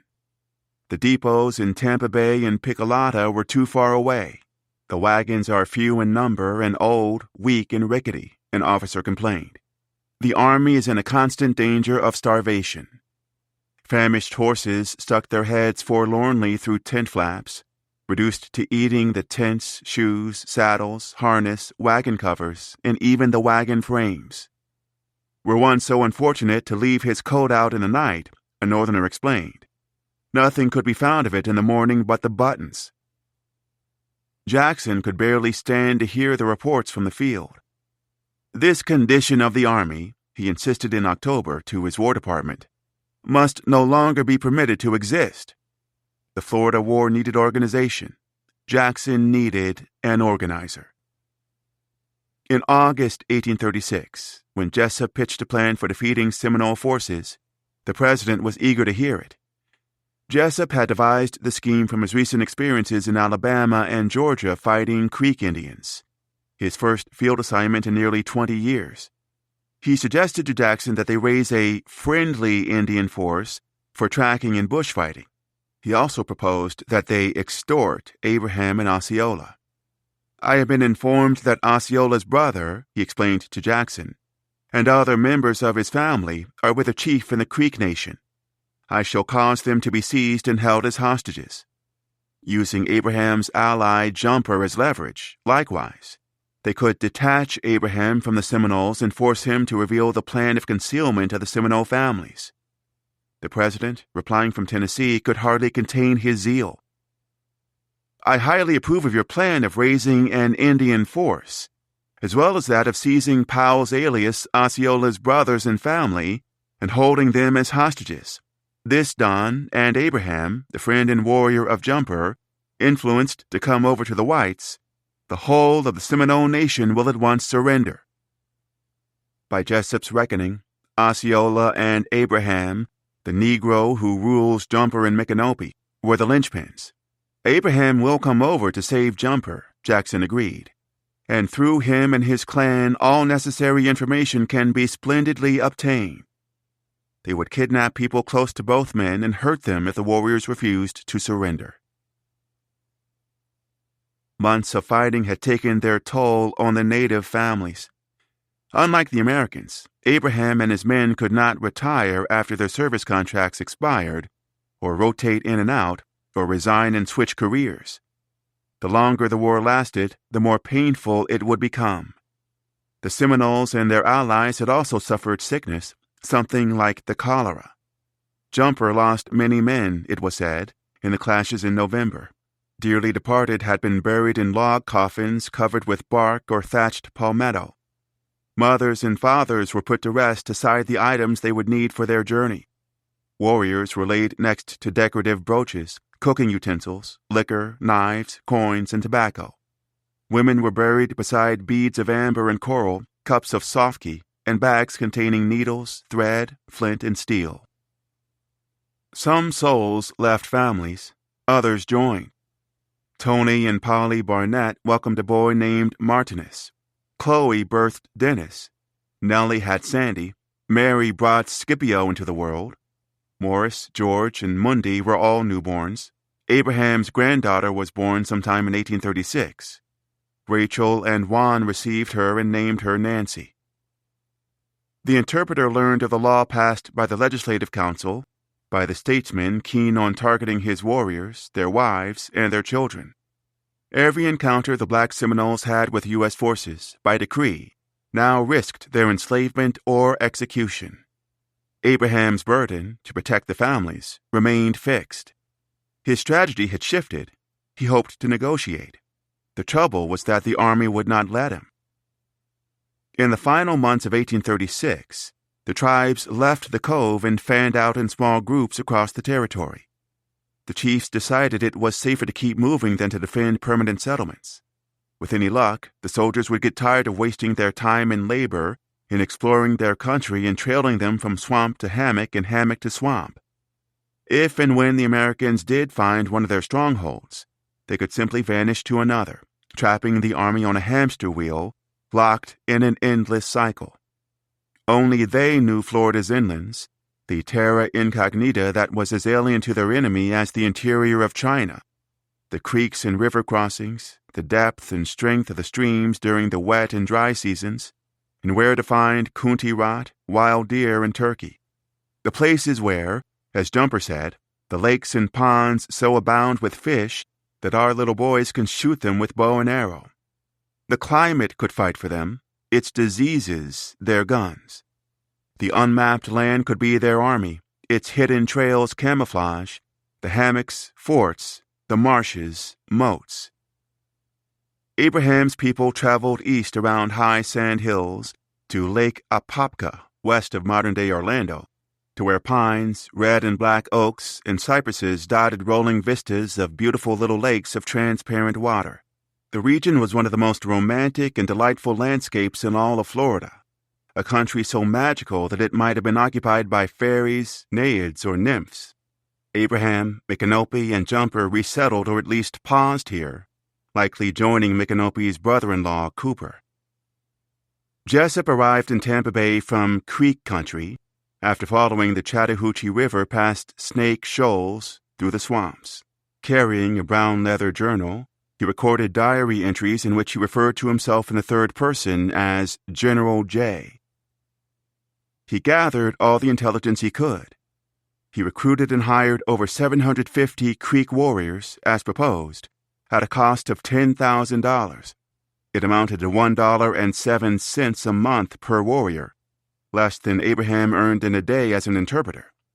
As an extra incentive, Jessup promised them all the Indian property that they could take, including so-called slaves. The new commander's allies were acculturated Creeks, the sort who claimed that the Seminoles were illegitimate and should be reabsorbed into the Creek nation. The hired guns were also children of the old Muskogee people. But these brothers and uncles had been twisted, warped by outsiders as if by a funhouse mirror, until they had accepted white ideas about skin color, superiority, and wealth. Jessup hired bent versions of the Seminoles to kill them and force their allies into bondage to pull money from dirt. 13. Prisoners. The mercenary was good-looking and did what he was told. Tustanagi Amathla, Creek commander, stood 6'1". He was well-proportioned, of manly and martial appearance and great physical strength. He flaunted a scarlet head wrap. White said that he was a firm and undeviating friend of the whites, the most handsome Native American they ever saw, and also the most intelligent Indian known. He fought beside them to remove his own people from their Alabama homes. He bragged that he had once marched with Andrew Jackson. He had a record of assault and fraud.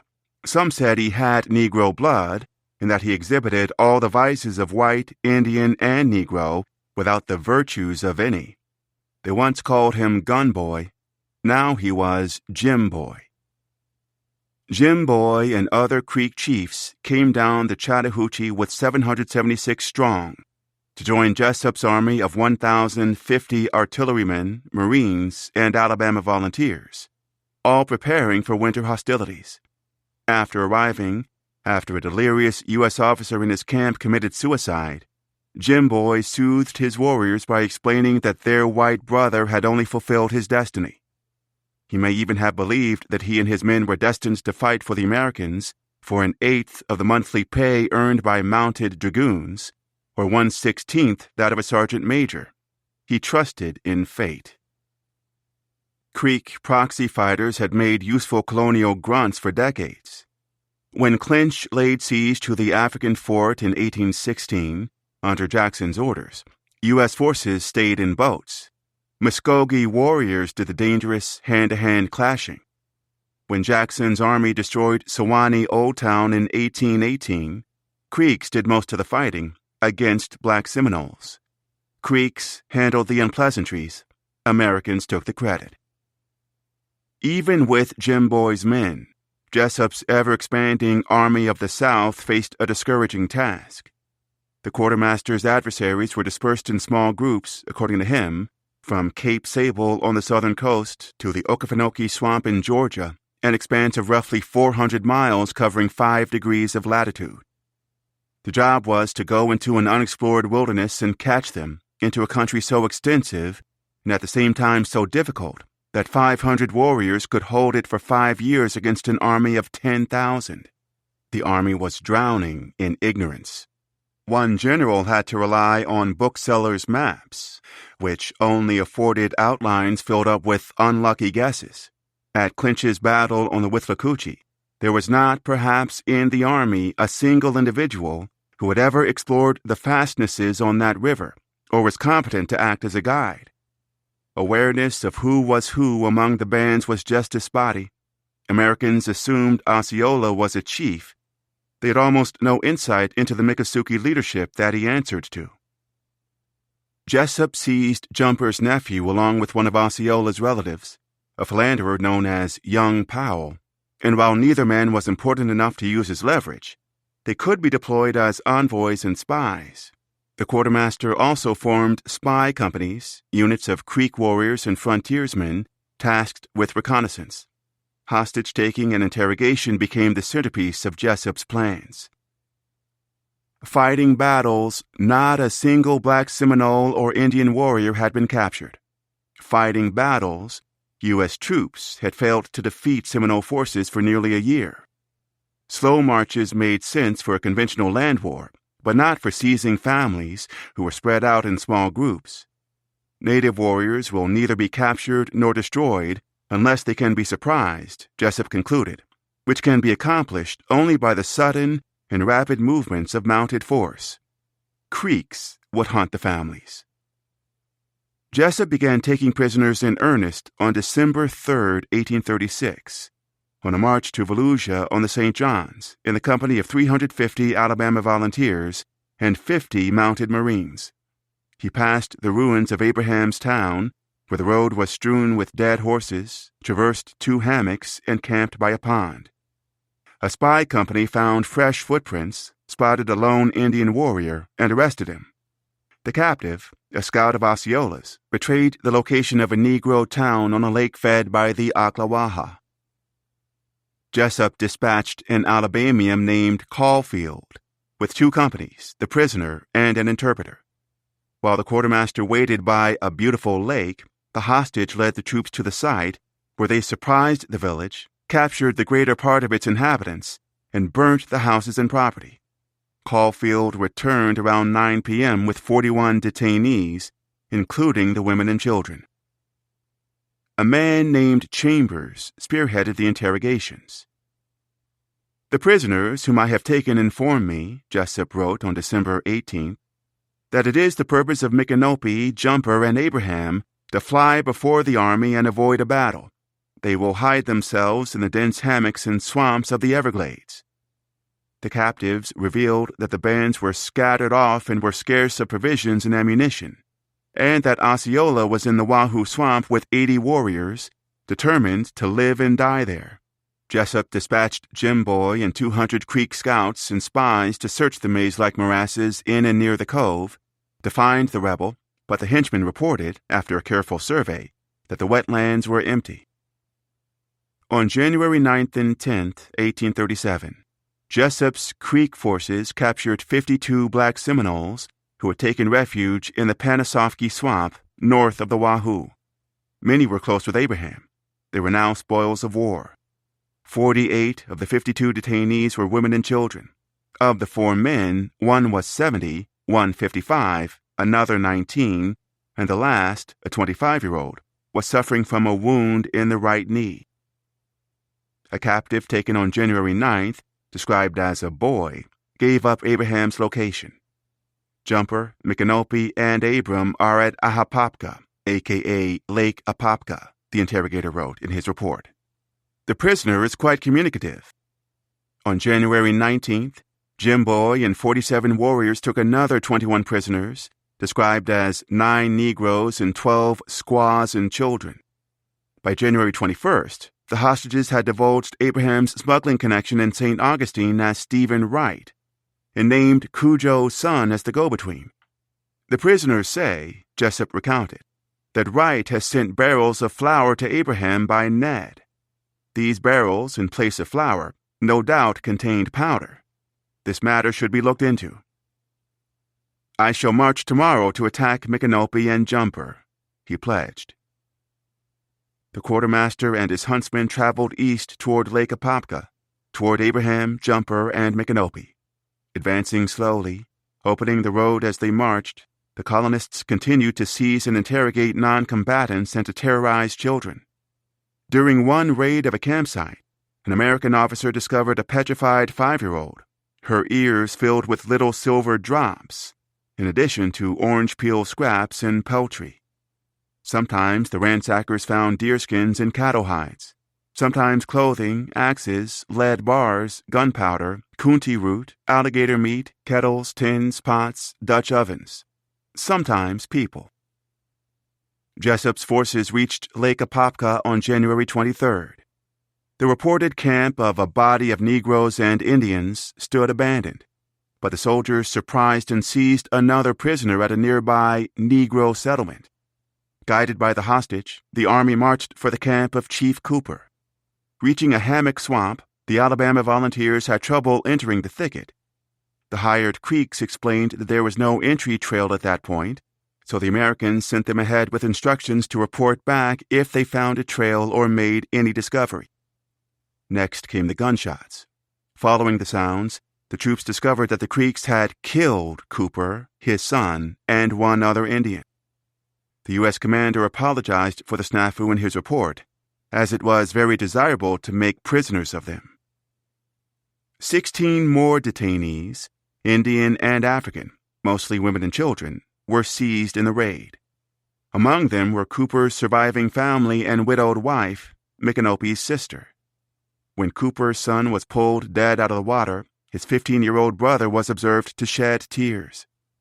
Jessup wrote up the accident as if it were planned, claiming he had succeeded in surprising Cooper, killed him and 3 of the warriors, and took 9 Indian and 8 Negro prisoners. The hostage-takers continued southward toward Lake Tehopekaliga to scour for Abraham, Jumper, Micanopy, and their families. Osceola was dead. He died on January 2, 1836, a week after the war began. 12 friendly Indians reported that he had been shot twice on December 31st, once in the hand, and passed 2 days later. February reports of his demise could not be rejected. The rebel died again in June. An Indian on a pony rode into the Little River settlement, where Miami is today, and told of how Osceola was in a fight with a chief who struck him with a hatchet in the left side near the heart, killing him instantly. But only weeks later, in July, Osceola's death had still not been confirmed, and by September 10th, oddly enough, news came that Osceola was once again in the field. If he didn't die, he barely escaped. Soldiers almost had him after he abandoned Fort Drane. Word was that he was sick and that they had to put him in a two-wheeled wagon to get him away. Troops could see the wagon tracks. A prisoner said that Osceola had departed the Panisofsky Swamp with the Miccosukes on January 5th, only 4 days before the Black Seminole women and children were taken. Another close call. Even Osceola, after a year with supplies dwindling, would not risk a serious engagement. Captives claimed that the enforcer was flying from one place to another with only 3 warriors. By another report, he had 6 or 8 men. Abraham walked south, meanwhile, with all he owned, with the Americans on his trail. He led the families from the high, rolling country, below brackish lakes of rotting limestone, toward Lake Tohopekaliga, toward Phillips Settlement, below modern-day Orlando. He led them west of the lake, east of the Big Cypress Swamp, north of the Hatchie-Lusty Creek, into a maze of prairies, creeks, lakes, rivers, footpaths, sandhills, pine barrens, and low, dense, boggy swamps, where prickly briars were sharp enough to shred shoes. The interpreter's people forged on, their possessions loaded onto 50 ponies, along with the beef jerky and coontie rod. Abraham's belongings included blankets, pots, kettles, powder, and $100 in silver, along with papers that proved his free status. Alabama volunteers, mounted Marines, Creeks, and Jessup himself were combing the region on January 27th when an officer discovered fresh signs of women's and children's tracks. A rapid pursuit resulted in the capture of 2 Indian women and 3 children and 23 Black Seminoles, young and old. Abraham and an estimated 50 others escaped into the Big Cypress Swamp, toward where the ponies carrying the guns, lead, powder, and food were stashed. The U.S. soldiers and mercenaries followed them into the wetlands, wading through the muck, sinking to their knees and at times to their waists. After a quarter mile, the huntsmen reached a river in a ravine that could only be crossed by walking over a tree, which had been felled over the water as a bridge. Here, according to an American, the Indians had left their packs and ponies, and here they commenced a fire. Abraham and Alligator commanded the Indians, engaged the attackers, and fought them off, killing 2 Marines. A Black Seminole woman lost her life, and Abraham's warrior Ben was taken prisoner, along with his wife Jane and one of their children. The warriors held the position for as long as they could, defending the scarce provisions. Then all who were able fled deeper into the wetlands under heavy pursuit. The army took the ponies, food, all the armaments, Abraham's money, and his freedom papers. The chief eluded them. Alone in the swamp that night, in the darkness, he crept up on the American camp, close enough to see the metal of their rifles glinting in the firelight. He could not see his family among them. 14. The Warden's Rations. The scent-bearer stepped into high waters, into the swamp. After 4 miles, he stopped and whistled and made noises, first like an owl, then like a deer, to see if his people were near. The night was cold. He built a fire and sat by the warmth. After some time, 2 Indians found him and showed him where the others were camped. He sat and he thought about the raid, about his loved ones and friends, about what the war was coming to. Rains beat down on the American tents the next day, dripping through the canvas. Abraham did not expect the army to send a familiar face to him. His soldier, Ben, taken the day prior by the Creek volunteers, arrived alone. By the time he found Abraham, on January 28th, at least 60 Black Seminoles were being held hostage. Jessup wanted to see Abraham, Ben claimed. Did he call me Abraham? He appears to know your name very well." Ben handed him a plug of tobacco, courtesy of the quartermaster, and Abraham sat and smoked and thought, and did not sleep that night. "Maybe it is a trick," he thought. "Go back," he told the messenger after the sun rose. "If the general sends for me again, I will go." Ben left for Tehopekaliga and returned with confirmation. The Indians advised against the trip. "They will kill you." Abraham left for the camp filled with white men who wanted him dead. He came upon a wolf in the wood, howling, standing still, and wondered if it was a bad omen. He had never seen a wolf wail that way in daytime. Fortune had turned against him. Micanopy's brother-in-law was dead, and his sister was a prisoner. Their ally and friend, Jumper, had recently fallen ill and was in decline from a pulmonary infection. Days earlier, John Caesar, Philip's advisor, had been killed near St. Augustine. Every week, more friends were taken.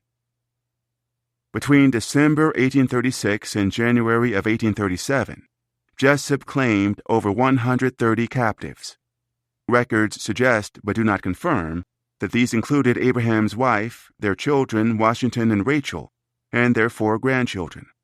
Many of those dear to him, in any case, were in grave danger, including Ben and Jane and their young children Charles, Polly, Joe, Betty, Elsie, and Robert. The hostages' ages spoke for themselves. Nellie's boys, Scipio and Sandy, were 3 and 1.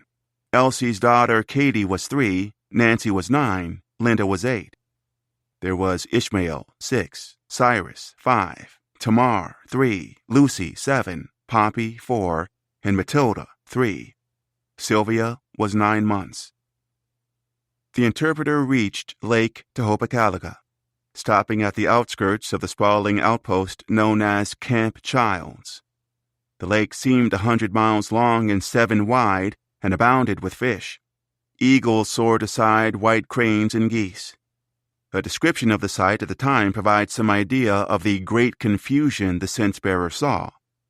A camp of 1,300 men, 600 horses, hundreds of seized cattle, men cutting wood to keep themselves warm, cows lowing, asses braying, horses stamping. Many of the soldiers were Southerners who knew all about the celebrated Abraham, about what had been done to Dade and his troops. The chief walked into the camp, into the heart of Jessup's Army of the South. "Is that the Negro they are going to hang?" the first white he saw said to another. Ben's wife was in much distress. Jane could only guess whether her husband would find Abraham, let alone if the chief would follow Ben back or allow Ben to return at all.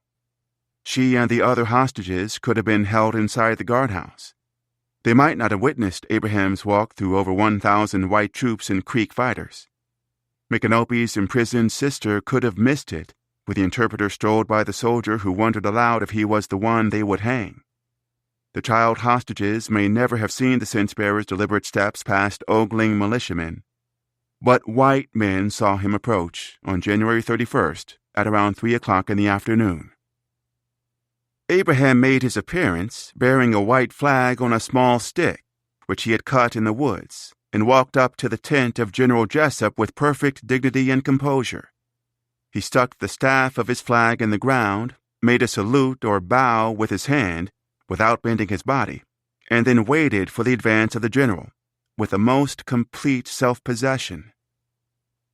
The interpreter was afraid because he expected to be hung, but did not show his fears. He had concluded to die, if he must, like a man, to make one effort to save his people. He planted his flag by the American one, by the flag staff, and entered Jessup's marquee. The spacious traveling nerve center of U.S. forces, a stately combination of pole, frame, and canvas, provided an office and areas for dining and sleeping. "You are as safe as if you were at home," Jessup said, welcoming him. The headquarters would have been filled with a commander's paraphernalia: a collapsible desk or writing box, chairs, iron chests, inkstand and quills and powdered ink, envelopes and blotting paper, logbooks and ledgers. The tent cloth glowed with daylight. It was not yet time for candles. Face to face, yards from the hostages, the quartermaster and the chief discussed terms. "Jumper is nearly 2 days' journey away," Abraham told the general. "He is in poor health, and though desirous of peace, he might not be able to meet you in person." The Indians hoped to broker a truce, the prophet said, and, if possible, to remain in the territory. Abraham told Jessup that the lands west of the Mississippi were too far north, and that the Seminoles, accustomed to a warm climate, could not live in one so cold. "We prefer to stay in Florida, but we will leave, reluctantly, on Micanopy's orders." Jessup served dinner. Abraham had no appetite and could not eat. He had not yet determined the Army's intentions. The commander's behavior made little sense. Jessup was the one who had unleashed Creek stalkers on the wives and children. Now, just like that, the quartermaster wanted them to share a meal and talk like reasonable men? The chief was ready to leave. Jessup would not let him. "No, not now," the commander insisted. "Towards dark." And the interpreter grew nervous once again. Maybe they would hang him, and he would fail the prisoners and families. But Jessup only talked and offered him tobacco, and seemed serious about peace. Abraham departed in the evening, escorted by a mounted guard to protect him from the hired Creeks.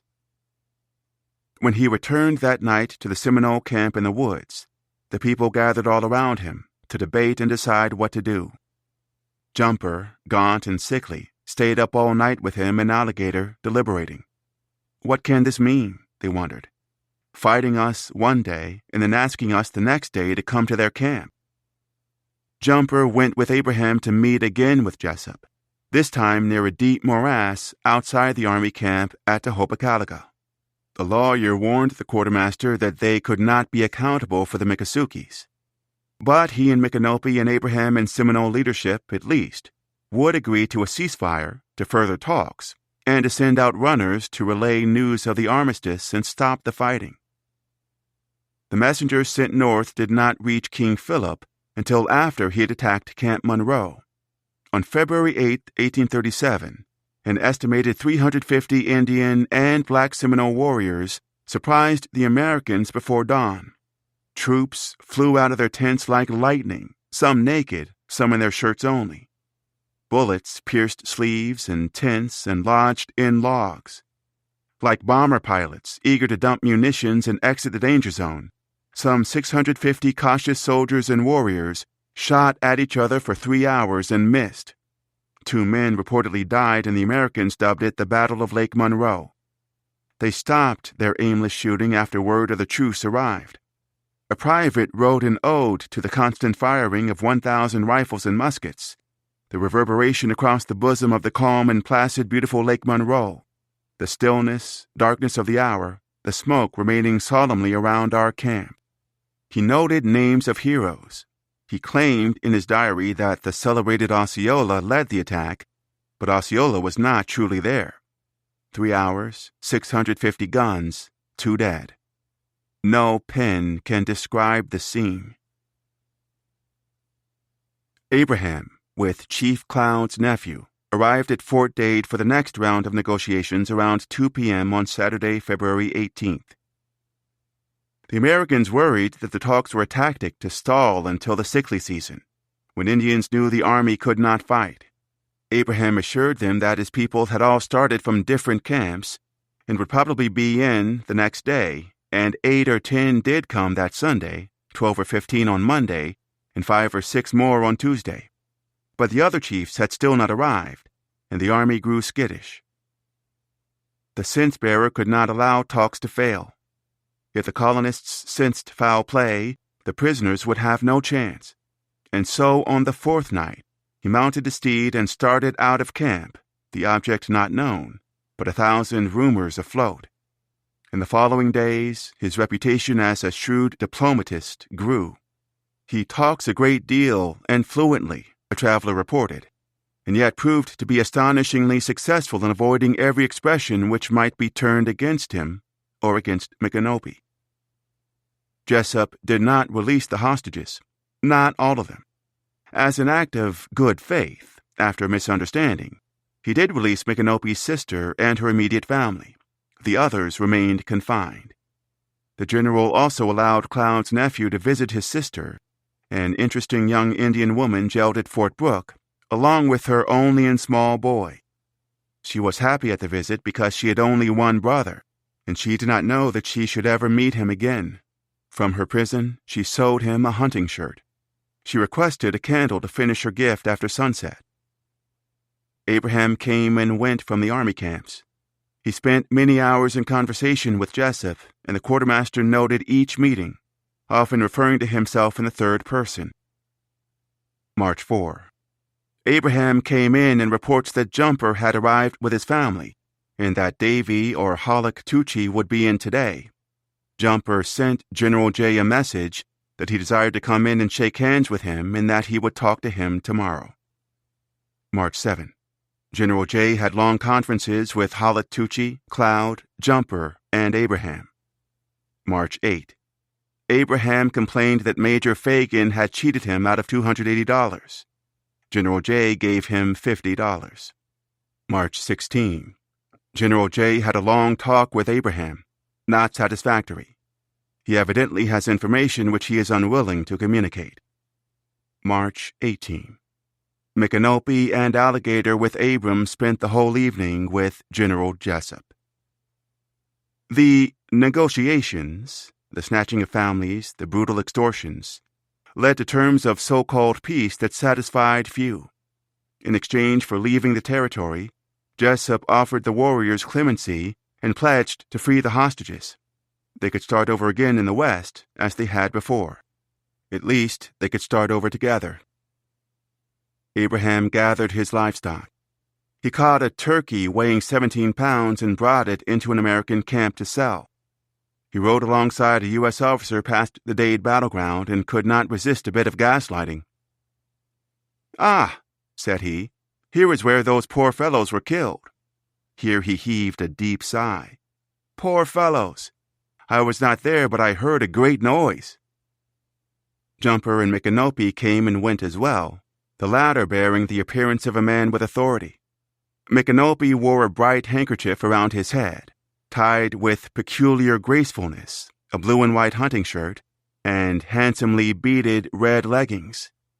After news spread that the chief had agreed to leave the territory, the white men no longer described him as a plump, decrepit zero. "Micanopy is not the fat old fool we thought him," a surprised American explained, in an Army and Navy Chronicle letter, but is in fact certainly possessing good sense and actually exercising regal powers. The chiefs dined on Jessup's fried ham, stewed turkey, and salmon, and drank his wine. Jim Boy sauntered in after one meal, evidently disappointed that he had not been invited. The mercenary did not yet grasp that his claims on Abraham's people were mere points of leverage, threats for the negotiations to be bargained off. The demands of local white residents, many of whom had lost friends and fortunes, were a trickier matter for Jessup. The commander likely did not expect the absolute vitriol directed his way by angry settlers. Floridians were beyond upset at the terms of the peace deal. "The opinion is very generally expressed here that General Jessup has begged the Indians off," the Florida Herald reported, "and that the honor and dignity of his country have been entirely overlooked. Every advantage to the native peoples granted by an older treaty, it seemed to locals, had been upheld, with every disadvantage ignored. No provision had been made to our despoiled citizens for property destroyed and captured." "Is this justice?" the editorial asked. Florida planters were just as blunt in a public letter to the Secretary of War. Such a termination of the war would be an absolute and clear triumph to the Indians, they warned. Any peace deal on such extraordinary terms was a virtual suing for peace on the part of the United States. The Army's misnomer capitulation was no win. It was a sacrifice of the national dignity. Jessup had to spell out the political sway and martial power of the Black Seminoles to Hernandez, the enslaver who lost 3 forced labor camps. The Indian Negroes have heard of an act passed by your legislative council directing that they be sold to satisfy the claims of citizens who have lost their property, Jessup wrote the militiaman. If such an act has passed, it would be the extreme of madness to attempt to carry it into effect. The commander petitioned the governor on the same point. The Negroes control their masters, he warned Call, and they have heard of the act of your legislative council. Any attempt to interfere with Indian Negroes, he cautioned, would cause an immediate resort to hostilities. To Abraham, in early April 1837, the Miccosukes remained the greatest unknown of many. Jumper believed that they would fall in line, that without the Seminole majority, the Miccosukes were too weak to hold the country. But there remained the threat of warriors who, regardless of the loved ones held hostage, viewed any deal with Jessup as a betrayal and saw Abraham as another Chief Amathla and wanted him dead. 15. Waiting for Osceola.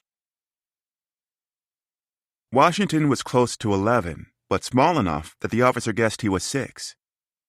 Abraham's son seemed to have hardly ever seen a white person before visiting Fort Armstrong on April 2nd. In camp, Washington recognized his Indian pony, fast and slim, and about as large as a 2-year-old colt, which had been taken by the army in a raid, and wept.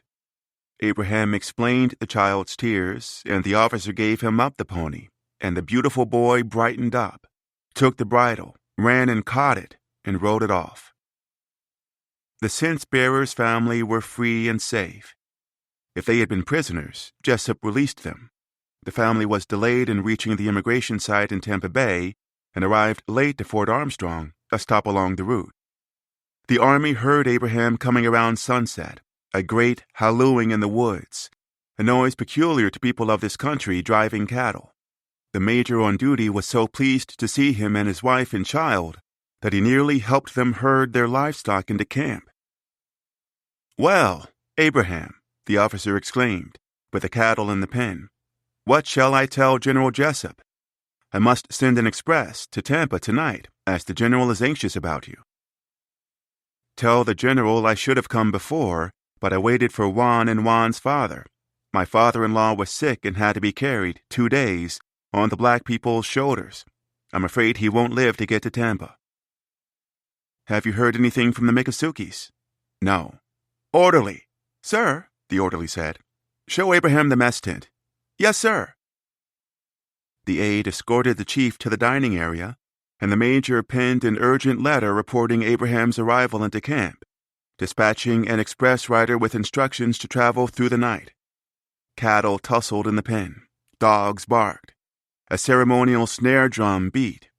In the dimness, under whip and spur, the rider tore into the woods. Sentinels cried out, "Who comes there?" All around the pickets, soldiers shouted back their names. Abraham's wife was frightened to death. Tiny, Washington, and her husband slept in a tent beside the camp commanders. "We have to treat them with great consideration," the officer wrote to his own son, "for fear they will not come in." The major explained to his little boy that the renowned cense-bearer had been the terror of the white people for the last year, and that no action was complete unless Abraham was reported to be in it with his big gun. The black Seminole chief left 21 bovines in the pen, a fraction of his large number of cattle, and left Fort Armstrong the next morning with his family and the rest of his herd, heading south on the Fort King Road toward the ships that would take them west, hoping his father-in-law would survive the journey. They passed the battlefield where he defeated Dade and a sinkhole of sweet, cold water. Crossing the Little Withlacoochee through a low-lying swamp, they reached Fort Dade on the Big Withlacoochee on April 3rd. Oak and Blackjack led to sandy savanna, to Hagerman's Hole, where travelers were wont to camp. 21 miles to Fort Foster, 14 to the Little Hillsborough, and 7 to Fort Brooke. The sick man in their care may have been King Philip, possible father to Abraham's son-in-law.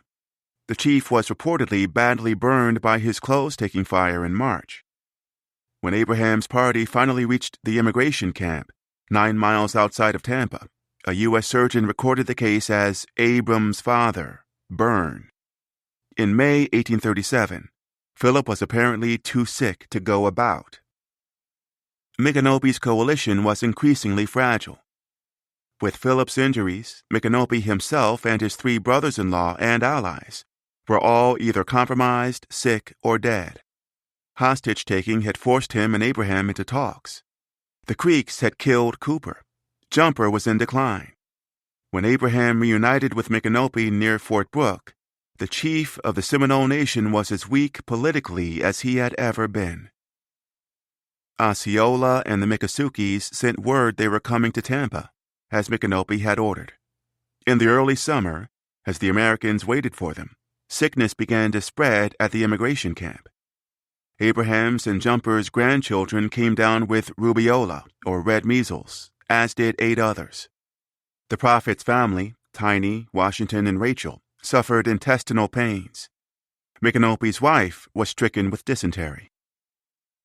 The interpreter and his family camped and drew rations. Black Seminole fathers and husbands of hostages endured. Many of the Indians inspected a steamboat waiting in the harbor to take them to New Orleans to start their journey. The African Seminole John Horse stole some horses. Jumper informed the army that his life and that of his son had been threatened by the Indians. Micanopy and Abraham deposited money with the army for safekeeping. Micanopy left a considerable sum of money, about $1,000. Abraham also put down a considerable sum. The Miccosukes needed more time to sell cattle, to gather their people, to reach Tampa. Jessup twiddled his thumbs and stewed and hoped the war was over. April turned to May, and the Miccosukes did not arrive. The army waited for Osceola, the killer, the leader of the war, but he did not show. Judge Reed, the next territorial governor, knew that the laws were made for him. He was surprised when an acquaintance argued that a black man, a free man, had as much right to be president of the United States as Andrew Jackson. "This is a government of white men," Reed noted in his diary, disturbed by the comment. "Made by whites for the benefit of whites." Locals expected their pound of flesh. Reed deposed suspected enemy collaborators personally in St. Augustine. So did Mayor Gould. When Gould learned that the Seminoles had smuggled gunpowder through his city, he petitioned Jessup to send him all those with knowledge of the plot. But the quartermaster did not. Abraham was not summoned. The prophet's go-between, Ned, faced no punishment. The statesmen in Tallahassee repealed their law aimed at the black Seminoles. Jessup shielded Abraham's people. White supremacists bristled.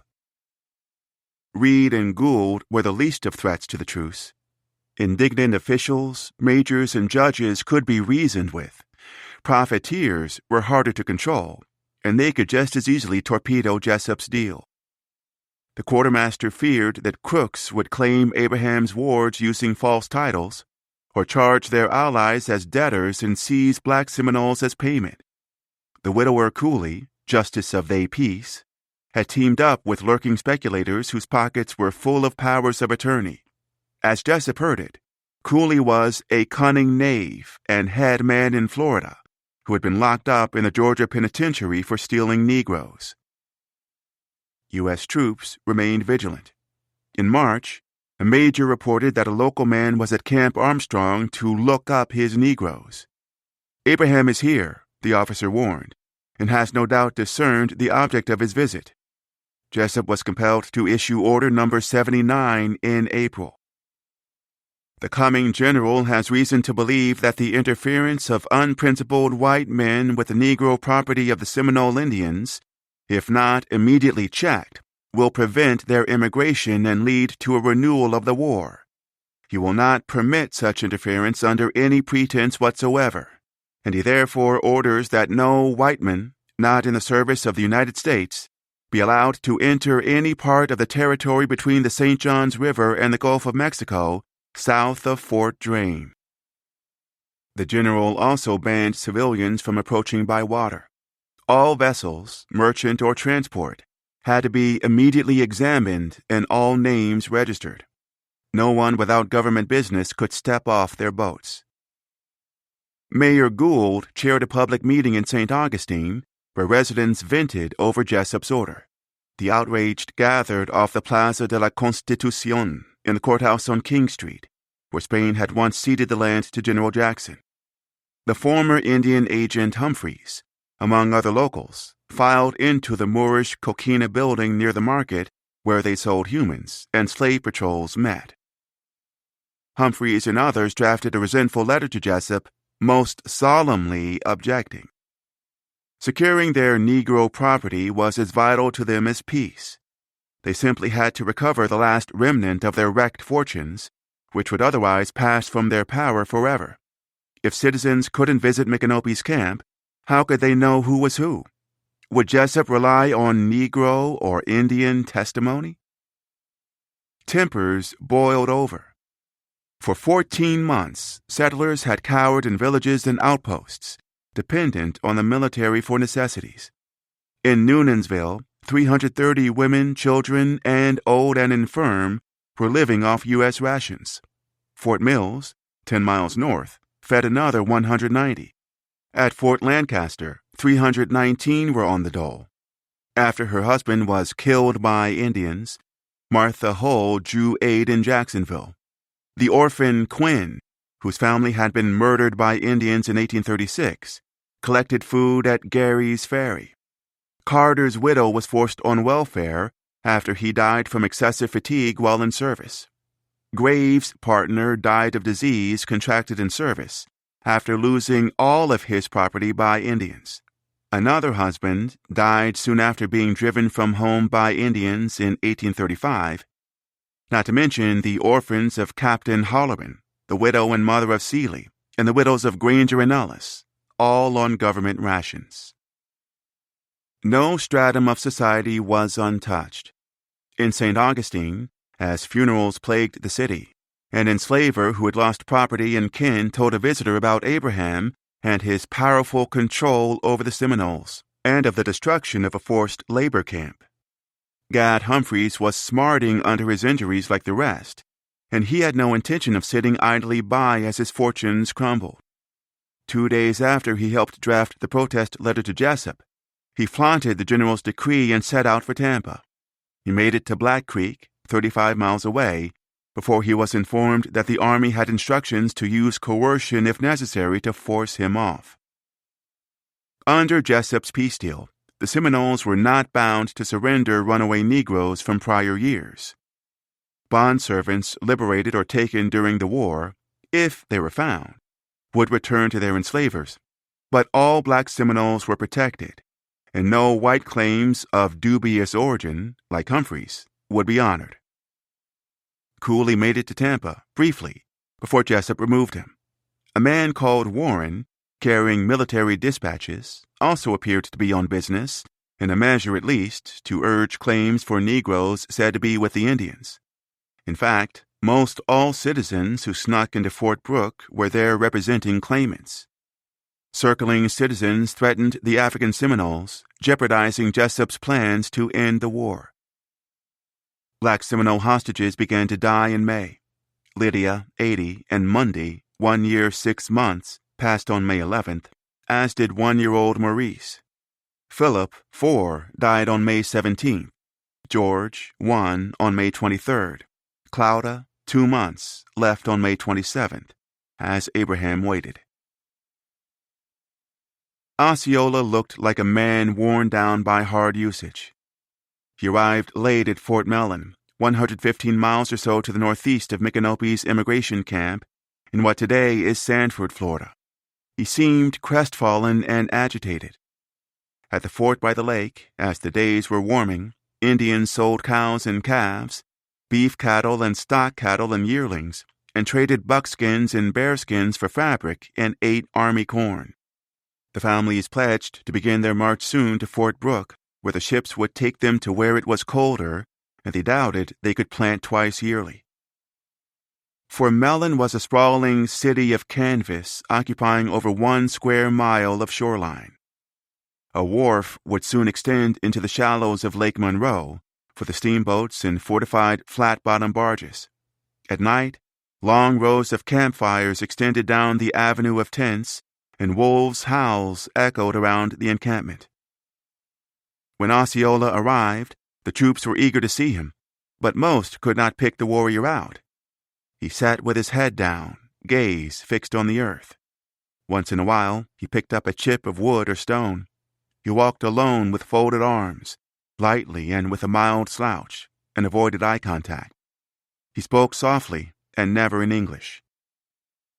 The Creek enforcer only seemed to transform into an entirely different man after starting up a ball game, after the warriors stripped down to their breechcloths, after the athletics began and he lost himself in competition. His voice sounded out the loudest. He yelled in a high pitch that had likely scared Wiley Thompson before he died. Ball games were played every evening behind the camp on a wide, level plain on a perfectly cleared parade ground, an area about 200 acres. Different types of ball games had distinct rules and often pitted men against women. The variation that Osceola played at Fort Mellon in May of 1837 seems to have been the brother of war, two-goal style, where the objective was to launch a ball the size of a fist, of deer hide sewn with sinew, through two perpendicular poles at each end of the field, using sticks resembling lacrosse rackets. In that version, bands vied against each other in an exceedingly rough game where deliberate efforts were made to put good players out, and limbs were frequently broken. The brother of war version was used to settle disputes rather than resorting to open conflict. Osceola may have matched up against the friendly Creeks assembled at Fort Mellon. If he did, the contentious contests truly did pit brother against brother, with Creeks who fought for the army facing a Creek fighter who wouldn't.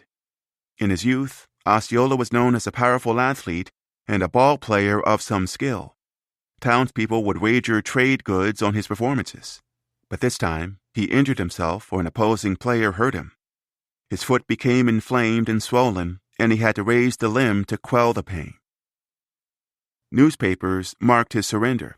Troops scribbled in journals about him and wrote about him to relatives. A soldier described him in a letter to his parents as the most active and smartest Indian in the nation. Fort Mellon's commander wrote up jittery reports to Jessup regarding Osceola's intentions. The rebels said all the right things.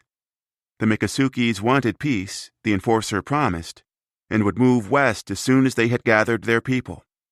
The ranking officer gave him tobacco and let him sleep in his tent. Osceola dined and drank with the colonel and promised that he was a trustworthy man and would abide by Micanopy's order. The news from Fort Mellon was encouraging. "I will pledge my life," a report read, "that all will go well." The mercenaries had done their jobs. Kidnapping the families had worked. Americans could finally enjoy the successful and glorious termination of this horrible war. Soon enough, the country would have no choice but to sing General Jessup's praises, and even the most slanderous and bitter tongues would concede his triumphs. The quartermaster had covered himself with glory, and would soon subjugate the malignant but truly brave Osceola. "They are anxious for peace, there is no doubt at all," a letter promised. In late May, a report shook Jessup from his stupor.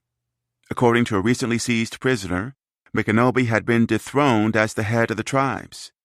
The Miccosukes now ruled the nation. Micanopy was blindsided and first heard the news from Jessup, who also had no idea how the Miccosukes pulled it off. Not even Abraham saw it coming. The army knew close to nothing about the new leader, a man locals came to call, simply, the devil. 16. The Old Man.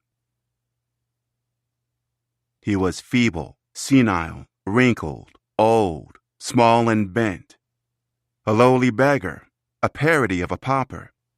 Before the war, Abiaka appeared at the American camp as a meager, withered fisherman, hawking his catch to support his poor family. In Tampa, troops bought his trout and dismissed him as a gossip, the town pump. None of them knew his name, so they borrowed one, Sam Jones.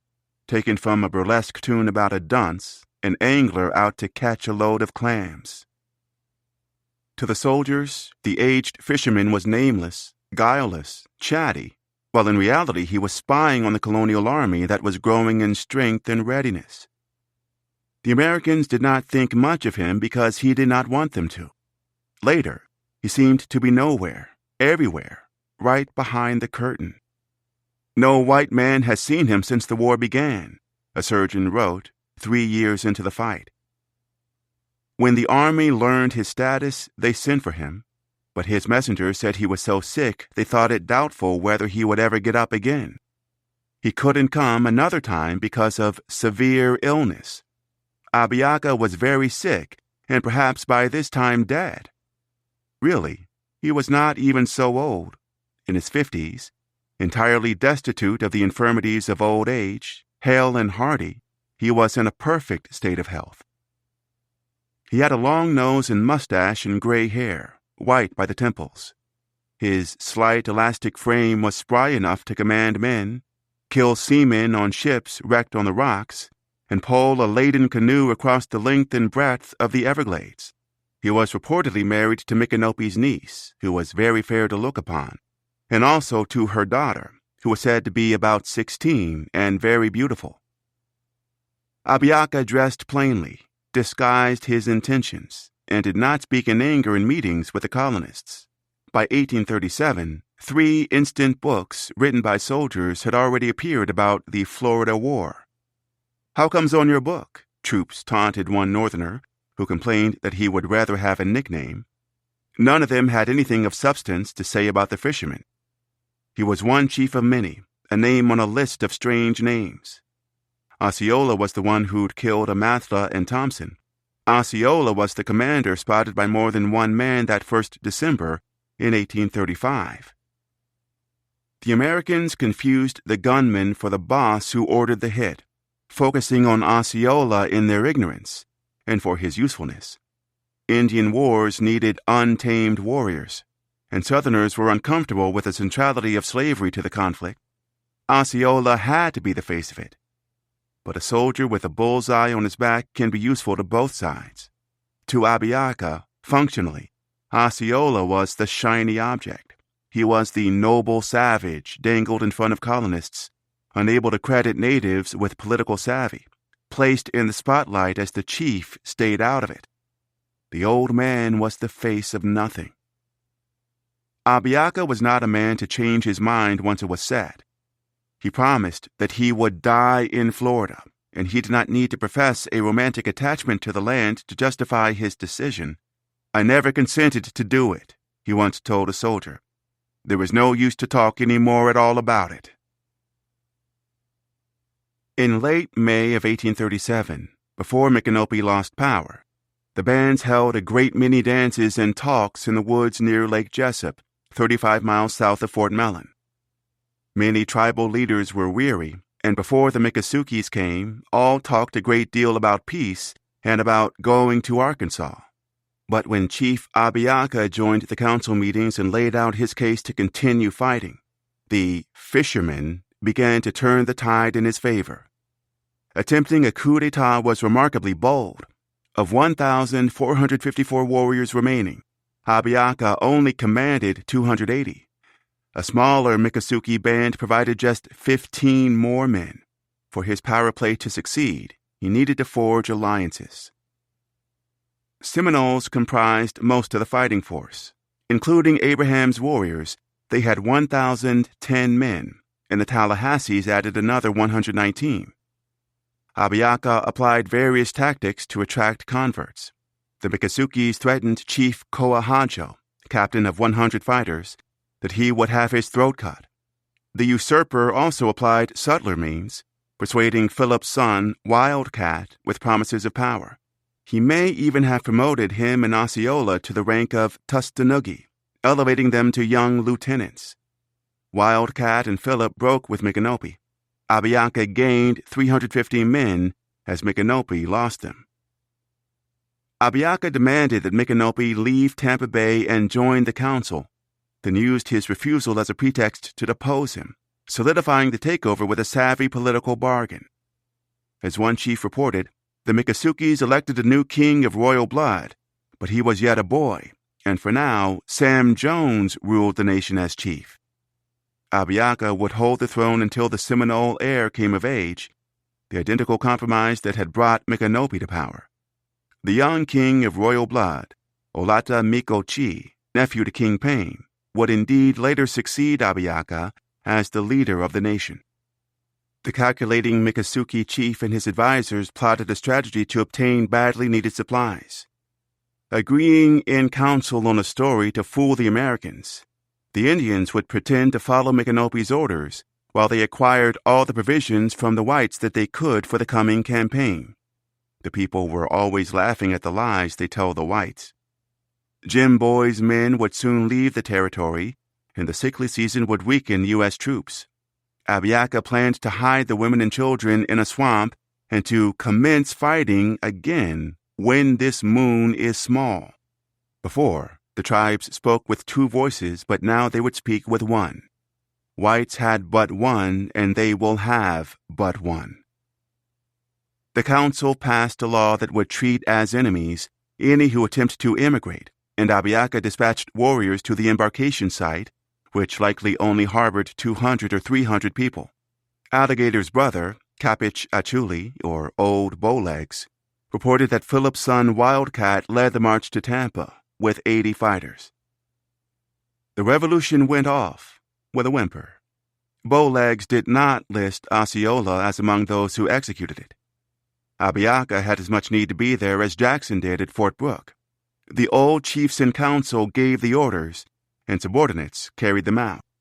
Wildcat prevented another band from reaching Tampa, then confronted the former head chief.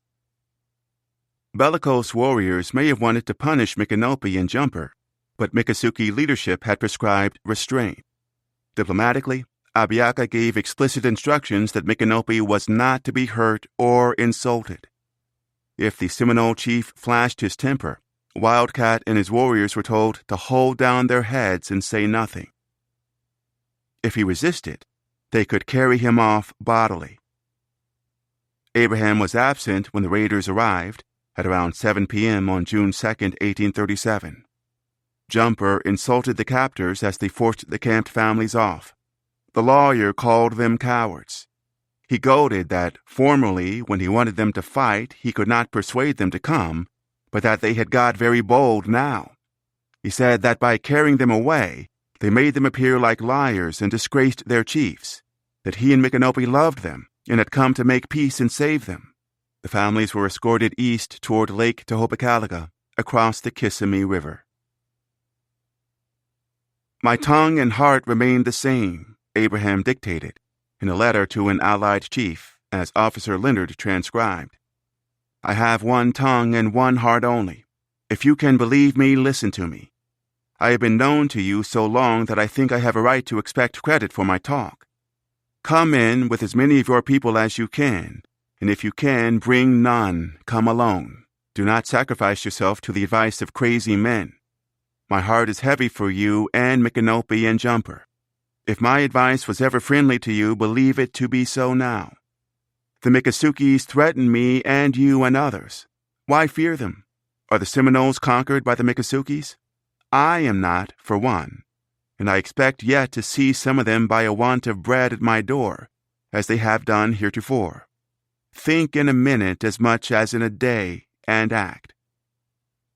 When the coup unfolded, the interpreter was 9 miles away, near the pickets of Fort Brooke, guarding his family and the interests of the 90 African Seminole hostages and an estimated 55 Native American captives, mostly women and children, who were now imprisoned at Tampa. Land could be replaced, painfully. Loved ones could not.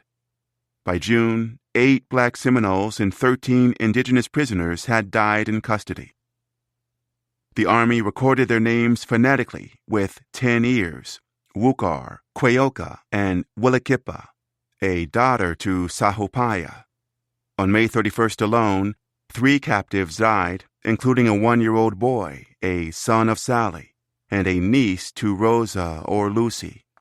That was the day Abraham had heard the news that 100 Indians were on the march to Micanopy's camp, and the cense-bearer moved his family to Fort Brooke.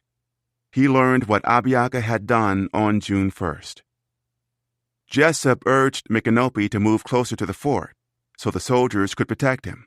Micanopy replied that his people were not his enemies. The chief did not believe he was in danger. He would simply wait at his present ground till they come. He explained to the commander, "When the 100 men come, I will find out what they want to do." "What good will that do?" Jessup protested. "They will carry off your women and children, and talking will do you no good." "Yes," the chief muttered. Micanopy and Jumper returned and waited, without Abraham. After he was deposed, Micanopy sent an envoy to Jessup with assurances that he would still abide by the treaty, that whatever others might do, he would never raise his band against the army again. But the general was so infuriated that he seized the messenger and shipped him to New Orleans with the other prisoners. By order number 116, 23 Indians, the envoy, and 90 black Seminole hostages were dispatched to Louisiana. Jessup promised to enslave the latter group, the greater part of them having been captured by the friendly Creek Indians as their property. Abraham would have watched the prisoners depart. That summer, he and his family lived among the extorters. Tony Barnett was with them, likely with his own family. 48 black Seminoles came into Tampa the day after the coup, but were turned away. The interpreter could not know if his deal remained valid. He had to wait, day in and day out, by the outpost. Drums and bugles at sunrise, breakfast, dinner, and into the day, and other rhythms to call the sick to the hospital, and grunts to their labor. Hostlers tended to the horses. Sawyers sawed, carpenters built, blacksmiths hammered, wagoners drove in and out of camp, and the collier burned wood to make charcoal. Troops indulged in debauchery. Soldiers had to drink. The water at Fort Brooke was so horribly bad, so filled with iron sulfate, it cramped stomachs. Even coffee hurt to drink. Claret wine, at least, kept them hydrated. At one point, 11 a.m. rations included a half cup of vinegary whiskey mix dubbed Catalonia wine. Troops didn't only sign up for service on a drunken dare. Men stayed drunk, played cards, gambled, picked fights, challenged each other to duels, and generally proved to be troublemaking rowdies. In St. Augustine, soldiers enjoyed all sorts of rioting and drunkenness. The rampant problem was so severe that most troops were ordered to a fort 7 miles outside the city in consequence of their being constantly in a state of drunkenness. At Fort King, an officer nicknamed the Baron kept getting arrested for his hedonistic tastes. "Nearly the whole garrison is, at this moment, drunk," an officer reported. At St. Mark's, many of the soldiers were found intoxicated. Men were so undisciplined and reckless, they went on drunken raids to loot settlers' homes. A doctor was awoken once by the howling of wolves, and once by the howling of a drunken soldier. Pages of the Army Order Book at Tampa filled up with charges of unsoldier-like conduct. Militiamen had the worst reputations of all. Full 1/2 were extremely ignorant men, capricious, acknowledging no rule of action but prejudice. Indian families feared the militia and nicknamed them round hats for their circular headwear. Abraham had no good options. The army could not be trusted. Even Jim Boy's loyal mercenaries, who left Florida entirely broken down, had been betrayed, their wives and children forced west in their absence. The ship carrying Jim Boy's family sank and 4 of his children drowned. Abraham's hopes could end just as horribly. If he had abandoned the prisoners, the Miccosukes might have forgiven him, as they had Micanopy and Jumper. But after the cense-bearer rebuked Abiaka's orders, he became a marked man. Not long after the coup d'etat, the Miccosukes ordered a hit on the interpreter and assigned 20 warriors to kill him. The chiefs were now opposed: Abiaka, the old man who had not abandoned the land, and Abraham, the prophet, who had not abandoned the people, who faced death on all sides, with only the slimmest path out. 17. Live. We do not live for ourselves only, but for our wives and children. Abraham, 1837. Hisagida, live. Jessup sat inside his headquarters, dejected, composing disappointed, demoralizing reports. I have now to acquaint you with the entire failure of the scheme of immigration, he began, in his letter to the Commissioner of Indian Affairs. I have the honor to report that this campaign, he dutifully informed the Adjutant General, has entirely failed. Despite his military successes, he explained to the U.S. Secretary of War, the measure of immigration has entirely failed. The American general blamed everyone and everything he could think of for the implosion. He blamed the measles and insulted Micanopy.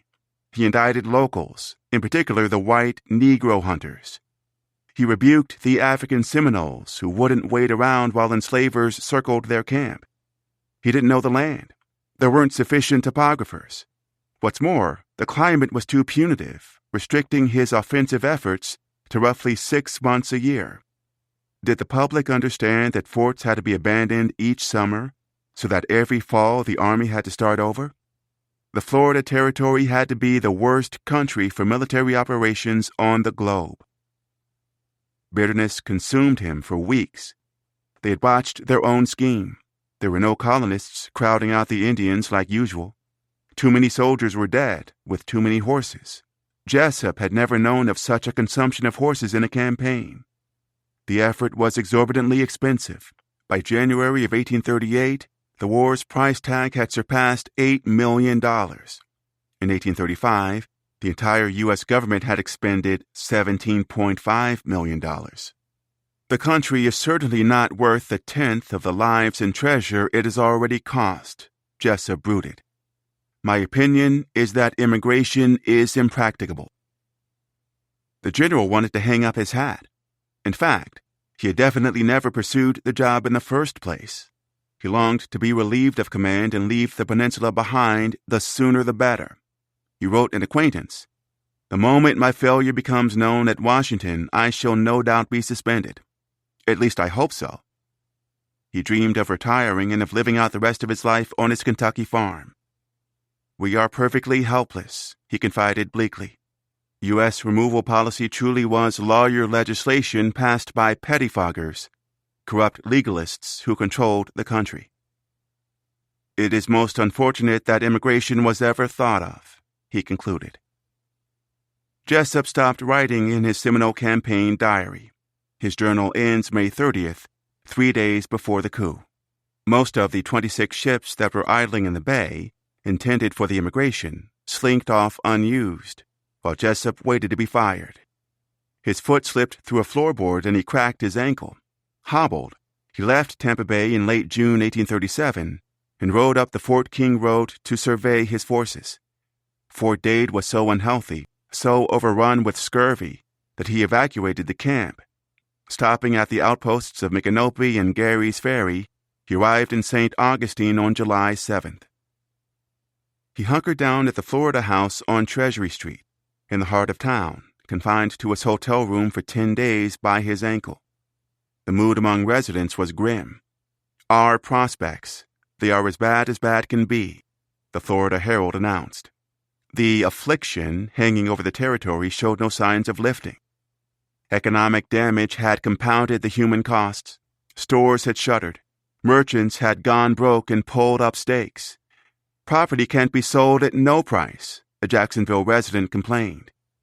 The war in the peninsula was bad for business, vile to investors, repugnant to would-be settlers, and poisonous to the goal of statehood. "Let us be a state," an inhabitant declared that 4th of July. "Florida in the present war has suffered most, done most, and has been abused most. Instead of begging for, we will then demand our rights." Locals felt the territory was ready now to join the Union, to take her stand among the matrons of the Confederacy and become the mother of statesmen and patriots. They had to blame someone for the fiasco that had dampened their dreams. It is now ascertained and is honestly admitted that General Jessup's policy has been a complete failure, the St. Augustine newspapers reported. The same men who were prepared to glorify the quartermaster as the hero of the Seminole War now railed against him as a dupe and an imbecile. One of Jessup's top officers agreed, reckoning that the enemy had completely outwitted the commander. For as little as the army understood about the tribes, finger-pointing was natural. A year and a half into hostilities, military leaders still had scant idea of how bands were organized or how power was wielded. Reporters who described all the Indians as Seminoles could hardly grasp the Seminole and Miccosukee fissure, let alone explain it to a baffled public. Colonists concluded that the lying Seminoles had tricked them. Everything Jessup learned pointed to Abiaka, but he could not accept that the chief had outfoxed him. The general grew much depressed in spirits. Punitive fits punctuated his sorrows. He spent his hours ordering courts-martial and approving penances. He had deserters tattooed with the letter D, locked drunks in solitary on bread and water, and sentenced miscreants to hard labor for up to 12 months with a ball and chain. He ordered men's heads shaved, 40 lashes on bare backs, busted men in rank, and had them drummed out of service. His letters to officers were blunt and bloodthirsty. Secure all the chiefs you can get hold of, and all the warriors too. Seize all the Indians you can. Seize Wildcat and his brothers. Take King Philip and all the family, and as many of the people as possible. And if the chiefs come in and you can make them drunk, seize them in that state and secure them all in irons. If the Creek warriors caught Osceola before leaving, they could dispose of him in their manner. Any who couldn't be grabbed had to be hunted and fought, meaning killed. As for the Negroes, Jessup ordered, they should be hung up as they are taken. He saw but one way to remove these people, and that was to exterminate them. Despondence yielded to rage. If the public could stomach it, he could use bloodhounds. Maybe, instead of quitting, he would recruit 1,000 Shawnee, Miami, Delaware, and Sioux Indians to his cause.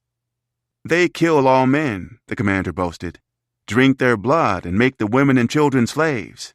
Maybe then he would succeed in sweeping his adversaries from the face of the earth. Cooped up in the Florida house, ankle swollen, he aimed his wrath at the cense-bearer. Abraham, he insisted to the ranking officer in Tampa, must be closely watched. The quartermaster was certain that when hostilities renewed, the interpreter would take the first opportunity to abandon the army. He ordered Fort Brooke's commander to move the chief inside the pickets and arrest him and Barnett at the first signs of Indians. July 23, 1837. The interrogation of Chief Sawanok Tustanagi, known as Abraham, was notable for the information that the subject refused to provide. The interview probably took place inside Fort Brooke's Seminole Agency, in a log cabin west of the saltwater swamp and the ancient Indian mound, a bygone relic. The interpreter named the heads of 16 bands, with robust estimates of their strength, a rough sketch of the players. He would not divulge anything about black Seminole bands, the location of the enslaved peoples freed from the camps, or where the warriors might be. The number of runaways cannot be obtained, the interrogator reported, nor can Abram give any accurate information about the Seminole Negroes. A Creek captive contributed 3 additional bands to the grand tally. Osceola and Wildcat, fierce warriors, ranked highly by Jessup, did not make the list. Of 19 chiefs and sub-chiefs in the final report, Abraham commanded more fighters than 12 of them. A third prisoner interviewed gave up a list of Negro warriors captained by Abraham and names of the African Seminole Company commanders and their soldiers. An interrogation of Chief Alligator's brother, Old Bowlegs, on July 24th, yielded current locations. Philip, Abiaka, and 5 smaller bands were camped on the west side of the St. Johns, 2 days south of Fort Mellon, with 870 warriors. Micanopy, Jumper, John Horse, Alligator, Cloud, and a number of minor bands were across the Kissimmee with 440. The Tallahassees were a short day's walk northeast, with 119. Chiefs Micanopy and Jumper, defying Abiaka, were not swayed to his cause. A sizable contingent remained faithful to them. Forcing the two Seminole leaders from the immigration camp was far easier than forcing them to fight. Abiaka yielded great influence when they were not in council, but with their return to the field, both Micanopy's and Jumper's voices countered his, refuted the coup, and resisted the call to war. In his way, Micanopy protected Abraham, sending word to Tampa that he missed and wished to see his old friend. Abraham likewise reminded the lieutenant of his close friendship with the Seminole chief, which was no doubt reciprocated. He reaffirmed his worth to the anxious Americans and their need for him. "I've watched Abram closely since he has been here," the officer wrote to Jessup. "I beg leave to state to you some of the circumstances of his conduct, in the hope that you may be induced at least to suspend the order for his confinement. He knows that by deserting us he would forfeit the liberty of his family and his property, if not his life, and he has too much sense to risk all these interests." The interpreter made no professions of gratitude to the whites. He acted from cold logic. Locking him up would be a tactical blunder. "Abraham is obviously a great man," the lieutenant wrote. Indian signs were found near Fort Brooke. In August, parties of considerable strength circled and horses were stolen, but Abraham was not placed in irons. 7 storms hit Florida. 5 soldiers drowned. A packet schooner disappeared, killing another 15. Gale-force winds flattened 19 houses in Fernandina, tossing trees over the roads. A market house was carried away. In St. Augustine, gusts cracked the hull of the steamboat Florida and grounded another ship at the mouth of the St. John's. In Jacksonville, the public wharf was shredded. The storms were not matched by gunfire. The frontier was mostly quiet. Indians visited the reconstructed Fort King in a most friendly manner. Express riders passed through the interior unmolested. Forts abandoned earlier went untouched. The influence of Micanopy and Jumper had prevailed to prevent a renewal of hostilities. On August 20th, 1837, Jessup met near Fort King with a Seminole chief, a Seminole subchief, and a Miccosukee subchief. The native emissaries explained that it was the desire of the whole people to be at peace, but that the tribes had an old man among them, Apiaka, Sam Jones, who gave them bad advice and caused most of the recent difficulty. They said all except Jones expressed their anxiety for peace. "I have 180 of your prisoners, including Negroes," Jessup told them. "If you spill a drop of blood, I will execute them man for man." The quartermaster refused to acknowledge Sam Jones as a chief and dismissed him as a fool, a knave, and a liar. But even Jessup saw that Abiaka could not be both a lone irritant and chief of the nation. He believed that the envoy's true goal was to convince him to open a trading house. The families were running low on necessities. Following the meeting with Jessup, the tribes held a private council in which Coahancho argued that the fight was not practical because of their limited supplies. He addressed old Yaqui, Abiaka, from morn to midnight. Yaqui became so mad that he several times left the council.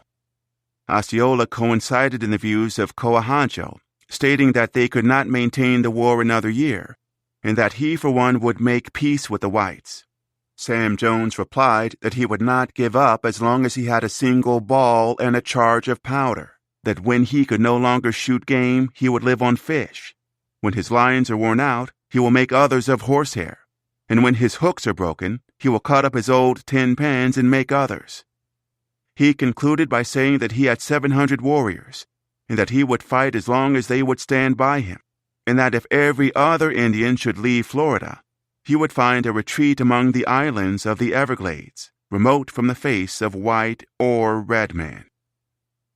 A Miccosukee subchief with family among Jessup's captives agreed with Osceola and pushed for a truce. Abiaka, to be sure, was less burdened than many Seminoles. Of the 180 U.S. prisoners, 18 were Miccosukees. But the chief also exercised what a witness described as 100 times the power and influence of Osceola. Above all, Abiaka inspired the will to endure. Jessup decided to retain command, resume his terror campaign, and try to salvage his damaged reputation. He planned to muster an additional 4,100 regulars, 2 spy battalions, mounted brigades from Georgia, Kentucky, and Florida, and a regiment from Louisiana. He was also intent on hiring the 1,000 northern Indians who, he repeatedly bragged, kill all the men, take their hearts out and drink their blood, and make slaves of the women and children. On August 13th, he pledged to enslave all captives. All who shall not have surrendered by the 1st of October, both black and red, will either be killed or made slaves to the northern Indians. After these Indians arrive, no peace can be made, for they will claim and must have the Seminoles and Miccosukes as slaves. All the prisoners already taken will be given up to them, unless their relations come in immediately and go to the West. If they determine on war, they must be destroyed or be slaves. On his return to Tampa Bay in late August, Jessup met with Abraham. They spoke of slavery and of freedom, and of terms of peace they could both live with. 18. Walk. The Indian runner was also furnished with a horse for the use of Jumper, whom he stated is incapable of walking. Captain Jarvis, 1837. Yakabida, walk. Jackson usually avoided liquor on account of his health, but this was a historic occasion. "Gentlemen," he told gathered friends, "let us drink a little Madeira." Jackson drank the wine and set it down and lit his cob pipe and puffed on it. Smoke whirled around his thin, ice-white locks. He turned his thin frame toward the old clock in the corner. Enduring a long, painful silence, he watched the seconds tick off to midnight. "I am no longer President of the United States," he announced. "I am very glad to get away from all this excitement and bother." Before bed, he read from the Bible until his head hurt. He slept in the gloom of the White House after the oil lamps went out. In his 8,247-word farewell address, still the longest presidential goodbye in American history, Jackson did not bother mentioning any of the tribes in the Florida Territory. He only expounded, generally, on how he sought to protect Native peoples, on how removal of that ill-fated race was humane and paternal. Then the so-called Great White Father left Washington City for good, for his private forced labor farm. By the end of Jackson's second term, approximately 45,690 Native Americans had been forcibly relocated west of the Mississippi. The Cherokee, Chickasaw, Choctaw, Creek, and Seminole Indians, the 5 civilized tribes, were a fraction of the story. The Sac and Fox tribes surrendered lands in modern-day Iowa. Members of the Quapaw Nation were removed from Arkansas and Louisiana. The Pawnee people were forced to relinquish tracts in what became Nebraska. The Otos and Missourias forsook acreage in Missouri, and the Shawnee and Seneca tribes were pushed from Ohio. The Chippewa, or Ojibwe, Menominee, Miami, Ottawa, Potawatomi, and Winnebago peoples. The Kickapoo, the Wyandot, the Kaskaskia, the Peoria, the Piankashaw, the Waya, the Iowa, the Delaware, and the Osage. Michigan, Wisconsin, Indiana, Illinois, Kentucky, and Kansas. The Florida War would prove to be the longest, costliest, and deadliest of all of these efforts. By the time Martin Van Buren took office, Jackson had been singled out as responsible for the losses in lives and treasure in the peninsula. Removal was ugly enough when it was cheap. When failing was this expensive, it looked like madness. The Florida mess held up an unflattering mirror to the nation. To Jackson, the quagmire was a stain on his legacy. Back in Tennessee, the ex-president, a father of American Florida, could not get the territory out of his thoughts. He had deeply offended the settlers. "Let the damned cowards defend their country" was not a nice thing to say, and locals punched back when his words appeared in print. General Jackson versus Florida, a headline read, above all the sordid details. Was Jackson senile? Maybe he should take 50 women, like he bragged he could, and whip every Indian that had ever crossed the Suwannee.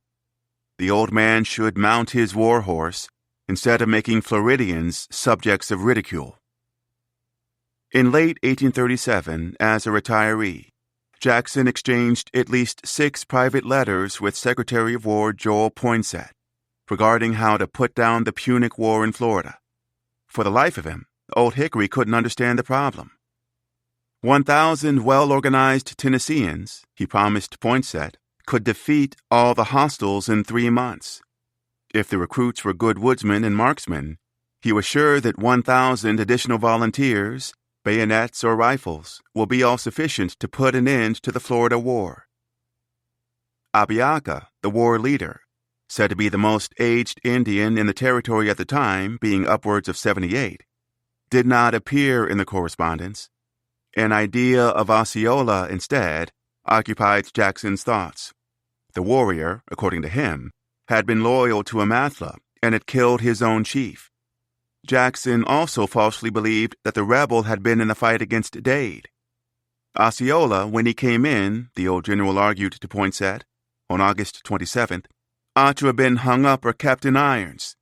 Except in this, I have no doubt General Jessup has performed his duty well under all the circumstances. Jessup may never have read those lines verbatim.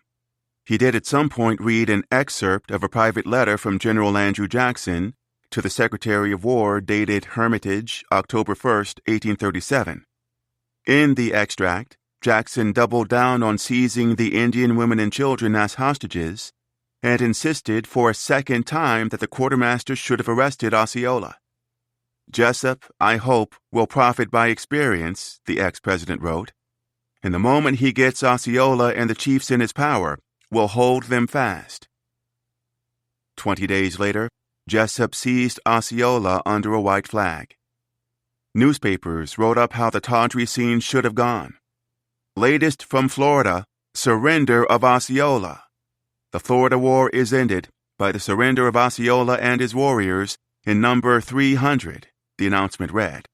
The great chief formed his men into line, leaned himself against a tree, and when the United States officer, who was deputed to receive him, came up, he approached him and gave up his rifle with all the grace of a fallen hero.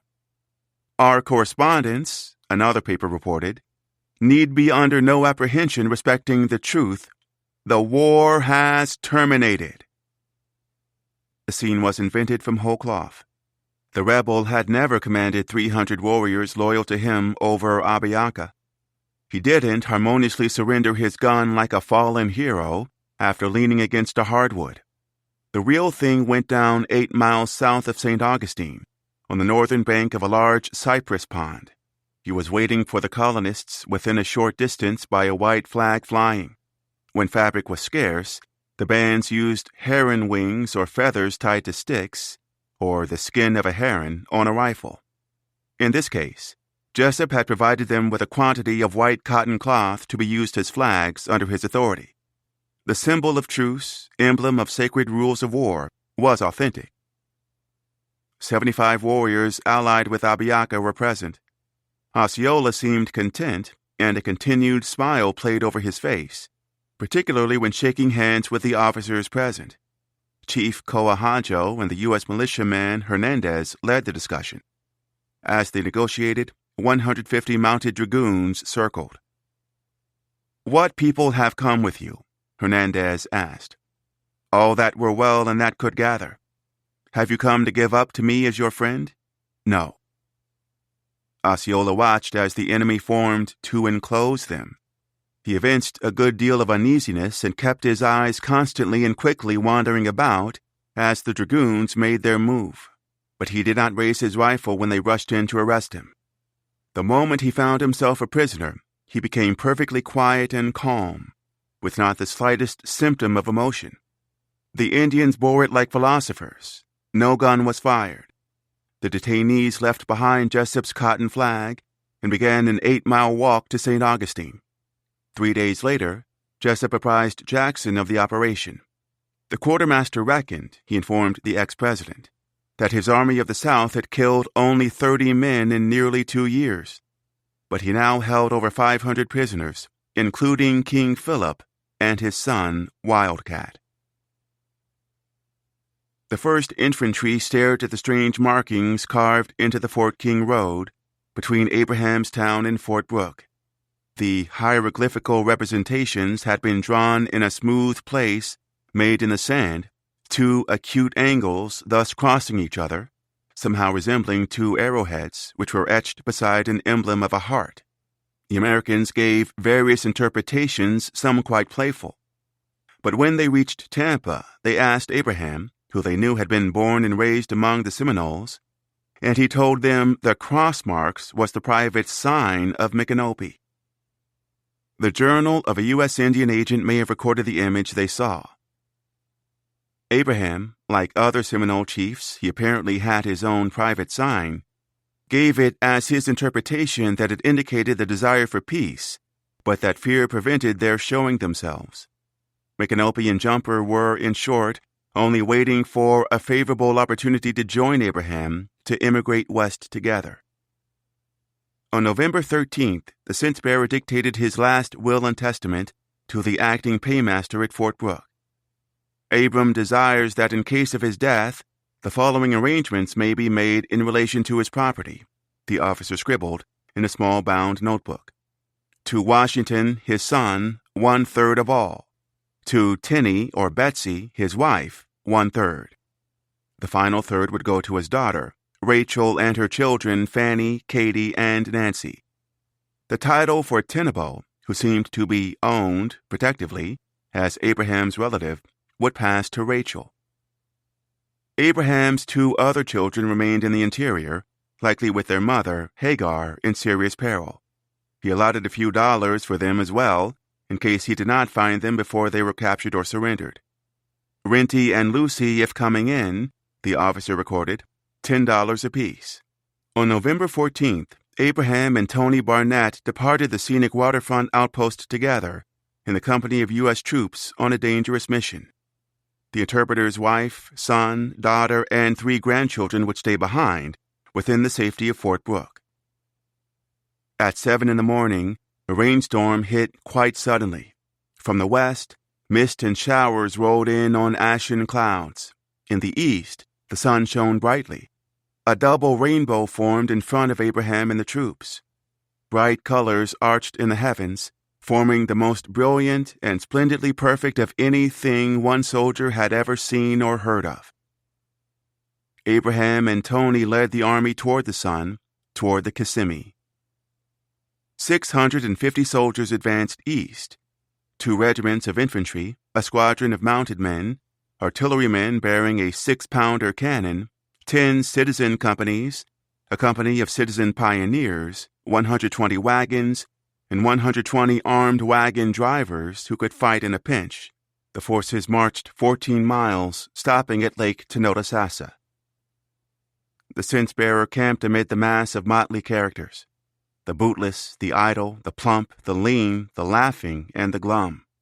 Next to the man of prayer, an officer reported on November 15th, you would find the infamously profane. The scholar settled in beside the consummate ass. Veterans dined aside newbies. The abstemious and the drunkard, the eaters of pills and of oysters, the busiest of the busy and the lounger of perfection. A ruffian with a nasty, obscene mustache supped with a boy of new-sprung beard. The musician, they of the flute, and he of the violin, and with the clans, clubs, gangs, the hunting, riding, singing, and sighing, the sickly and dying.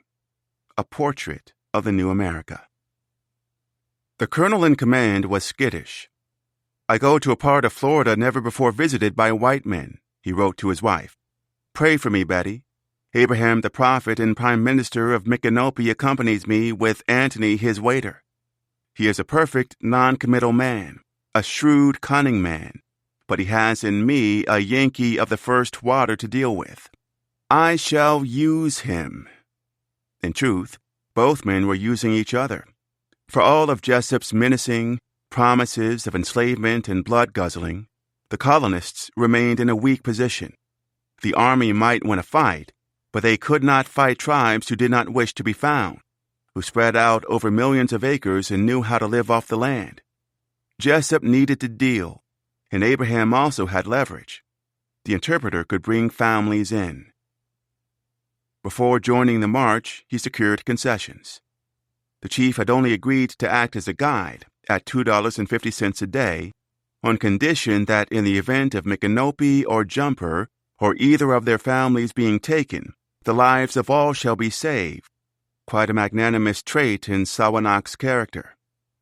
Every prisoner captured by the Creeks would be released, and all 29 African Seminoles who had been enslaved by Humphreys, who were liberated in Jumper and Barnett's raid, would have their freedom. Abraham walked the finest of lines. Miccosukee hitmen wanted his head. Florida statesmen wanted revenge for Dade and the ruined plantations. He was surrounded by Southern white men. Jessup had threatened in writing to hang him if things went sour.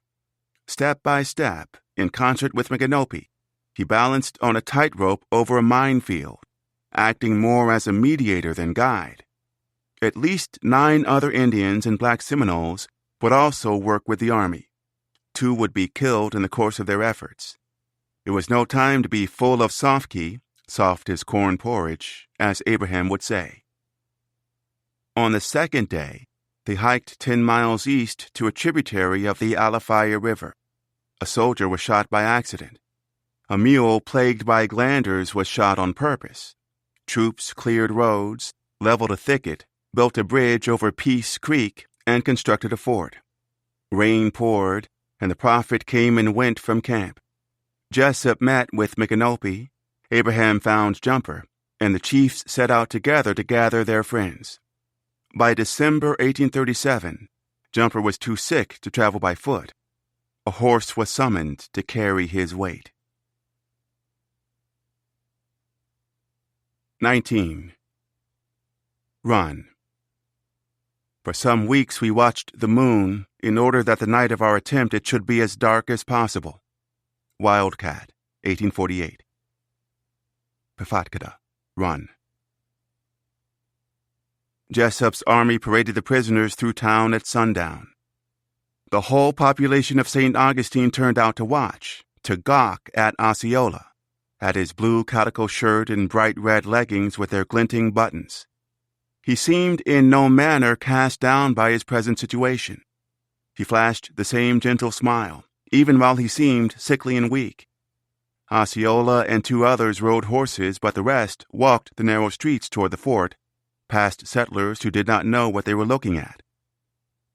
The Castillo de San Marcos was built to defend St. Augustine from pirates, to ensure safe passage to the Spanish galleons carrying silver from Puerto Bello, gold from Veracruz, and pearls from Cartagena. Convicts, Indians, and Africans axed out 150 million pounds of coquina from the earth, from the barrier islands, over 23 years, and barged the blocks over for the builders.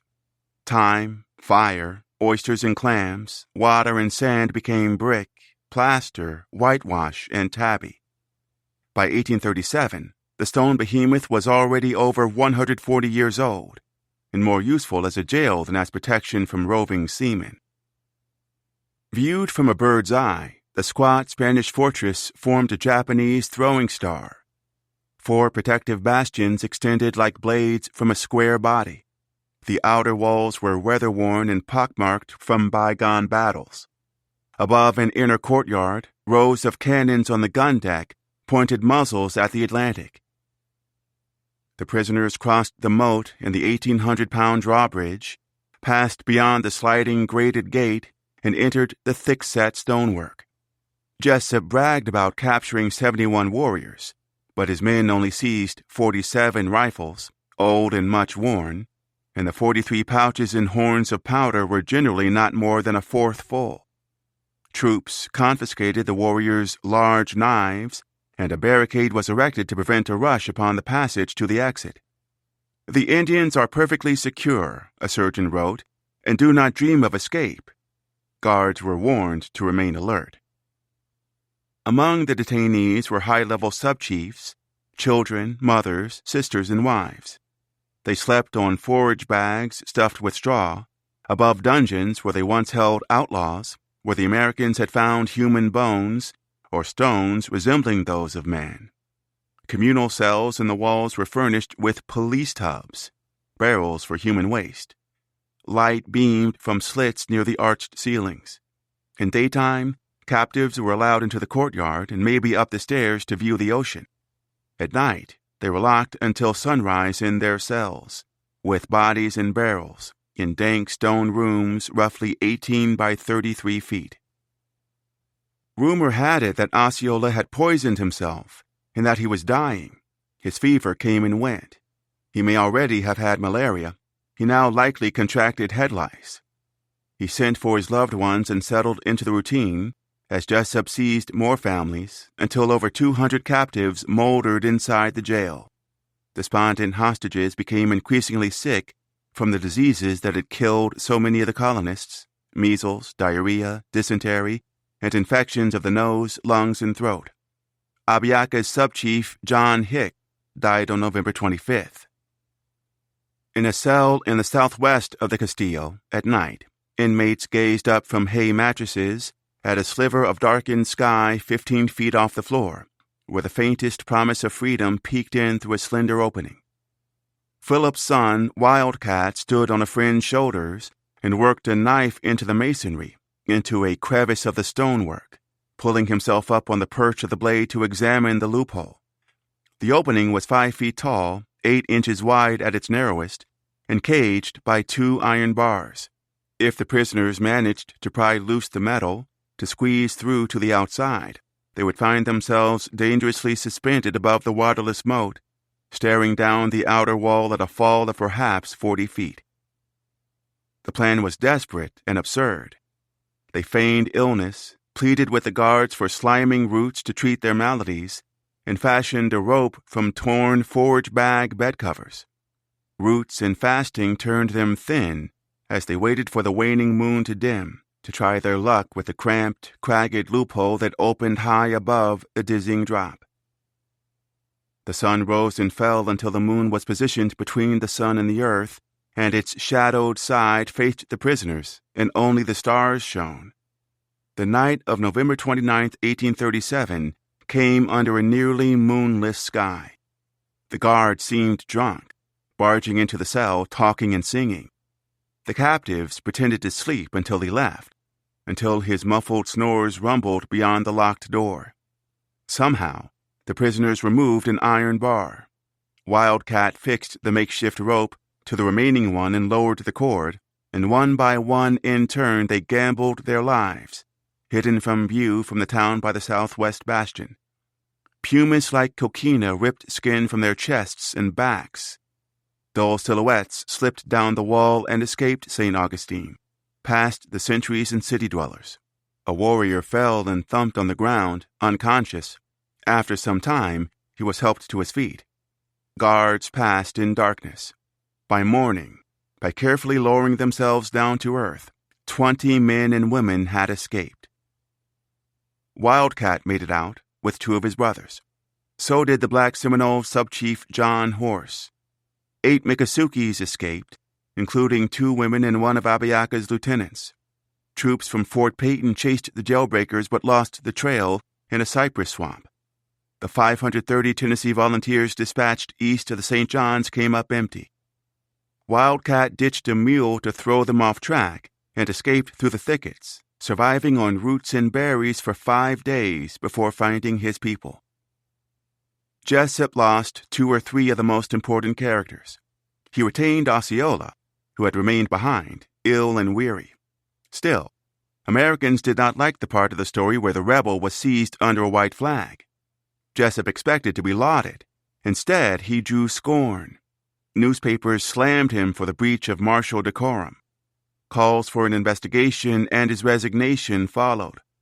He tried to wriggle out of it by framing Osceola for Abiaka's takeover. It wouldn't matter. For the rest of his life, the commander's reputation was sullied for capturing Osceola by treachery and fraud. Countrywide, the condemnation was nearly universal.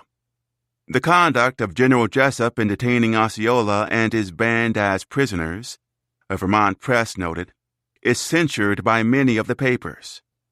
If the story was true, a Washington paper professed, it would represent a treachery disgraceful of the character of the country and a foul stigma on the American soldier. North Carolina's New Bernian warned that Jessup's betrayal had damaging practical repercussions. Will they respect treaties or keep faith with us in the future? The editorial asked. Never, never. Oh, shame, where is thy blush? The general's actions, the Southwestern farmer insisted, stood solitary and alone in the annals of the Republic. At least parts of the Deep South were on the quartermaster's side. In Mississippi, the Natchez Daily Courier declared that the beleaguered general should have snatched Osceola sooner to save lives. The rest was mockery. In Pennsylvania, a paper ribbed him in verse. Truly it seems our General Jessup found it hard to mix his Indian mess up, for though some of the chiefs he caught and them to prison safely brought, the Indians broke through the jail, giving for their return leg bail. By violating flags of truce, he caught Osceola in a noose, a breach of faith by every nation, esteemed a stain on reputation. But though the general thus by tricks thought he the enemy could fix, and though in bragging very tall, he couldn't climb a semi-knoll. The Memphis Inquirer wisecracked that as of its last intelligence, Jessup was busy scheming to capture a couple of indigenous women under a flag of truce.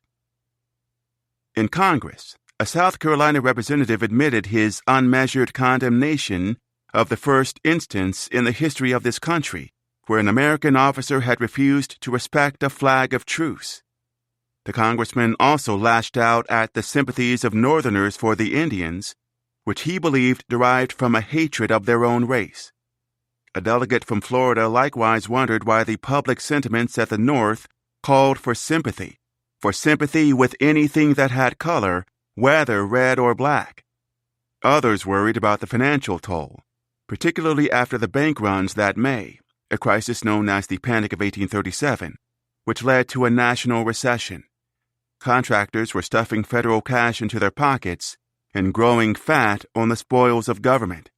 Wagons that should have been hired for $5 were leased for $10.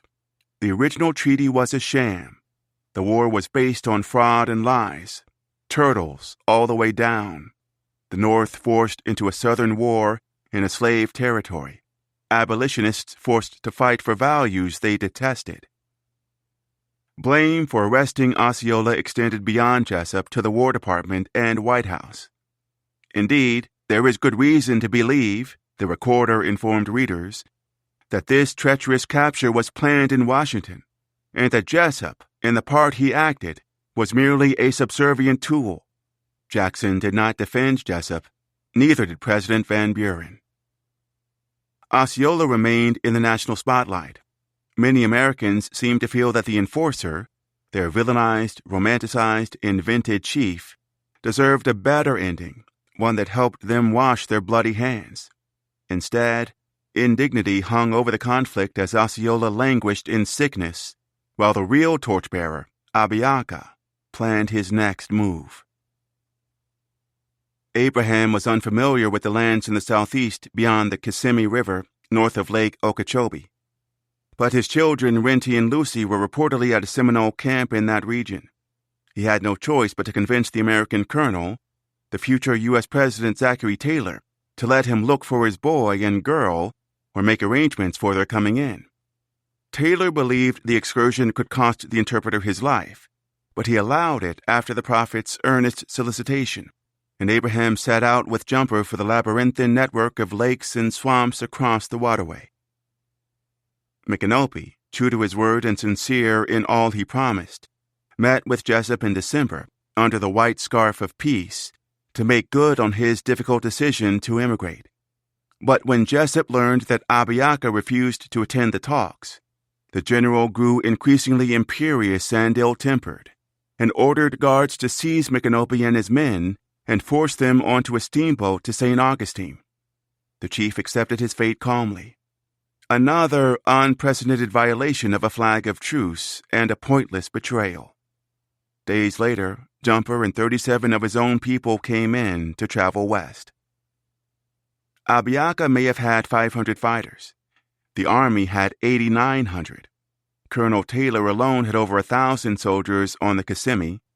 The old man kept him and Jessup guessing, projecting weakness. The army was told that he was no longer head chief. Jessup received word that he was losing power, that he had been disabled by a fall from his horse, that he would surrender soon, and would have already if he wasn't so afraid. "The Miccosukes are leaving Sam Jones," the messengers insisted. To the contrary, Abiaka positioned his warriors to the east of the Kissimmee, off the northern shore of Lake Okeechobee, in a thicket that the soldiers could not enter with their horses. The battlefield was expertly chosen, a large cypress hammock bordered by a deep creek on one side and a very muddy swamp on the other. A newly captured Indian prisoner told Taylor's army that Abiaka's fighters were in a very bad place where we could find it hard to get at them. But the soldiers dismounted and marched straight at them anyway, trudging some 1,300 yards through the sawgrass and knee-deep mud. The Americans were completely tired out before they reached the clearing that Abiaka had laid out like a placemat. Bullets came from behind trees and from the tops of them, from snipers skillfully camouflaged with Spanish moss in the cypresses. Shooters targeted officers. Troops panicked. Some soldiers ran for their lives and some didn't, and men argued about it afterward. Taylor's troops were so exhausted after the battle was over, and so jaded that it was with the utmost difficulty that they retrieved their dead, hauling them off on stretchers through the swamp after sunset.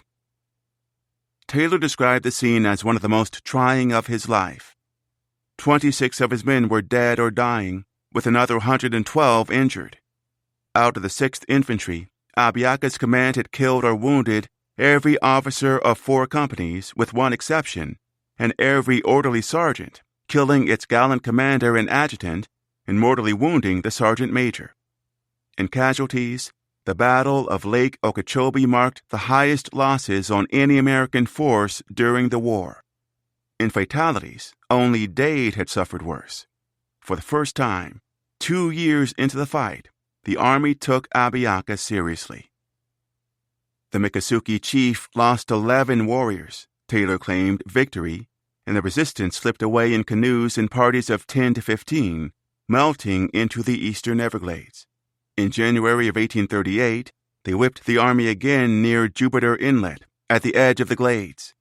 A meager old squaw leading a pony tricked 60 U.S. sailors with offers of surrender, then led them into a swamp where 50 or 60 warriors killed 5 or 6 of them and wounded every officer, seizing their boat, gunpowder, rum, whiskey, and nautical books. The sailors held the woman prisoner, but she escaped, was caught, and escaped again. Jessup marched south along the coast in pursuit of Abiaka. Little had prepared him or the dragoons for the alien landscape. At first, they crossed pine barrens with shallow ponds of high grass, but then came white sands, saw palmettos turned from green to blue, and waters rose, nearly drowning Jessup's horse. Even in January, the heat here killed mules, and a number of the men gave out. Rattlesnakes slithered around flowering pennyroyal and myrtle, tangled mangroves, and regions that might have been passed in boats. Troops met Abiaka near the Loxahatchee River, where the land was a little more dry. Tennessee volunteers panicked at the first gunshots, running out of the hammock in utter confusion. The quartermaster himself lost his temper and his judgment and ordered the regulars to charge, but sent no forces to cut off an enemy retreat. He rallied his men, and one of Abiaka's shot him in the face, knocking off his glasses, the ball laying open the left cheek just below the eye. A surgeon described Jessup's injury as a severe flesh wound in the face. The army lost 9 men, with 31 wounded. 20. Trust. We wish to get in writing from the General the agreement made with us. Abraham to Jessup, 1838. Fetchida, Trust. Osceola was transferred with the other captives from the Castillo and St. Augustine, where detainees were dying, on the final day of 1837, to Charleston, South Carolina, on the steamboat Poinsett. The prisoners arrived on January 1st at Fort Moultrie on Sullivan's Island, later known as the Ellis Island of American Slavery, where the ships docked after the Middle Passage and Africans were quarantined. Sullivan's Island was long and sandy, the prison built of pine. Charleston sat 6 miles west in full view, beyond a scarcely perceptible creek oozing its way through a wilderness of reeds and slime. Beyond the Charleston wharf, the city gardens were decked with green foliage and roses. The flashy port boasted promenades of fine shopping, a new theater, 4 bookstores, and at least 3 newspapers. Osceola landed in South Carolina a celebrity. As soon as citizens heard news of his arrival, they flocked to the Isle. Noteworthy ladies and gentlemen had to see the man, to show their good feelings by many acts of attention and kindness, which was easier now that he was imprisoned. Osceola was deathly ill, but the demand was so great that U.S. troops were forced to bring him to the window, where he nodded his plumes to the admiring multitude like a crowned prince. You have no idea of the curiosity raging here to see the Indians, more particularly Osceola, a colonial soldier wrote in a letter home. Old and young and more, especially female, thronged the place. Van Buren would be a small personage here at present. A crowd thickened from morning till afternoon, and in the evening Osceola attended a play in town, a romantic comedy of disguised identity. He did not seem to enjoy the performance. He was usually pensive, a witness wrote, and not overly fond of conversing. The Americans were less interested in the chiefs at Fort Moultrie who outranked him and who seemed at peace and were not disposed to grieve. The draw was Osceola, the fallen prince and hero of Florida, the restless spirit who sat and mulled over his nation's calamities with a broken heart, the only prisoner who appeared sad and tired of the world. Poets, painters, and writers gathered around the Creek captive and composed romantic and false tributes to his sufferings. Portraitists worked 2 at a time in the same room, while Osceola occupied a seat in the center or moved about when he needed a break, as spectators came and went. For 6 or 7 days he was whisked from space to space for artists who wished to take his likeness. The warrior spent day after day pent up in small, warm rooms that were so hot and crowded he could scarcely breathe, where even the Americans seemed in danger of being suffocated. He was confused and thought it very strange that even President Van Buren wanted a painting of him for the collection in Washington.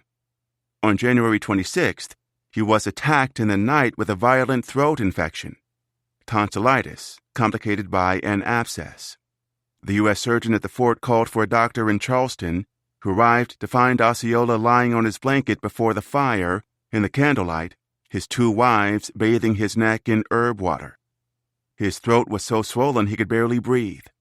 The doctor tried to put leeches on his ears, but a medicine man in the room forbade the odd procedure. The press and confusion yet continues, the physician wrote on January 28th, the hospital constantly besieged to see Osceola, notwithstanding he is unable to speak, and can only make signs for people to keep out of his room. Osceola professed that he had no wish to live, regretted his country had been taken, and protested that he had played a minor role in the conflict and had done nothing except killing Wiley Thompson. On January 30th, the doctor informed the family that he was dying, and the warrior's belts, feathers, turban, and knives were brought. He took his whalebone cane in his right grip and knife in his left, placed both hands at his sides, adjusted himself, and died 20 minutes past 6 p.m. Before he passed, he asked the physician a favor. He wished to be buried in the Florida Territory, at a site where his bones would not be disturbed. The surgeon, finding himself alone with the body, cut off Osceola's head as a personal keepsake, took it home, and embalmed it. Later, the doctor would hang the head on his children's bedstead, as punishment for misbehaving. The rebels' remains are still interred on Sullivan's Island, skullless, not far from a plaque commemorating the tens of thousands of captives from Africa who were disembarked there from 1700 to 1775. The region between Lake Okeechobee and Jupiter Inlet was no place for feet or hooves, a most hideous region in which nothing but serpents and frogs lived year-round. At the northeastern edge of the Everglades, the sawgrass and saw palmetto sliced the soldiers, destroying not only their shoes and clothes, but severely lacerating their flesh. Roughly 400 troops no longer had footwear. Many men were almost naked. Jessup predicted that his command would be entirely disabled by marching within 48 hours, with nearly all the foot soldiers being barefooted, and many of them disabled by wounds inflicted by the saw palmetto. Of between 1,300 and 1,400 horses, 150 remained effective. 208 fine mules had left Fort Mellon. 80 were still serviceable. Jessup learned that his adversaries were 5 miles away and ready to give battle. A scout said that Abiaka had occupied a thicket skirted by a nearly impassable swamp, the mud and water up to a man's waist and covered with tall, thick sawgrass. The warriors were effectually screened and could have poured in a deadly fire, killing some 10 or 20 and as usual with impunity. The general faced another Colonel Taylor's affair, a death trap. The commander caved. Smarting from his wound, he requested peace talks with the Miccosukes, asked the Secretary of War to suspend the policy of Indian removal, and dispatched a messenger to Washington to appeal to Van Buren directly. No harm could be done, he rationalized, in letting the tribes remain in the southern peninsula on lands uninhabitable by settlers. Jessup must have understood that the War Department would rebuke him. He also knew it would take over a month to hear back, and the sickly season was fast approaching. He waited for the president's decision and for the summer hiatus. He marched the Army of the South to Fort Jupiter by the coast as the last days for fighting ticked away and his soldiers knew what it was. When I saw upwards of 1,000 effective troops filing off on a retrograde march, the enemy close in their front, an officer recorded, I felt disgusted, and I felt so all day till I am sick. Downpours followed them on their trek east. Troops struggled through but one slough of mud. Winds blew from the south, thunder cracked, scattering drops turned to a roaring deluge, and then the northern gusts came, a perfect gale of torrents of rain mingled with hail. Military leaders described Jessup's timely retreat as the most disgraceful move ever made, and the general himself as a disgrace to the army, the most fickle, inconsistent man that ever lived. The mountain has labored, a West Point graduate remarked, and brought forth a mouse. At first, the warriors who accepted the quartermaster's truce and came in for talks were optimistic.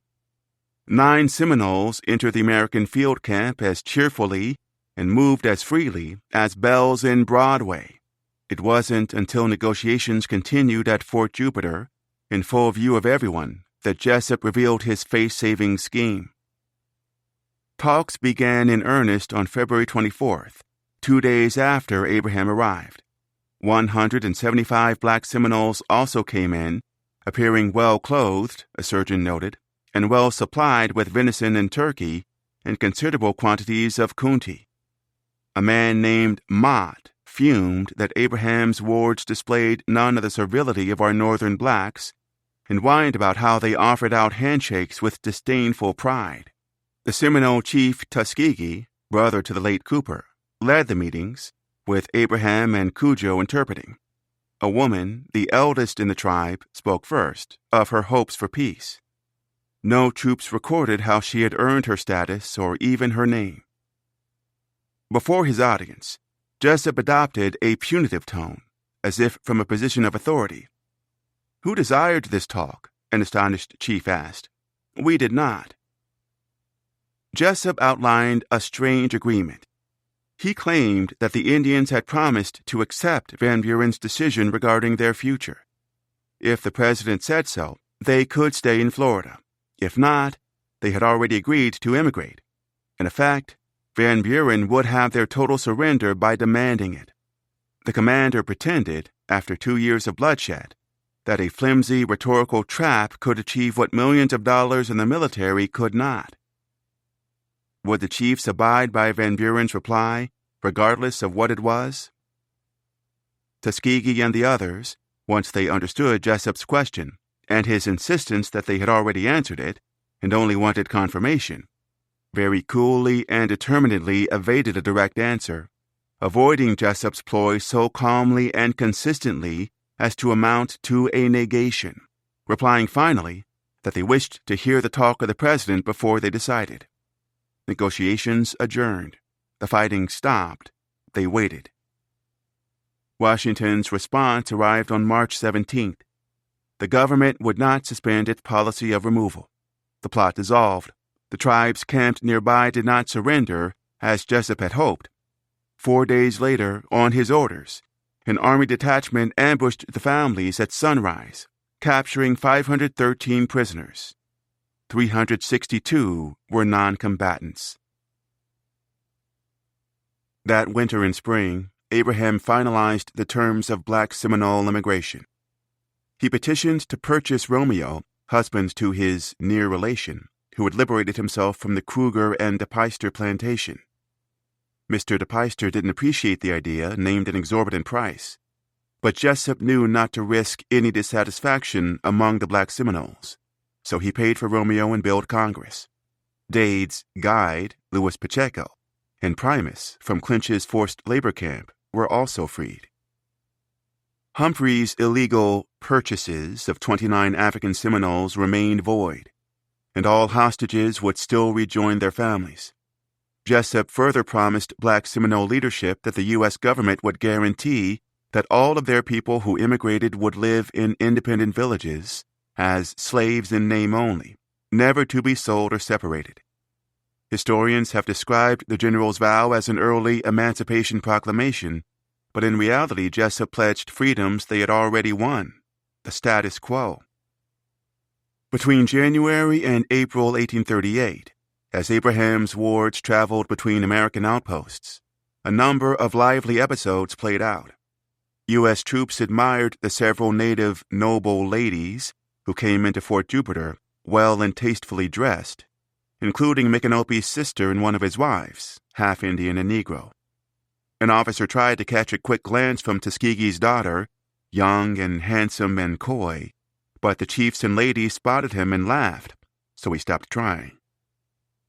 At New River in the south, troops watched a Black Seminole prepare Coontie flour, and Cujo's son won a debate with a doctor over whether the African race is inferior to the Caucasians, as proven by craniology and anecdotes.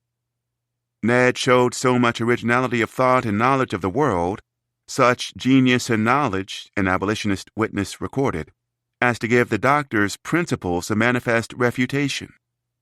The physician, not wishing to be shaken in his belief, withdrew to save his conscience. Ned also praised the beauty of the negresses and squaws that he had seen while on his way from Fort Jupiter, holding forth on their ankles and describing in a very unconcerned manner how a fair one had cheated him in his purchase of a deerskin. Indigenous people watched a demonstration of a rifle, invented by a man named Colt, that fired 8 shots a minute.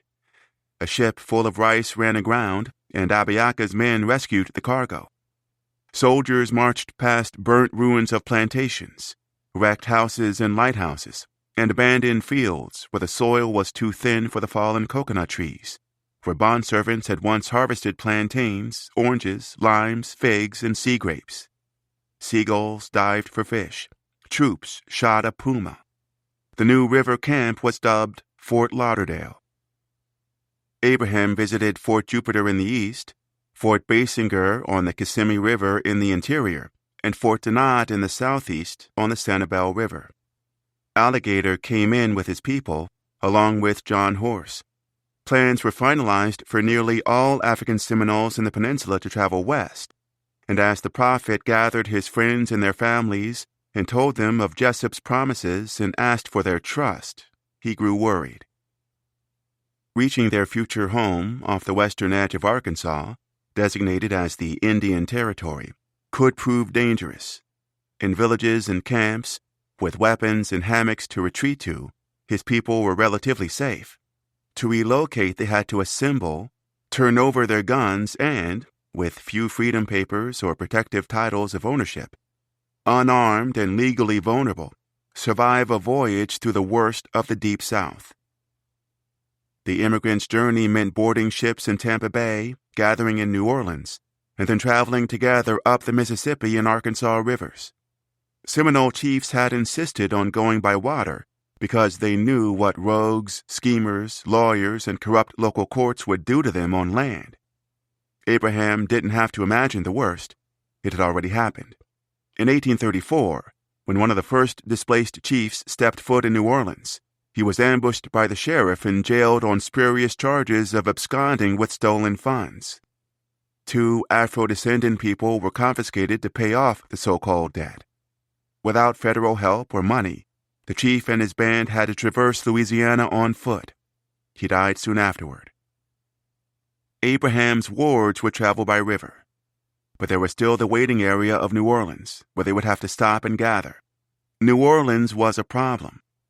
So, in late April 1838, while at Fort Denard, a fenceless little camp on a hill, Abraham dictated a letter to General Jessup asking for formal guarantees and details on the bargain they'd made. I have the honor to present my best respects to you. Myself and Tony Barnett have done everything promised by us, and expect the General will do by us as he said at the beginning of this campaign. I send Tony to see you, and he can afterwards come and join me wherever I may be. We wish to get in writing from the General the agreement made with us.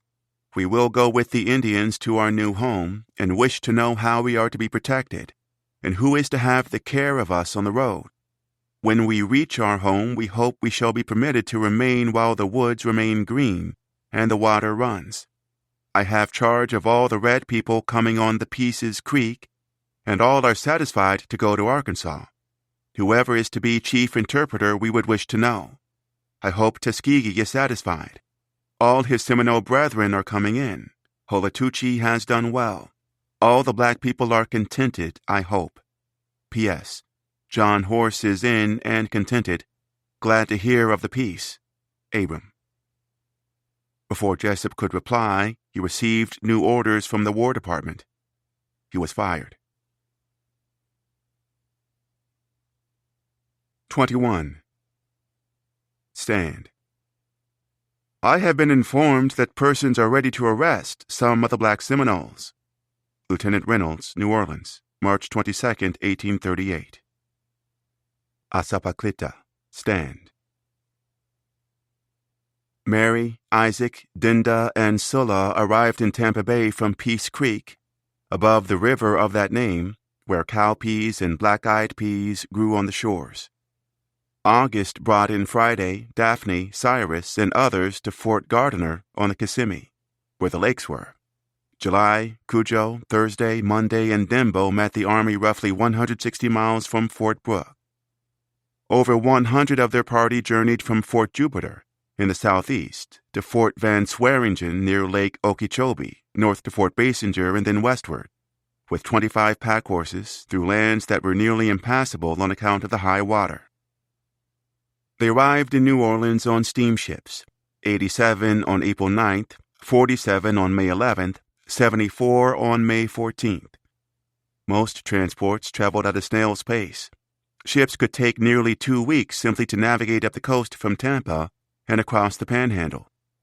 The vessels had shallow wooden hulls and usually stretched around 130 feet, often with single decks, and had names like Liverpool, Caroline, Chamois, and Itasca. Often they had only a single wood-fed boiler to spin the huge paddle wheel on the side or stern. The emigrants were well stocked with water and rations, and used little galley stoves called cabooses to cook meals. Abraham was eager to follow them. I cannot do any more than I have, he stressed in his letter to Jessup. I have done all I can. He would have regretted that he could not join them on the journey up the Mississippi to help with any problems. Health risks were one issue, About 5% of passengers would not survive the trip. Recalled trauma was another. Some African Seminoles, like Kalina, who survived the Middle Passage, reportedly trembled because they remembered crossing the ocean in chains from Africa. But the greatest threat to the families was the dishonest local profiteers. Jessup's sudden dismissal heightened that danger. The quartermaster left Florida, and the next commander, Zachary Taylor, forced Abraham to stay. A number of Seminole bands allied with Abiaka remained in the territory, and Taylor believed that he could still be useful as an envoy. The interpreter's family waited in Tampa while their neighbors boarded ships. On May 15th, the day that command was transferred, Jessup left a note for Abraham guaranteeing his family's freedom. But the general kept his other promises unwritten. The quartermaster was gone by May 21st, when the New Orleans sheriff disembarked Abraham's friends and lined them up to be claimed as property. By March of 1838, the hostages at Fort Pike, Louisiana, 24 miles northeast of New Orleans, had suffered 9 months of captivity. 20 indigenous people and 67 black Seminoles had persevered as captives at the station inside a double moat. Resting on a raft-like foundation of cypress logs, the red brick outpost was shaped like a wedge of mincemeat pie. A triangular end pointed landward. A semicircular arc faced the Gulf of Mexico. A drawbridge and sallyport were the only ways in and out. The French originally called the marshy strait the fort was built on the rigolets, the furrows. 24 black Seminole children at the military jail were 10 years old or younger. Abraham's warrior Ben and several of Ben's family members were among them. The army paid very little attention to the hostages until Abraham and Jessup's initial agreement in September of 1837. Only after Jessup raised Abraham's salary on September 1st did Jessup order the army to purchase the prisoners' freedom from the Creek soldiers for $8,000. Only after they negotiated did Jessup instruct an officer to take down their names, check on their health, and arrange for new clothes. Only then were they well cared for. Florida hostages were also being held below New Orleans at the U.S. Barracks, a compound located 300 feet northeast of a wharf on the Mississippi River in what is today the lower Ninth Ward. By March, Micanopy and an ailing jumper had joined them in Louisiana and were waiting to travel as a group to Arkansas. The military base's walls enclosed at least 4 enlisted men's barracks and 10 other buildings of red brick and white-painted pillars in the colonnaded plantation style. As an embarkation point, the site made sense, but it was too close to downtown and too accessible to speculators. Reynolds, the officer in charge of logistics, knew crooks were lurking. The U.S. Marine Corps lieutenant was confident that schemers were eyeing the immigrants. "I am convinced many individuals with fraudulent claims are in a state of readiness," he wrote on March 22nd, "and only wait the arrival of the black Seminoles in the city to carry into effect their design. The measure that I shall adopt will bar their intention." He planned to pick up the captives from Fort Pike at the last possible moment, stop only briefly at the U.S. barracks, load the necessary supplies, and cast off up the Mississippi immediately. "Everything will be in a state of readiness to embark as soon as the boat arrives," he noted. On March 28th, the Fort Pike prisoners reached the U.S. barracks and were about to depart, when an order to delay them arrived from Washington. The directive came from Commissioner of Indian Affairs Harris, a Tennessean holdover from Jackson's administration and one of the former president's inner circle. On the face of it, his order made no sense. When Reynolds received it, there were about 500 native and black Seminole immigrants, all well, and had he taken them up immediately, there would have been no sickness, no discontent among them, as they were all anxious to go. Instead, as summer diseases set in 1 month later, there were at the barracks 1,150 Indians and Indian Negroes, half of them sick. Harris's directive was not even practical. They needed 2 steamboats for that many people anyway. The acting quartermaster in New Orleans couldn't understand it. The mandate imperiled Jumper's failing health and stranded Abraham's people at the barracks. exactly what Reynolds hoped to avoid. As a result, in early May, on the eve of their departure, a character named Buisson, sheriff of the parish of Orleans of the state of Louisiana, served a writ of sequestration, forbidding any black Seminoles from leaving the city. On May 21st at 3:30 p.m., Buisson and a lawyer arrived at the compound and demanded, by order of Judge Buchanan of the 1st District Court, to examine and select claimed individuals. Roughly 290 black Seminoles were apparently gathered on a ship below the barracks, waiting for clearance to depart. Reynolds now ordered them all to disembark. Families walked up the wharf toward the base, past the privies, and entered through the gate between the watchtowers on the barracks south end, assembling on the field between the chaplains, surgeons, and officers' quarters. Immigrants waited under the American flag as the lawyer went through his list. Men, women, and children were pointed out and set aside. 31 people were removed from the group, their names and heights marked upon canvas and sewed on the backs of their clothing. Prince, 5 feet 10 inches. Daly, 5 feet 5.5 inches. Fanny, 5 feet 7 inches. Dolly, 5 feet 4 inches. Ishmael, 3 feet 11 inches. Cyrus, 3 feet 7.5 inches. Scipio, 2 feet 4 inches. Chief McAnulpy and the Seminoles protested, and when that didn't work, they rose in a body determined to stop the proceedings by force, and to such a pitch of excitement was their anger raised that the troops were called out to suppress the tumult. Threats of brute force ultimately compelled the captive Seminole warriors to back down. A man with a misfitting name was behind it. Hugh Love, a vulgar and disrespectful trader in the Creek Nation West, where the Muskogee people were being forcibly resettled, was known for his corrupt and evil practices. According to the local Indian agent, Love had operated for years without a trading license, illegally selling liquor to native people. On January 10, 1835, Love's story went, he had met an impoverished old Creek woman named Gray, who informed him that years ago in Alabama, she had enslaved a man and woman named Pompey and Dolly. Around 1795, the husband and wife had liberated themselves and their children and found protection among Abraham's people. Pitying the poor Creek woman, Love purchased her claim for $5,000 in money, goods, and provisions, and set out for Florida to seize the couple and their descendants. But Wiley Thompson had turned him away. Love died soon afterward. His 2 brothers revived his claim in New Orleans, naming Dolly and 66 others who they declared were her progeny. Even if the story was true, the family would be hard to identify after over 40 years. But if the Love brothers succeeded, given a valuation of $1,000 for each person, they would reap a windfall equivalent to over $2 million. John Love later insisted that he had hired someone to identify Pompey and Dolly and their family, someone acquainted with them from his infancy. But the list of people identified by the lawyer at the U.S. barracks tells a different story. The prisoner roll from nearby Fort Pike, from September 1837, listed 67 black Seminole captives total, the exact number claimed by the Loves.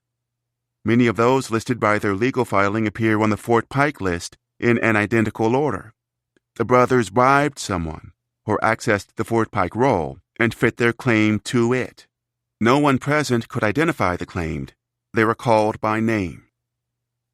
The lawyer would have read off the 67 listed names, and 31 confused and anxious people would have stepped forward.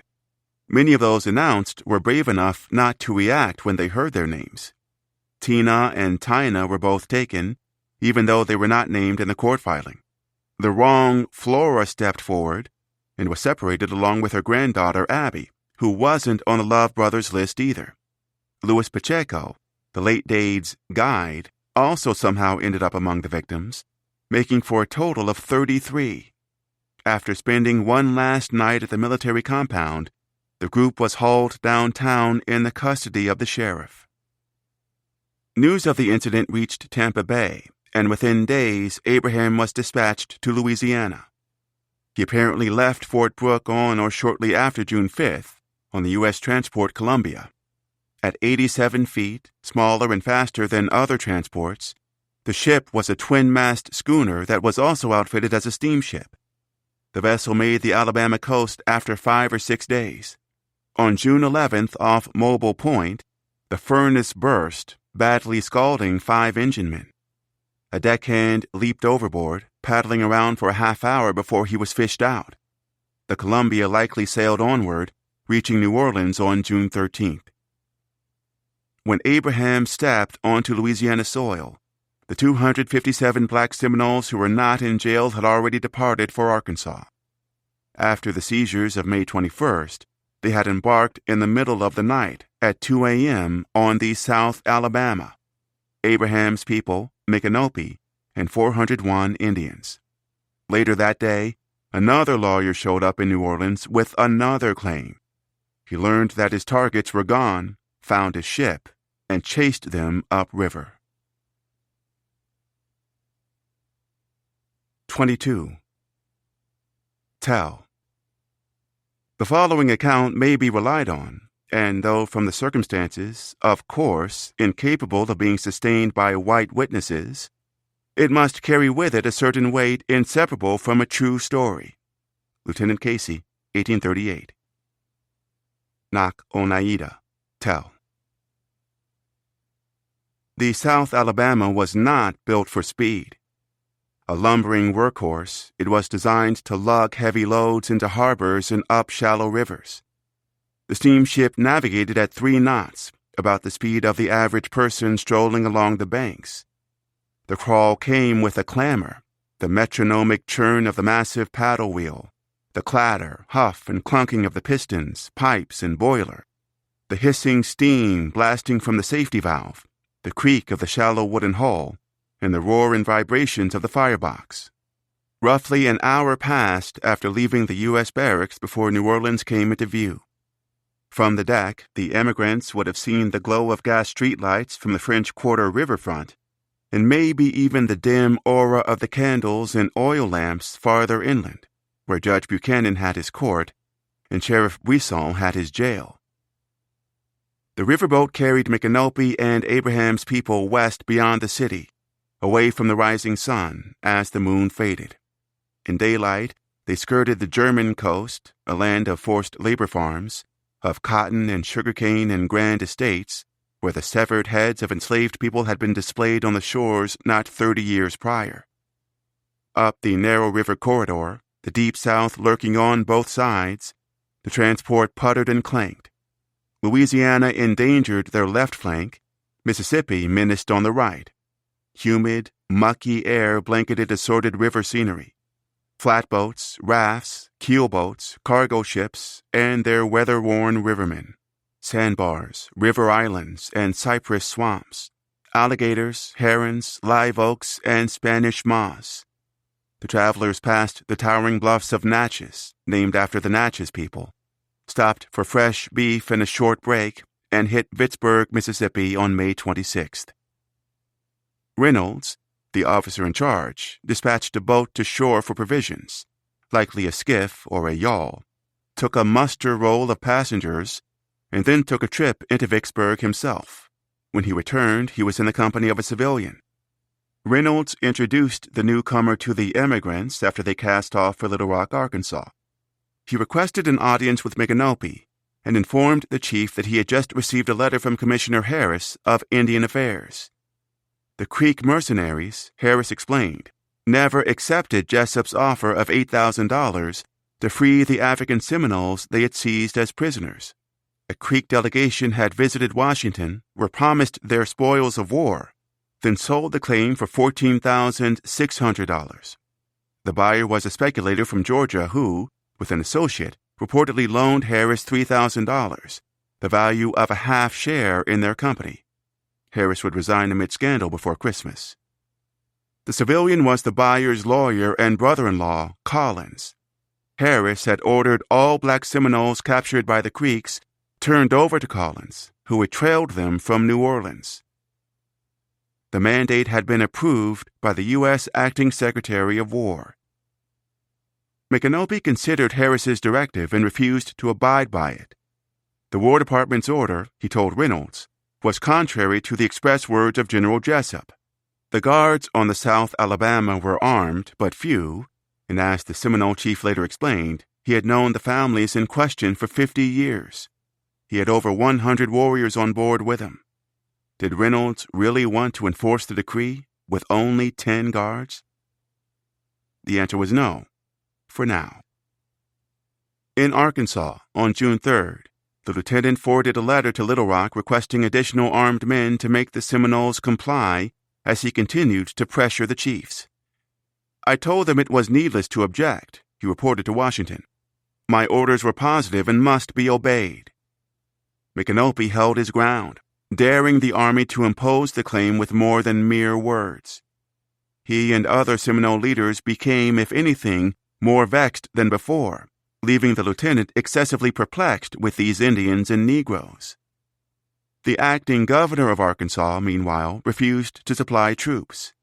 The executive knew what had happened in Florida, what was still happening there, and wanted no part of the hostile band of Indians and savage Negroes docked off his port. He ordered Reynolds, the South Alabama, and its cargo to depart Little Rock immediately to avoid the massacre of civilians. Reynolds tried to enforce the directive again at Fort Gibson off the Arkansas River after the passengers had arrived at their destination. He petitioned the outpost commander for the armed troops he needed, but the officer, after much reflection, also declined compliance with the baffled lieutenant, Commissioner Harris, and the War Department. Orders meant one thing in Washington. In the western wilderness, when push came to shove, there were slips of paper patterned with ink scratchings. The lawyer left the Indian Territory empty-handed and returned to Louisiana to target the jailed black Seminoles who were stuck in New Orleans. New Orleans Parish Prison was tucked behind the city, away from the tourist shops. Built on the inner edge of a swamp in what is today Tremé, the complex could handle 600 inmates, more than most state prisons. The monstrosity towered 3 stories and stretched an entire block of stately and gloomy mortared facades, decorative moldings, macabre stairways, sooty chimneys, cells, and dungeons. Blueberries grew nearby in wet woodlands where rattlesnakes, water moccasins, and alligators roamed. At dusk, in later years, cauldrons of bats spun in sunset colors over the edifice, squeaking like ghosts about its naked sentry towers, reeking flying mammals circling on high like Transylvanian phantasms. Inside its walls, Afro-descendant men and women were separated and forced into hard labor in chain gangs. Outside, hangmen executed the disobedient in public for watchful crowds. Abraham's first task, after arriving, was to find out who had been claimed and taken. The chief and his companion, Holatuchi, Micanopy's nephew, must have visited the captives in person. From the mooring area on the Mississippi River, the path to the parish prison began with the merchants and sailors at the levee and led northwest through the heart of town, through the vibrant French Quarter where wrought iron balconies, Spanish courtyards, colorful Creole townhouses, ornate hotels, and infamous brothels lined the cobblestone streets. Holatuchi didn't care much for the Crescent City. Too many white people crowding around for his taste, thick like ants rolling over and over each other. Street smells wafted, horses, dogs, humans. Within another 2 years, total residents would surpass 100,000, ranking the burgeoning city as the 3rd largest in the United States. As the enslaved population soared, prison committals climbed. Slavery and jail went hand in hand. Jackson was the town hero here. 10 years prior, he had been paraded through the streets in a carriage of state drawn by 6 milk-white steeds. But New Orleans, like the Florida Territory, was not entirely conquered by American slaveholders. Its population was too international and too networked. Even slavery here was global, interconnected, and transient. Traditions endured below the cupolas of the parish prison, steps from where Native Americans had held their harvest festivals, where executioners performed rituals of terror. In the jail's shadow in Congo Square, men and women danced and drummed African beats on their instruments. Abraham was in the de facto capital of the Deep South, but it was also a mecca of Creoles, Haitians, French, Spanish, free people of color, and Afro-Indigenous grief. The Love brothers had their identified prisoners. Abraham now made his own mental list of who was in prison. Many of the sheriff's captives, the chief discovered, weren't related at all. Of 33 detainees, only 12 were descendants of Dolly and Pompey. Depositions in the case were likely taken at the Cabildo, the austere former seat of the Spanish colonial government, on what is now Jackson Square. George Allen, commander of the U.S. barracks, argued that the captives were his rightful prisoners of war. He explained to the judge that he had in his possession some of the arms they had surrendered, that some in the garrison were free and were not enslaved even in name. A black Seminole witness, a 35-year-old woman named Eliza, whose freedom no one contests, also took the stand. She testified that her people had been allied with the Seminoles for many years, that this was the second war she had lived through with them, and that after the first war, all the Negroes claimed by the whites went home. Cross-examined, she clarified that she didn't know anyone who had belonged to any Creek enslavers, and that she didn't know a soul covered by the Loves' claim. She even said that she didn't know anyone named Dolly. She held her ground. The judge ruled in the black Seminoles' favor on June 18th. By law, the captives had to remain in jail for 10 days to allow time for an appeal. The lawyer returning from the Indian Territory made it back to New Orleans before that period expired. Collins settled in at the Hotel d'Orleans on Charter Street, in a room facing a spacious inner courtyard, steps from the riverfront. Unlike the Love brothers, he was not inclined to use the courts. He didn't have to. He had orders from Commissioner Harris and a stamp of approval from the War Department. Collins claimed 31 of the 33 seized. Abraham didn't need a legal argument to free them. He needed a friendly face. The obvious choice was Isaac Clark, the assistant quartermaster in New Orleans. Clark was already irked with Commissioner Harris for delaying the ships, did not report to him, and outranked Reynolds. If Abraham could convince Clark, Clark might stand up to Harris. All the Cense-bearer had to do, as a man of color in Louisiana in 1838, was challenge the legitimacy of orders that came from the highest levels of the U.S. government. The interpreter's account of the prisoners did not portray Collins as a liar, not outright. Abraham and Halatucci disputed the lawyer through subtler means, muddling the claim. Jessup's Creek mercenaries had, the chiefs freely admitted, captured some of the prisoners, including descendants of Dolly. But Abraham downplayed the true number captured and sold, excluding at least 7 people, most of them children. Nancy, 12, and her mother, Tina, Katie and her baby, Tony, 11, Argus, 7, and Nellie, 20. The result made the claim look more random, and the lawyer himself like another prospector, like the Love brothers. On June 26th, Clark rebuffed Collins based on Abraham's statement, along with the general stink of fraud hovering around the claims of white persons upon the same individuals. The assistant quartermaster decided that very few of the Negroes claimed by Collins were taken by the Creeks and concluded that they should not be given up, not a single person. The officer summoned Collins and even had the hardihood to state that, by an examination of the lists, none of those Negroes in New Orleans were embraced in his client's claim. 33 people had been imprisoned since May 22nd. Peggy, mother to Hagar, gave birth in jail. 34 were freed on the evening of June 27th, released to the Army the day after Collins left New Orleans in failure. When the lawyer received news of their release the next day, he was irritated to learn that they had already departed, having immediately embarked and dispatched west that night, with 25 days' rations. He accused Clark of secretly hiring a boat for their escape, one not under court orders to remain in the city. Collins was incensed, foiled, he complained, by so much duplicity. He could not understand how Clark had simply determined not to respect the order he had received. Commissioner Harris was just as agitated with Lieutenant Reynolds. It would seem that there has been a great disregard, if not a violation, he protested to his subordinate, of the orders of the War Department in this matter. The Love brothers were irate, as was the ex-Indian agent Humphreys, who sent his own agitated letter to the Secretary of War.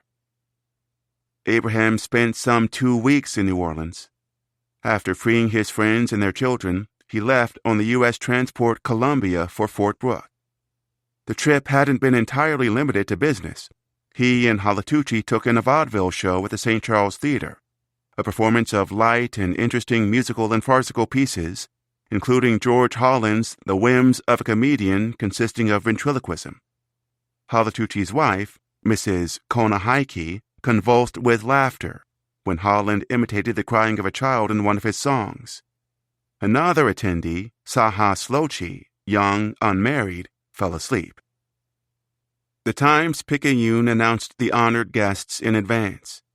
Abraham was listed under his Indian name as principal interpreter to the nation and chief of the Isti Lusti. In Muskogee, Isti means person or people. Lusty means black or dark. The cense-bearer returned to Florida on July 5, 1838, days after the Green Corn Festival, hours after the fireworks lit up the night sky over Tampa. He was unsure how much service he had left to fulfill. With Halatucci, he walked toward Peace Creek to search for some of their people. He and others, unarmed, followed the trail of 3 Indians to a swamp before returning together from apprehensions of being fired on. He could only hope not to die from a stray bullet or from the whims of some drunk soldier or of some disease.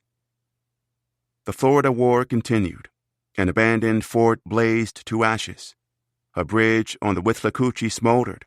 A skirmish went down near the Okefenokee Swamp, all the way up in Georgia. Dragoons carefully swept the area and found no one. In December, troops near the Econfina River were surprised by warriors and ran away. Statesmen held a convention in Tallahassee and drafted a constitution that mimicked Alabama's. The draft allowed them to forbid the abolition of slavery and to bar free black people from entering the territory entirely. Settlers debated their banking scandals. Tired locals hoped to finally win the war, hoped for statehood, and to live to see it. 23. The Devil's Garden.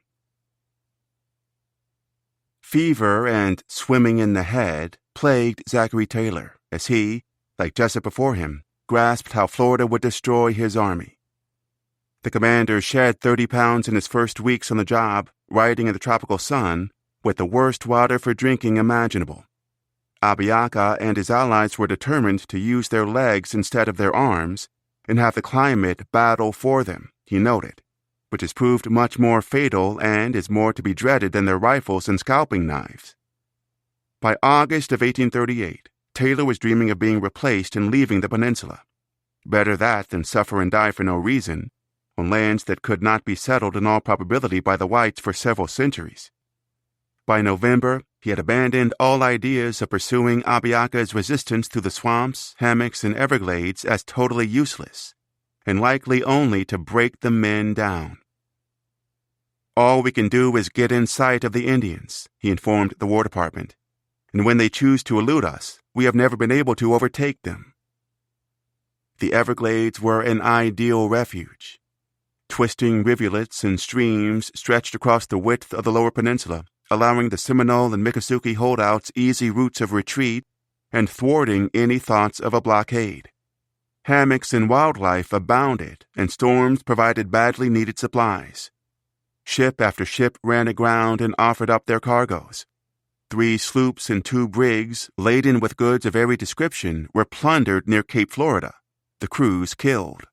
A French brig and its passengers were spared, as not being American. Tobacco, sugar, clothes, and provisions were lost by Key Biscayne. Gale-force winds provided Abiaka's army with windfalls of the most precious provisions. 14 ships were wrecked during the hurricane season of 1838, including the brig Alma, the schooners Carolina, Caledonia, Thracian, and the sloops Alabama, Caution, Export, and Dread.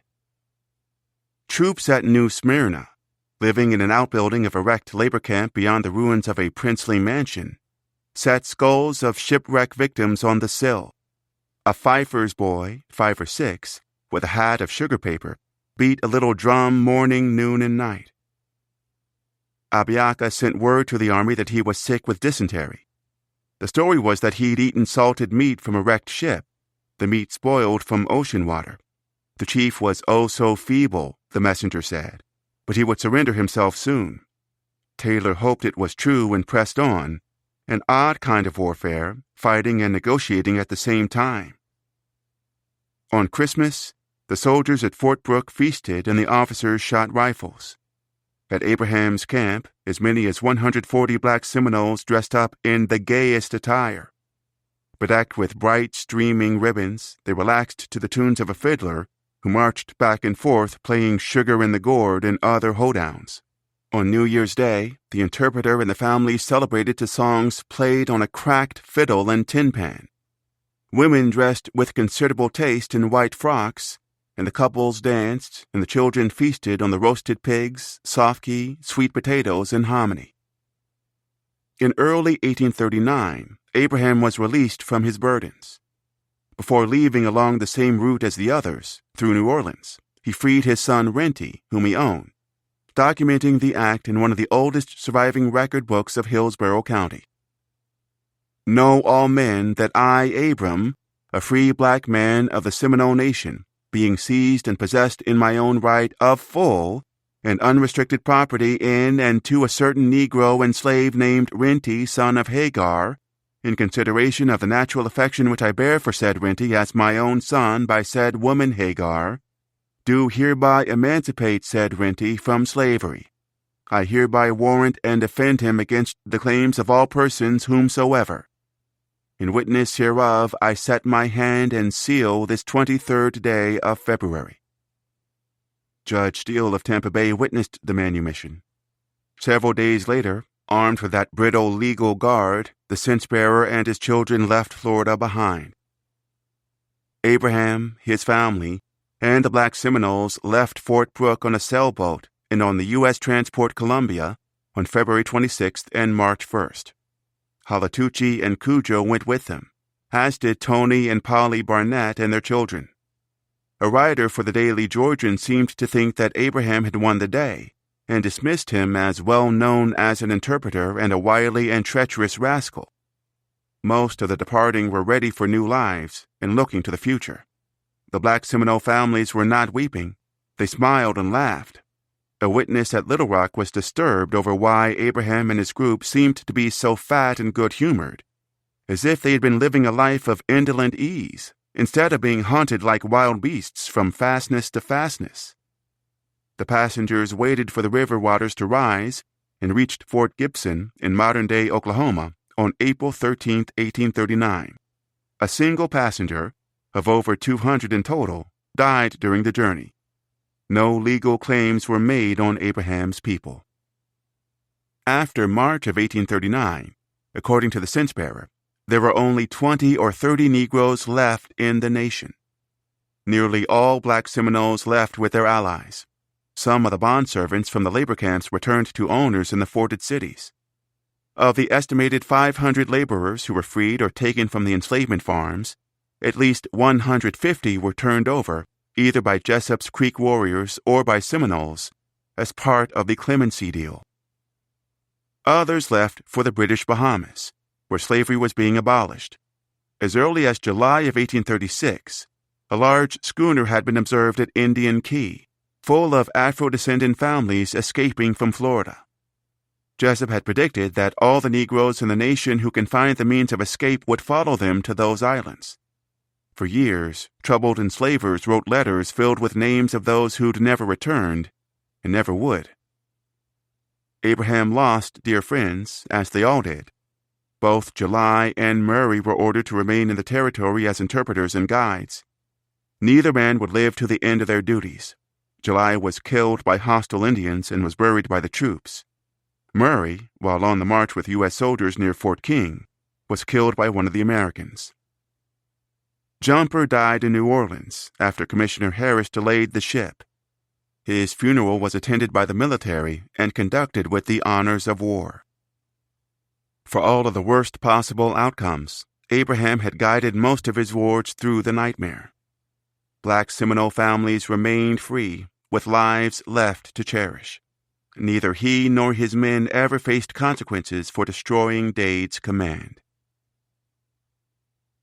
In May of 1839, Alexander Macomb, commanding general of the U.S. Army, waited at Fort King to meet resistance leaders to discuss a truce.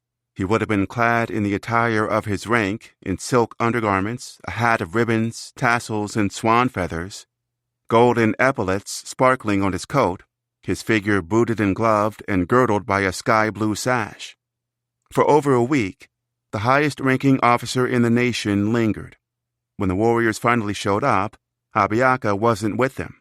Neither was the Seminole chief Holata Miko. Abiaka was ill, the envoys promised, and no longer led the nation and was really not so important. Macomb offered every concession. The Indians could have a ceasefire, a trading house, and remain in Florida. Abiaka agreed, and Macomb released the captives being held at Gary's Ferry. Abiaka even appeared in the flesh on June 22nd at Fort Lauderdale, a tall, spare, old man with locks as white as crane feathers, to approve the deal. After the merchant's store opened, his warriors attacked the nearby troops, killed 11, and made off with thousands of dollars in silver, liquor, Colt rifles, gunpowder, and other essential provisions. Abiaka feigned complete ignorance of the attack. Taylor played defense. He divided the inland into 20-mile-square districts, each guarded by a garrison, in the hopes of bringing settlers and would-be sugar barons back into Alachua County. He also occupied lowland forts during the sickly season. Bilious fever killed or crippled his soldiers and officers, leveled Taylor himself, and sickened 90% of his men.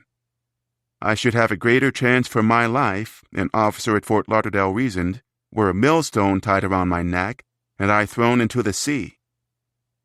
Healthy soldiers buried the dead and attended the dying. And this is warfare, a soldier grieved. Glorious, noble, chivalrous warfare. In February of 1840, Taylor asked to be relieved of command. He was obliged.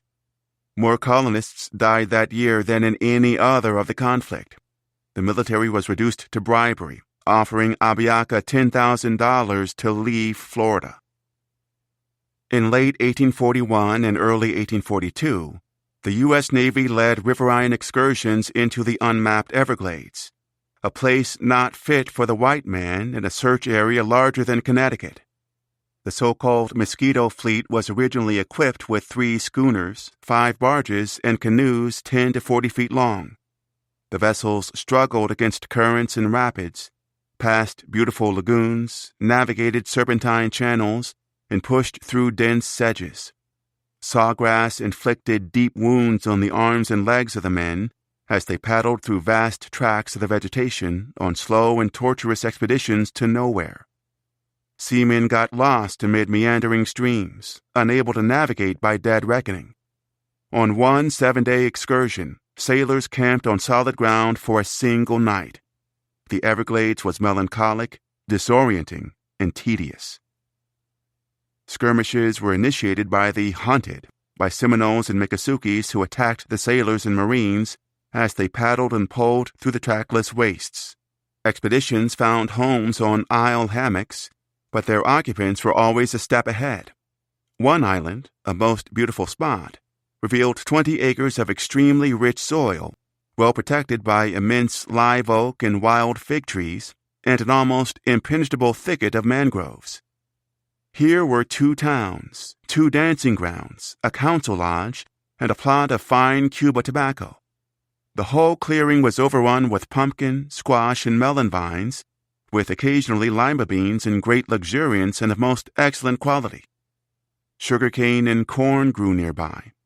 Here was the final answer to the U.S. military, networked sanctuaries hidden within the tree islands, connected by canoes and civilized by chicky homes and acres of corn, beans, rice, tobacco, pumpkins, and squashes.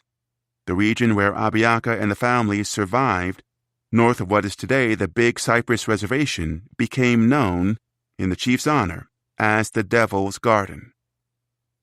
In 1842, the Boston Liberty Party Association called for an immediate end to the Seminole War, an effort the group denounced as barbarous in the extreme. There was hardly any need for the outcry. The national mood had soured against the fight and fermented. Van Buren was out of office, and the Whig Party had begun a push to cauterize the bleeding artery draining the Treasury.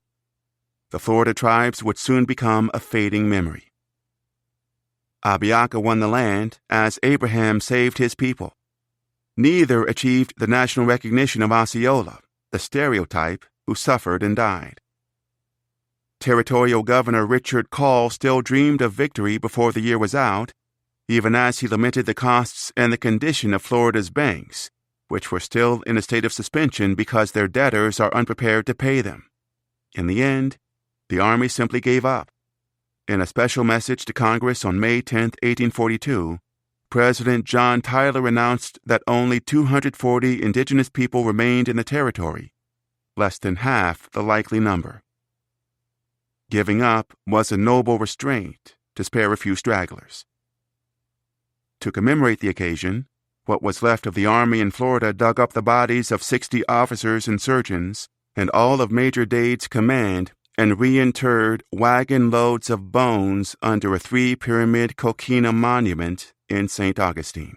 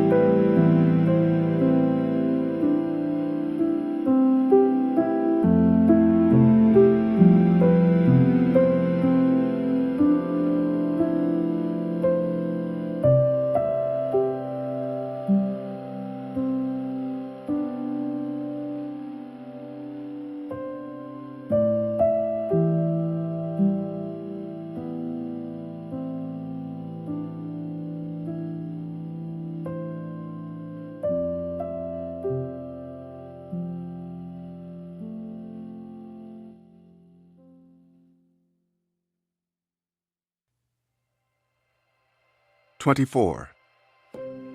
Ink and lead. 1,466 Army regulars died in the Second Seminole War, 328 of them in combat, at a cost of an estimated $35 million. 69 Navy men and hundreds of settlers also perished. Unrecorded deaths among the 30,000 militiamen who served could number another 2,000 to 3,000. For all of the emphasis on native trauma, American fatalities may have been 10 times worse. Allied Seminole forces lost several hundred in total, including 40 Black Seminoles. In 1842, Florida residents petitioned Congress for statehood, arguing that the region had been deeply injured, nay, well-nigh ruined by the deplorable war. Profitable and most fertile fields were now laying waste, with every house and cabin on a frontier of upwards of 400 miles burned to the ground, and hundreds of the best plantations deserted by their former possessors and grown up in bushes. Locals claimed they had been put back 10 years by the troubles of the last 6. Compared to the Northwest, the peninsula's growth was paltry. Between 1830 and 1840, Michigan gained some 180,000 residents, and Ohio lured a whopping 580,000, while the Florida Territory added fewer than 20,000 residents for a total of 54,477, still short of the statehood benchmark of 60,000 set by the Northwest Ordinance. In a bid to lure more immigrants to the newly peaceful territory, Congress passed an act offering free land to gun-toting settlers willing to brave the outback. Miseries vexed the land. Yellow fever tore through Tallahassee, killing a reported 400 of 1,600 residents. Victims included dozens of public figures and civil leaders. The Yellow Jack spread to the northern labor camps, claiming 8 or 9 a day and killing in as little as 6 hours. The port town of St. Joseph's was nearly decimated. Desperate locals took calomel by the ounces. Binging on the mercury-based medicine, residents looked more like walking skeletons than like live persons. In May of 1843, a fire consumed Tallahassee. Starting in the Washington Hall Hotel across from the territorial capital, flames ate their way north. Governor Call's businesses burned to ash, as did the Planters Hotel. After 3 hours, 89 properties had been turned to smoking, sooty piles of cragged ruins, with not a solitary store, shop, or theater of business standing. Few of the gutted buildings were insured. In September, in the Panhandle, a hurricane razed Port Leon, sending a tidal surge of nearly 10 feet into the streets and flattening the settlement. "Our city is in ruins," the Commercial Gazette reported. "Every building but the lighthouse is gone, and dreadful to relate, 14 lives lost, and among them some of our most valued citizens." Residents evacuated their dream city, abandoning it as a wrecked ghost town. Florida seemed cursed by Abiaka, by debt and scandal, drought and disease, and pestering vermin. Caterpillars chomped on cotton as prices for the staple fell from 13.4 cents a pound in 1839 to 5.6 cents 6 years later. Banks fell into ruin. Speculators who had mortgaged their property were left in dire financial straits.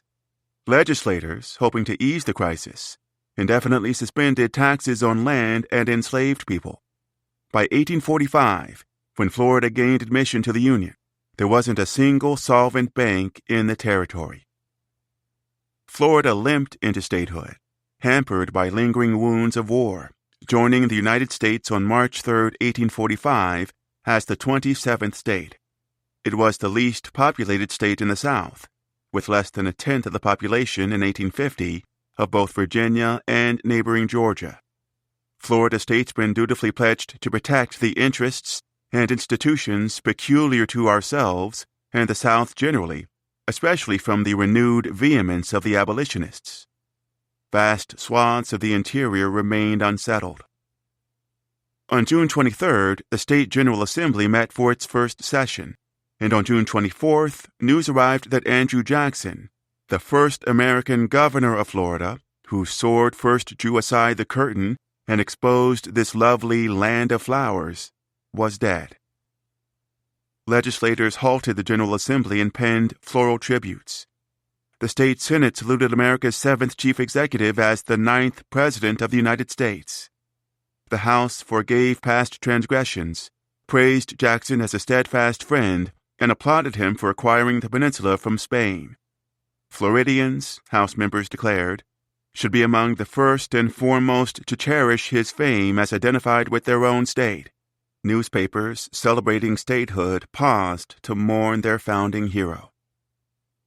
Jackson died painfully. When Jessup visited him on May 29th, he was confined to his bedroom and unable to sleep much without opiates. 30 visitors lined up with the quartermaster at the Hermitage to pay respects. Jessup found his old friend deep in the throes of edema, fluid swelling his body's tissues, a ghoulish symptom of nephrotic kidneys. Jackson's feet and legs ballooned first, followed by his hands and abdomen and face. His breathing grew so short and feeble that the ex-president feared he would suffocate. "I am a blubber of water," he said. "How far my God may think proper to bear me up under my weight of afflictions, he only knows." He was a bloated shell, in his own words, a perfect jelly from the toes to the upper part of my abdomen, in any part of which a finger can be pressed half an inch, and the print will remain for minutes. His face grew sunken and rayless as he was carried from bed to chair and back again. "I am greatly afflicted, suffer much," he wrote, "swollen from the toes to the crown of my head, and in bandages to my hips." An enslaved servant, a man named George, fanned the flies off of him. Jackson died on June 8th, surrounded by family and enslaved people. One of the president's most respected biographers later removed all Afro-descendant persons from his side and placed them on the porch beyond the bedroom. 2 lithographs also erased all uncomfortable facts from the scene. In reality, Jackson asked to have his pillows fluffed. George pulled out 2 from behind him, and he gave one breath, hunched up his shoulders, and all was over. His heart failed, his lungs froze, his brain shut down. Carbon dioxide built up in his blood, increasing its acidity. Clinical death was recorded that afternoon at 6 p.m. The interpreter's western home was cold in winter, but thousands of grouse roamed, and good fishing could be had where beavers swam. Wild horses, deer, and buffalo grazed prairies. Bears, panthers, and wolves ranged dense woods. Rich river-bottom soils welcomed corn kernels, bean germs, pepitas, melon seeds, and rice grains. Indian and Black Seminole families camped below Fort Gibson, in the Indian Territory, not far from the riverine cliff rocks where the keel boats anchored, at the crossroads of the Arkansas, Verdigris, and Neosho rivers. In time, they built settlements to the west at Deep Fork and at Wewoka, where they farmed and raised children. Micanopy became chief of the Seminole Nation in the west, with Abraham as his confidant. The cense-bearer commanded a good deal of respect among the Indians and tribal leaders. His people lived freely, uncontrolled by anyone, which outsiders found singular and anomalous. As before, most families were only slaves in name, as one Indian agent reported. In 9 cases out of 10, they live with their masters or not as they please, work, if they work at all, when and where they please, and make their own bargains, come and go according to their own inclination, sit at the table with their masters and speak to them as equals. The situation, he wrote, would scarcely be believed without being witnessed. Jessup was blamed for the nuisance of a free colony of black people in a slave country. The acting U.S. Attorney General insisted that a settlement of free Negroes lay beyond the law. There was no such thing in the states, he determined in 1848, where slavery exists as the qualified freedom which General Jessup seems to have promised. In his legal opinion, Jessup had never possessed the power to have negotiated terms with Seminole property. Fraudulent claims on the families continued, as Micanopy rebuffed them, Acquisitive Creeks in Indian Territory claimed almost all of the black Seminoles, alleging that either they or their ancestors had fled from the Creeks before the Florida conflict or from Georgia and South Carolina plantations. Tribes jostled over limited resources, and Creek and white, aristocratic mixed bloods targeted the black Seminoles for profit. Some African Seminoles were betrayed by Seminoles who faced economic hardship. At least 18 were forced into slavery. In 1845, with tensions high, Micanopy and Abraham entered into talks with their Creek neighbors and negotiated a treaty. As a concession, the Creeks pledged not to interfere with the African Seminoles and agreed that all disputed ownership claims would be adjudicated by the U.S. President. But Creek attempts to seize Abraham's wards as property went on. Raiders descended on a settlement at Deep Fork in 1846. 72 armed black Seminoles convinced them to turn around. A Creek enslaver named Hardridge tried to take August's brother. The would-be victim drew a pistol and knife and engaged him. A Cherokee Indian tried to take a black Seminole named Walking Joe. Armed warriors got in his way and warned the Cherokee to tell his chiefs that if they tried it again, some person might get hurt. Facing enslavement, Abraham's men preferred to die where they were. Many Seminoles held true and backed them in their defiance when it mattered. In one instance, a Creek enslaver rode into Wewoka with 4 white men and 3 Cherokee Indians to take forcible possession of a number of victims. But their Seminole allies, hearing word of the raid, asserted their firm determination to assist them in defending themselves. Seminole fighters painted themselves for war and made it clearly known that they had not abandoned their friends and were determined to stand or fall with them. In 1850, to escape the Troubles, a party of over 200 Indians and black Seminoles fled to Mexico, where slavery was outlawed. Abraham and the others remained in Indian Territory. Frustrated by their defiance, the Creek Council had passed an act prohibiting enslaved people from owning guns, but the cense-bearer and his neighbors simply ignored the decree and retained their arms and lived, as they had for many years, under no restraint whatever from their owners, on lands where the laws were still written with powder and lead. 25. Autumn in New York. He was old Abraham now. In his 60s, sporting a woolly mustache, he remained as venerable, dignified, and poised as in his youth. Before the diplomatic trip began in early 1852, a Southern newspaper described the interpreter as one of the oldest and most noted warriors of the Seminole Nation. But after he appeared, after Southerners saw him, that description became intolerable. It was as if his existence became more impossible as the delegation neared the great cities. When the cense-bearer reached North Carolina, he was relegated to being a Negro man who appears to be interpreter. 6 Seminoles, not 7, were heading north. The Washington summit was as an act of calculated coercion, a final attempt to force the tribes and bands in Florida off the land without another costly fight.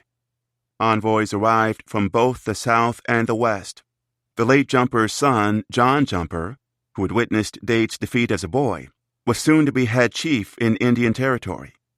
Olata Miko, known to Americans as Billy Bowlegs, born to the royal Alachua line of Abraham's youth, led the nation in Florida in tandem with Abiaka, who had declined to attend and sent a sub-chief. For Abraham, the mission was little more than a junket, a paid vacation to enjoy with old friends. Why not see Washington City and tour New York? The shrill steam whistle on the steamship to Georgia startled him. In Savannah, the party was shown a printing press and saw the skill with which the compositors placed the letters and watched sheet after sheet thrown off lightning fast, as if the hosts wanted to demonstrate how quickly and widely their storytelling gadgets could lie about them. Coach, steam, and rail led them on a whirlwind tour of metropolises, crowds, handshakes, and the smiles of the ladies and the welcome of all good citizens. They passed through Charleston and Wilmington on the way to Washington, to the marbled halls. In the White House, President Millard Fillmore spoke about obligation and honor. At the Washington Arsenal, they perused the armaments factory. Smiles, gifts, lavish hotels, fine entertainments, cannons, shells, destruction, big carrots, big sticks. All to get Bowlegs and the Micasukis to abandon Florida. Visiting the Smithsonian, the delegation gazed at paintings of native leaders that hung on the walls like scalps on poles. Museum-goers eyed Abraham, Bowlegs, and Jumper as they walked the galleries and inspected the old Florida chiefs. Abraham and Bowlegs bantered as friends, apparently on familiar terms, and the chiefs exchanged glances and eyed the outsiders. To Bowlegs, American women all looked very pretty, but they all looked alike. No African Seminole chiefs appeared in the paintings. Well-read observers and insiders understood who Abraham was. At the highest levels, his reputation preceded him. The latest commissioner of Indian Affairs could not believe, when they met, how young he looked, and asked if Abiaka was older. "I can't tell exactly," Abraham replied. "I am the straightest man, the truest." "They say Abiaka walks with a crutch or a staff," the commissioner prodded. "They say so. I should have been glad if you had brought him along with you. You wouldn't come." Bowlegs interjected to tell the commissioner that he could not expect the chief to visit unless they killed him and brought a piece of his flesh to the War Department. The Seminoles laughed. The commissioner didn't find it funny. In Washington, they attended a concert. In Philadelphia, theater. Abraham reached New York on September 23, 1852. For him and the other Western delegates, the journey had been a long one. For nearly a year, since December 1851, they had lived on the road. Steamboat after steamboat, chartered vessels, hired cooks, and hired horses. The Western Veranda Hotel in New Orleans, the Pulaski House in Savannah, the Carolina Hotel in Wilmington, the Indian Queen Hotel in Washington on Pennsylvania Avenue, the Girard House in Philadelphia. Last stop was the Empire City. Horses hauled coaches to the business district and stopped at 229 Broadway, beside City Hall Park at the American Hotel. 2 rooms had been reserved on the top floor, where the windows overlooked the seat of local government, trees and triangles of lawn, and a 100-foot fountain that could spout a jet 50 feet, as high as the flagpoles, using water pumped from the aqueduct. Official duties behind them, the chiefs arrived on a Thursday, with a long weekend ahead to indulge in the amusements of Gotham. On Friday, after breakfast and drinks from the bar, the delegates and several relatives, including Bowleg's sister, piled into coaches for the most time-worn of New York activities, shopping. On a taxpayer-funded budget of $600, they perused the flagship store of Grant & Barton, poring over the richest ribbons and high-colored calicos. Stewart's store off City Hall Park was even more extravagant, showcasing imported luxury items. The audacious marble palace boasted Corinthian columns, towering plate glass windows, mahogany and maple counters, and a rotunda under a dome of Italian frescoes. On Pearl Street, the delegates patronized a hardware store stocked with handsome firearms and purchased various rifles, scissors, and small cutlery. Silk, guns, and knives weren't the only hauls. Beyond being paid for the trip, Abraham was due $365. Necessities and pleasures were also gratis. Oysters, mackerel, venison, pork, Madeira wine, fine whiskey. French brandy, raspberry syrup, Goshen butter, cheese, crackers, and cigars. Abraham favored porter ale when he could get it, and plug tobacco. Other pickups included $8 calfskin boots, pocket knives, a shiny set of dinner cutlery, cups and saucers, a coffee boiler, earrings, a tablecloth, and a gingham umbrella. Brick wall advertisements clamored for eyeballs. At least in Washington there was space to walk. Here the crowds clustered as thick as grass, with children everywhere, nothing but children. Urchins swarmed outside the offices of a New York newspaper, where the visitors were presented with still more whirling gadgets of the printed word. Abraham was quick to appreciate the merits of what was being shown and took it all in with a sense of humor, with a knowing glint. Children whooped at them like engines. At the Meade Brothers daguerreotype gallery, the delegates posed for a photographic portrait. Skylights brightened snapshots of Count d'Orsay, the frontiersman Kit Carson, Shakespeare's home at Stratford-upon-Avon, and Niagara Falls. 4 chiefs crammed tightly onto a white couch, with Abraham behind them flashing a hint of a smile.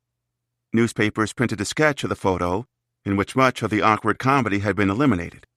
In the drawing, the cramped couch was made spacious, and the cense-bearer looked glum. In Barnum's museum, the chiefs puzzled at the Happy Family exhibit, where predators and prey were caged together in apparent harmony. Cats, rats, doves, owls, dogs, a hawk, a rooster, a raccoon, anteaters, monkeys, woodchucks, an opossum, an armadillo, foxes, rabbits, owls, and guinea pigs. Barnum had pacified natural enemies by devising strict feeding schedules and a precise sequence of adding new animals to the cage to make them feel clanship and dependence. Troublemakers were removed at night. From the museum, they returned to the American Hotel, where most of the exhausted party collapsed into their chairs and gazed moodily into the street below. Inquisitive callers visited, but they were unwilling to convert, and even old Abram acted as if he would rather be allowed to enjoy quiet than anything else. Bowlegs visited City Hall, where civil leaders had hung paintings of men that the Seminoles beat in battle. He scoffed at Scott's and Taylor's portraits. "I licked him," Bowlegs said of Taylor. A gentleman asked how many warriors he had left in Florida. "Maybe 10, he answered laconically. Americans always asked him that. "Myself, 5 more, and old Abraham," he told them on another occasion. At Mechanics Hall, on Broadway between Broome and Grand, Abraham and Bowlegs shared the front row for a nighttime performance of Christie's Minstrels. White men smeared their faces with burnt cork and painted on ivory clown mouths and danced and sung ditties, including a sentimental tune about a labor camp on the Suwannee River. The chiefs weren't laughing at the start of the show, but they laughed after. Then they were gone, leaving Americans with vague memories of 6 or 7 Indians and dull diatribes on calico frocks, bright shawls, ornamental beads, and the glinting silver gorgets on their chests. Questions about Abraham lingered. What explained his proud manner? Wasn't it odd he wore the full costume of the Seminoles? Turban a la Turk, hunting shirt, leggings? Who was the old Negro interpreter really? His head wrap lent him the look of a Persian or Copt, a puzzling stranger beyond their known sphere. His aura, regal posture, and attire hinted at Othello reborn. He carried more of an air of confidence than is usually apparent in Africans south of the Potomac. He could not truly have come from the Deep South, but only from a place of major domos and Lords Chancellor, a country of exalted keepers of the king's conscience. Chiefs called him their interpreter, but there was little necessity for such an assistant. Bowlegs himself spoke English with great ease and correctness. Did they regard him more as an odeur, a pleasant perfume? Remarkably, to one outside observer, Abraham seemed to be the mentor of the delegation, obviously confided in by all the young and vigorous chiefs who surrounded him, as if he were their father. Journalists in the know described him discreetly as no unimportant personage. Others could not shake the dissonance of the most peculiar member of the group, and wondered why the Army, after the damage done in Florida, had not hung him instantly. Oddly, too, Abraham did not seem inclined to do justice to the memory of Osceola, and when asked about him, dismissed him as a Creek, not a native Seminole. Little was heard of Abraham after the 1852 trip, after he returned to the West. In Florida, between 1855 and 1858, the Americans tried again to expel the remaining Miccosukee and Seminole resistance, and failed again. For a final time, Abiaka outwitted the army. Like Abraham, his life and deeds faded into folklore. The last recorded sighting of Sawanoke Tustanagi came in 1870, when a traveler in Indian Territory reported that he was still alive on Little River at the advanced age of 120. Historians never did discover when or where he died. The grave marker sits outside of the fence, beyond the formal boundary of the maintained cemetery, in a little town that was once named after his daughter's band in Seminole County, Oklahoma. Finding the site requires crawling through vines and dense brush onto private land currently occupied by cattle and oil rigs. A wide swath of empty space cuts through the middle of the cracked, split tombstone. From the remnants of the native rock, a faded, hand-carved date catches shadows. PR 10, 1874. April 10, 1874. The grave's occupant is listed only partially as Abra, with no discernible last name. Only the neighboring stone, which marks the grave of his wife, confirms his identity. Abraham died as an old man, as a great-grandfather, surrounded by loved ones. He lived to watch his son Peter serve in the Union Army in Kansas, and to see the fall of the Confederacy. He survived to see his daughter Rachel fight for the dues that the Americans owed her, and to behold her daughter, his granddaughter Nancy, become a mother herself. He survived 11 years after the Emancipation Proclamation, long enough to see his people celebrate their own hard-won freedoms, their very own 4th of July. August 4th, Emancipation Day, commemorated the date when their Creek rivals granted Afro-descendant citizens full and equal rights in 1865. Both Indian and white people were welcome to attend the annual celebrations. Horses were well-groomed and decorated with embellishments and fringes and fine German silver. A queen was crowned with a silk headdress. She wore a divided riding skirt on an ornate steed. Barbecue sizzled while the idol spun jokes and tall tales. Festivities began with a cannon and the flag. Bands came down in turns. You could hear them galloping from miles off, the laughing and yelling. Near Wewoka, the cannon fired and the Bruner band rode down and circled the Stars and Stripes. The cannon fired again, and the next band circled around the American flag that promised a future of freedom and equality. Few of them could have imagined the battle ahead for what had been promised. But for some years, on August 4th, the people were happy, and no one got drunk or fought. Coda. In the 1950s, descendants of the Florida survivors recorded the folk tales that had been passed down by Abiaka's storytellers, including the legend of the quote-unquote Long War. In the beginning, the elders said, the quote Indians lived near Kissimmee, where they had many hogs and cows and grew rice, end quote. When the white men's quote army arrived, there was nothing for the Seminoles to do but run, end quote. Abiaka fought the colonists, and after a battle near the Lokahatchee, U.S. troops, quote, put up a white flag, end quote. The chief warned that it was a trick, but many traveled to the American camp, where they were provided food. While the families were eating, soldiers, quote, encircled them, took them prisoners aboard a ship, and sent them to Oklahoma, end quote. Betty Mae Jumper of the Snake Clan later collected another tale that spoke to Jessup's deeds through fable. One day, the story went, a quote-unquote lying rabbit came upon a gathering of old men. Eager to impress them, the rabbit claimed he could trap the 8-foot-long rattlesnake by the river. You can't, the old men warned. But the rabbit hopped over to the big snake anyway. See all those people over there? He asked the serpent. They said you were a very short snake, and not even as long as this string in my hand. He convinced the rattler to stretch out to prove that he was longer than the twine, jumped on the reptile's neck, and stuffed him into a sack. The old men were shocked when the rabbit returned, and the serpent rolled out of the bag.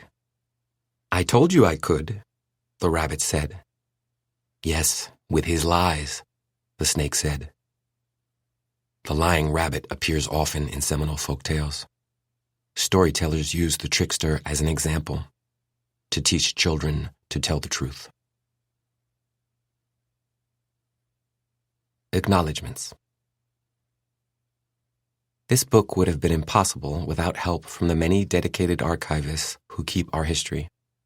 I'm indebted to Charles Tingley of the St. Augustine Historical Society, William Locascio of the Ahathiki Museum Tribal Historic Preservation Office, Gary Marshall of the Eustis Historical Museum, Jonna Goen of the Gilchrist Library and Archives, Joanna Bolden of the Knox County Library East Tennessee History Center, Mariana Stell and Patrick Kerwin at the Library of Congress, Cindy Murphy and Mia Sigler at the Maine Historical Society, Grace Duden at the Massachusetts Historical Society, Rose Buchanan at the National Archives and Records Administration, Gregory Osborne at the New Orleans City Archives and Special Collections, Arlene Shane of the New York Academy of Medicine, Tal Naden at the New York Public Library, Matthew Story of the State Archives of Florida, Bridget Mary Bim Manuel and Caleb Del Rio of the University of Florida, Matthew Fraz of the U.S. Army Transportation Museum, Terry Egan at the University of South Florida, Corey Flatt at the United States Military Academy, and Mary Ellen Budney and Adrian Sharp Wesman at Yale. My gratitude goes out to Jimmy Abraham, Abraham's great-great-grandson, who was a vital help in the early phases of research and has been a source of encouragement along the way. His own father remembered Abraham's son Peter gifting him his first horse, Polly, a Florida cracker horse, when he was a boy. Mr. Abraham is still raising livestock in the Little River community near the Abraham Family Cemetery. He also races paint horses.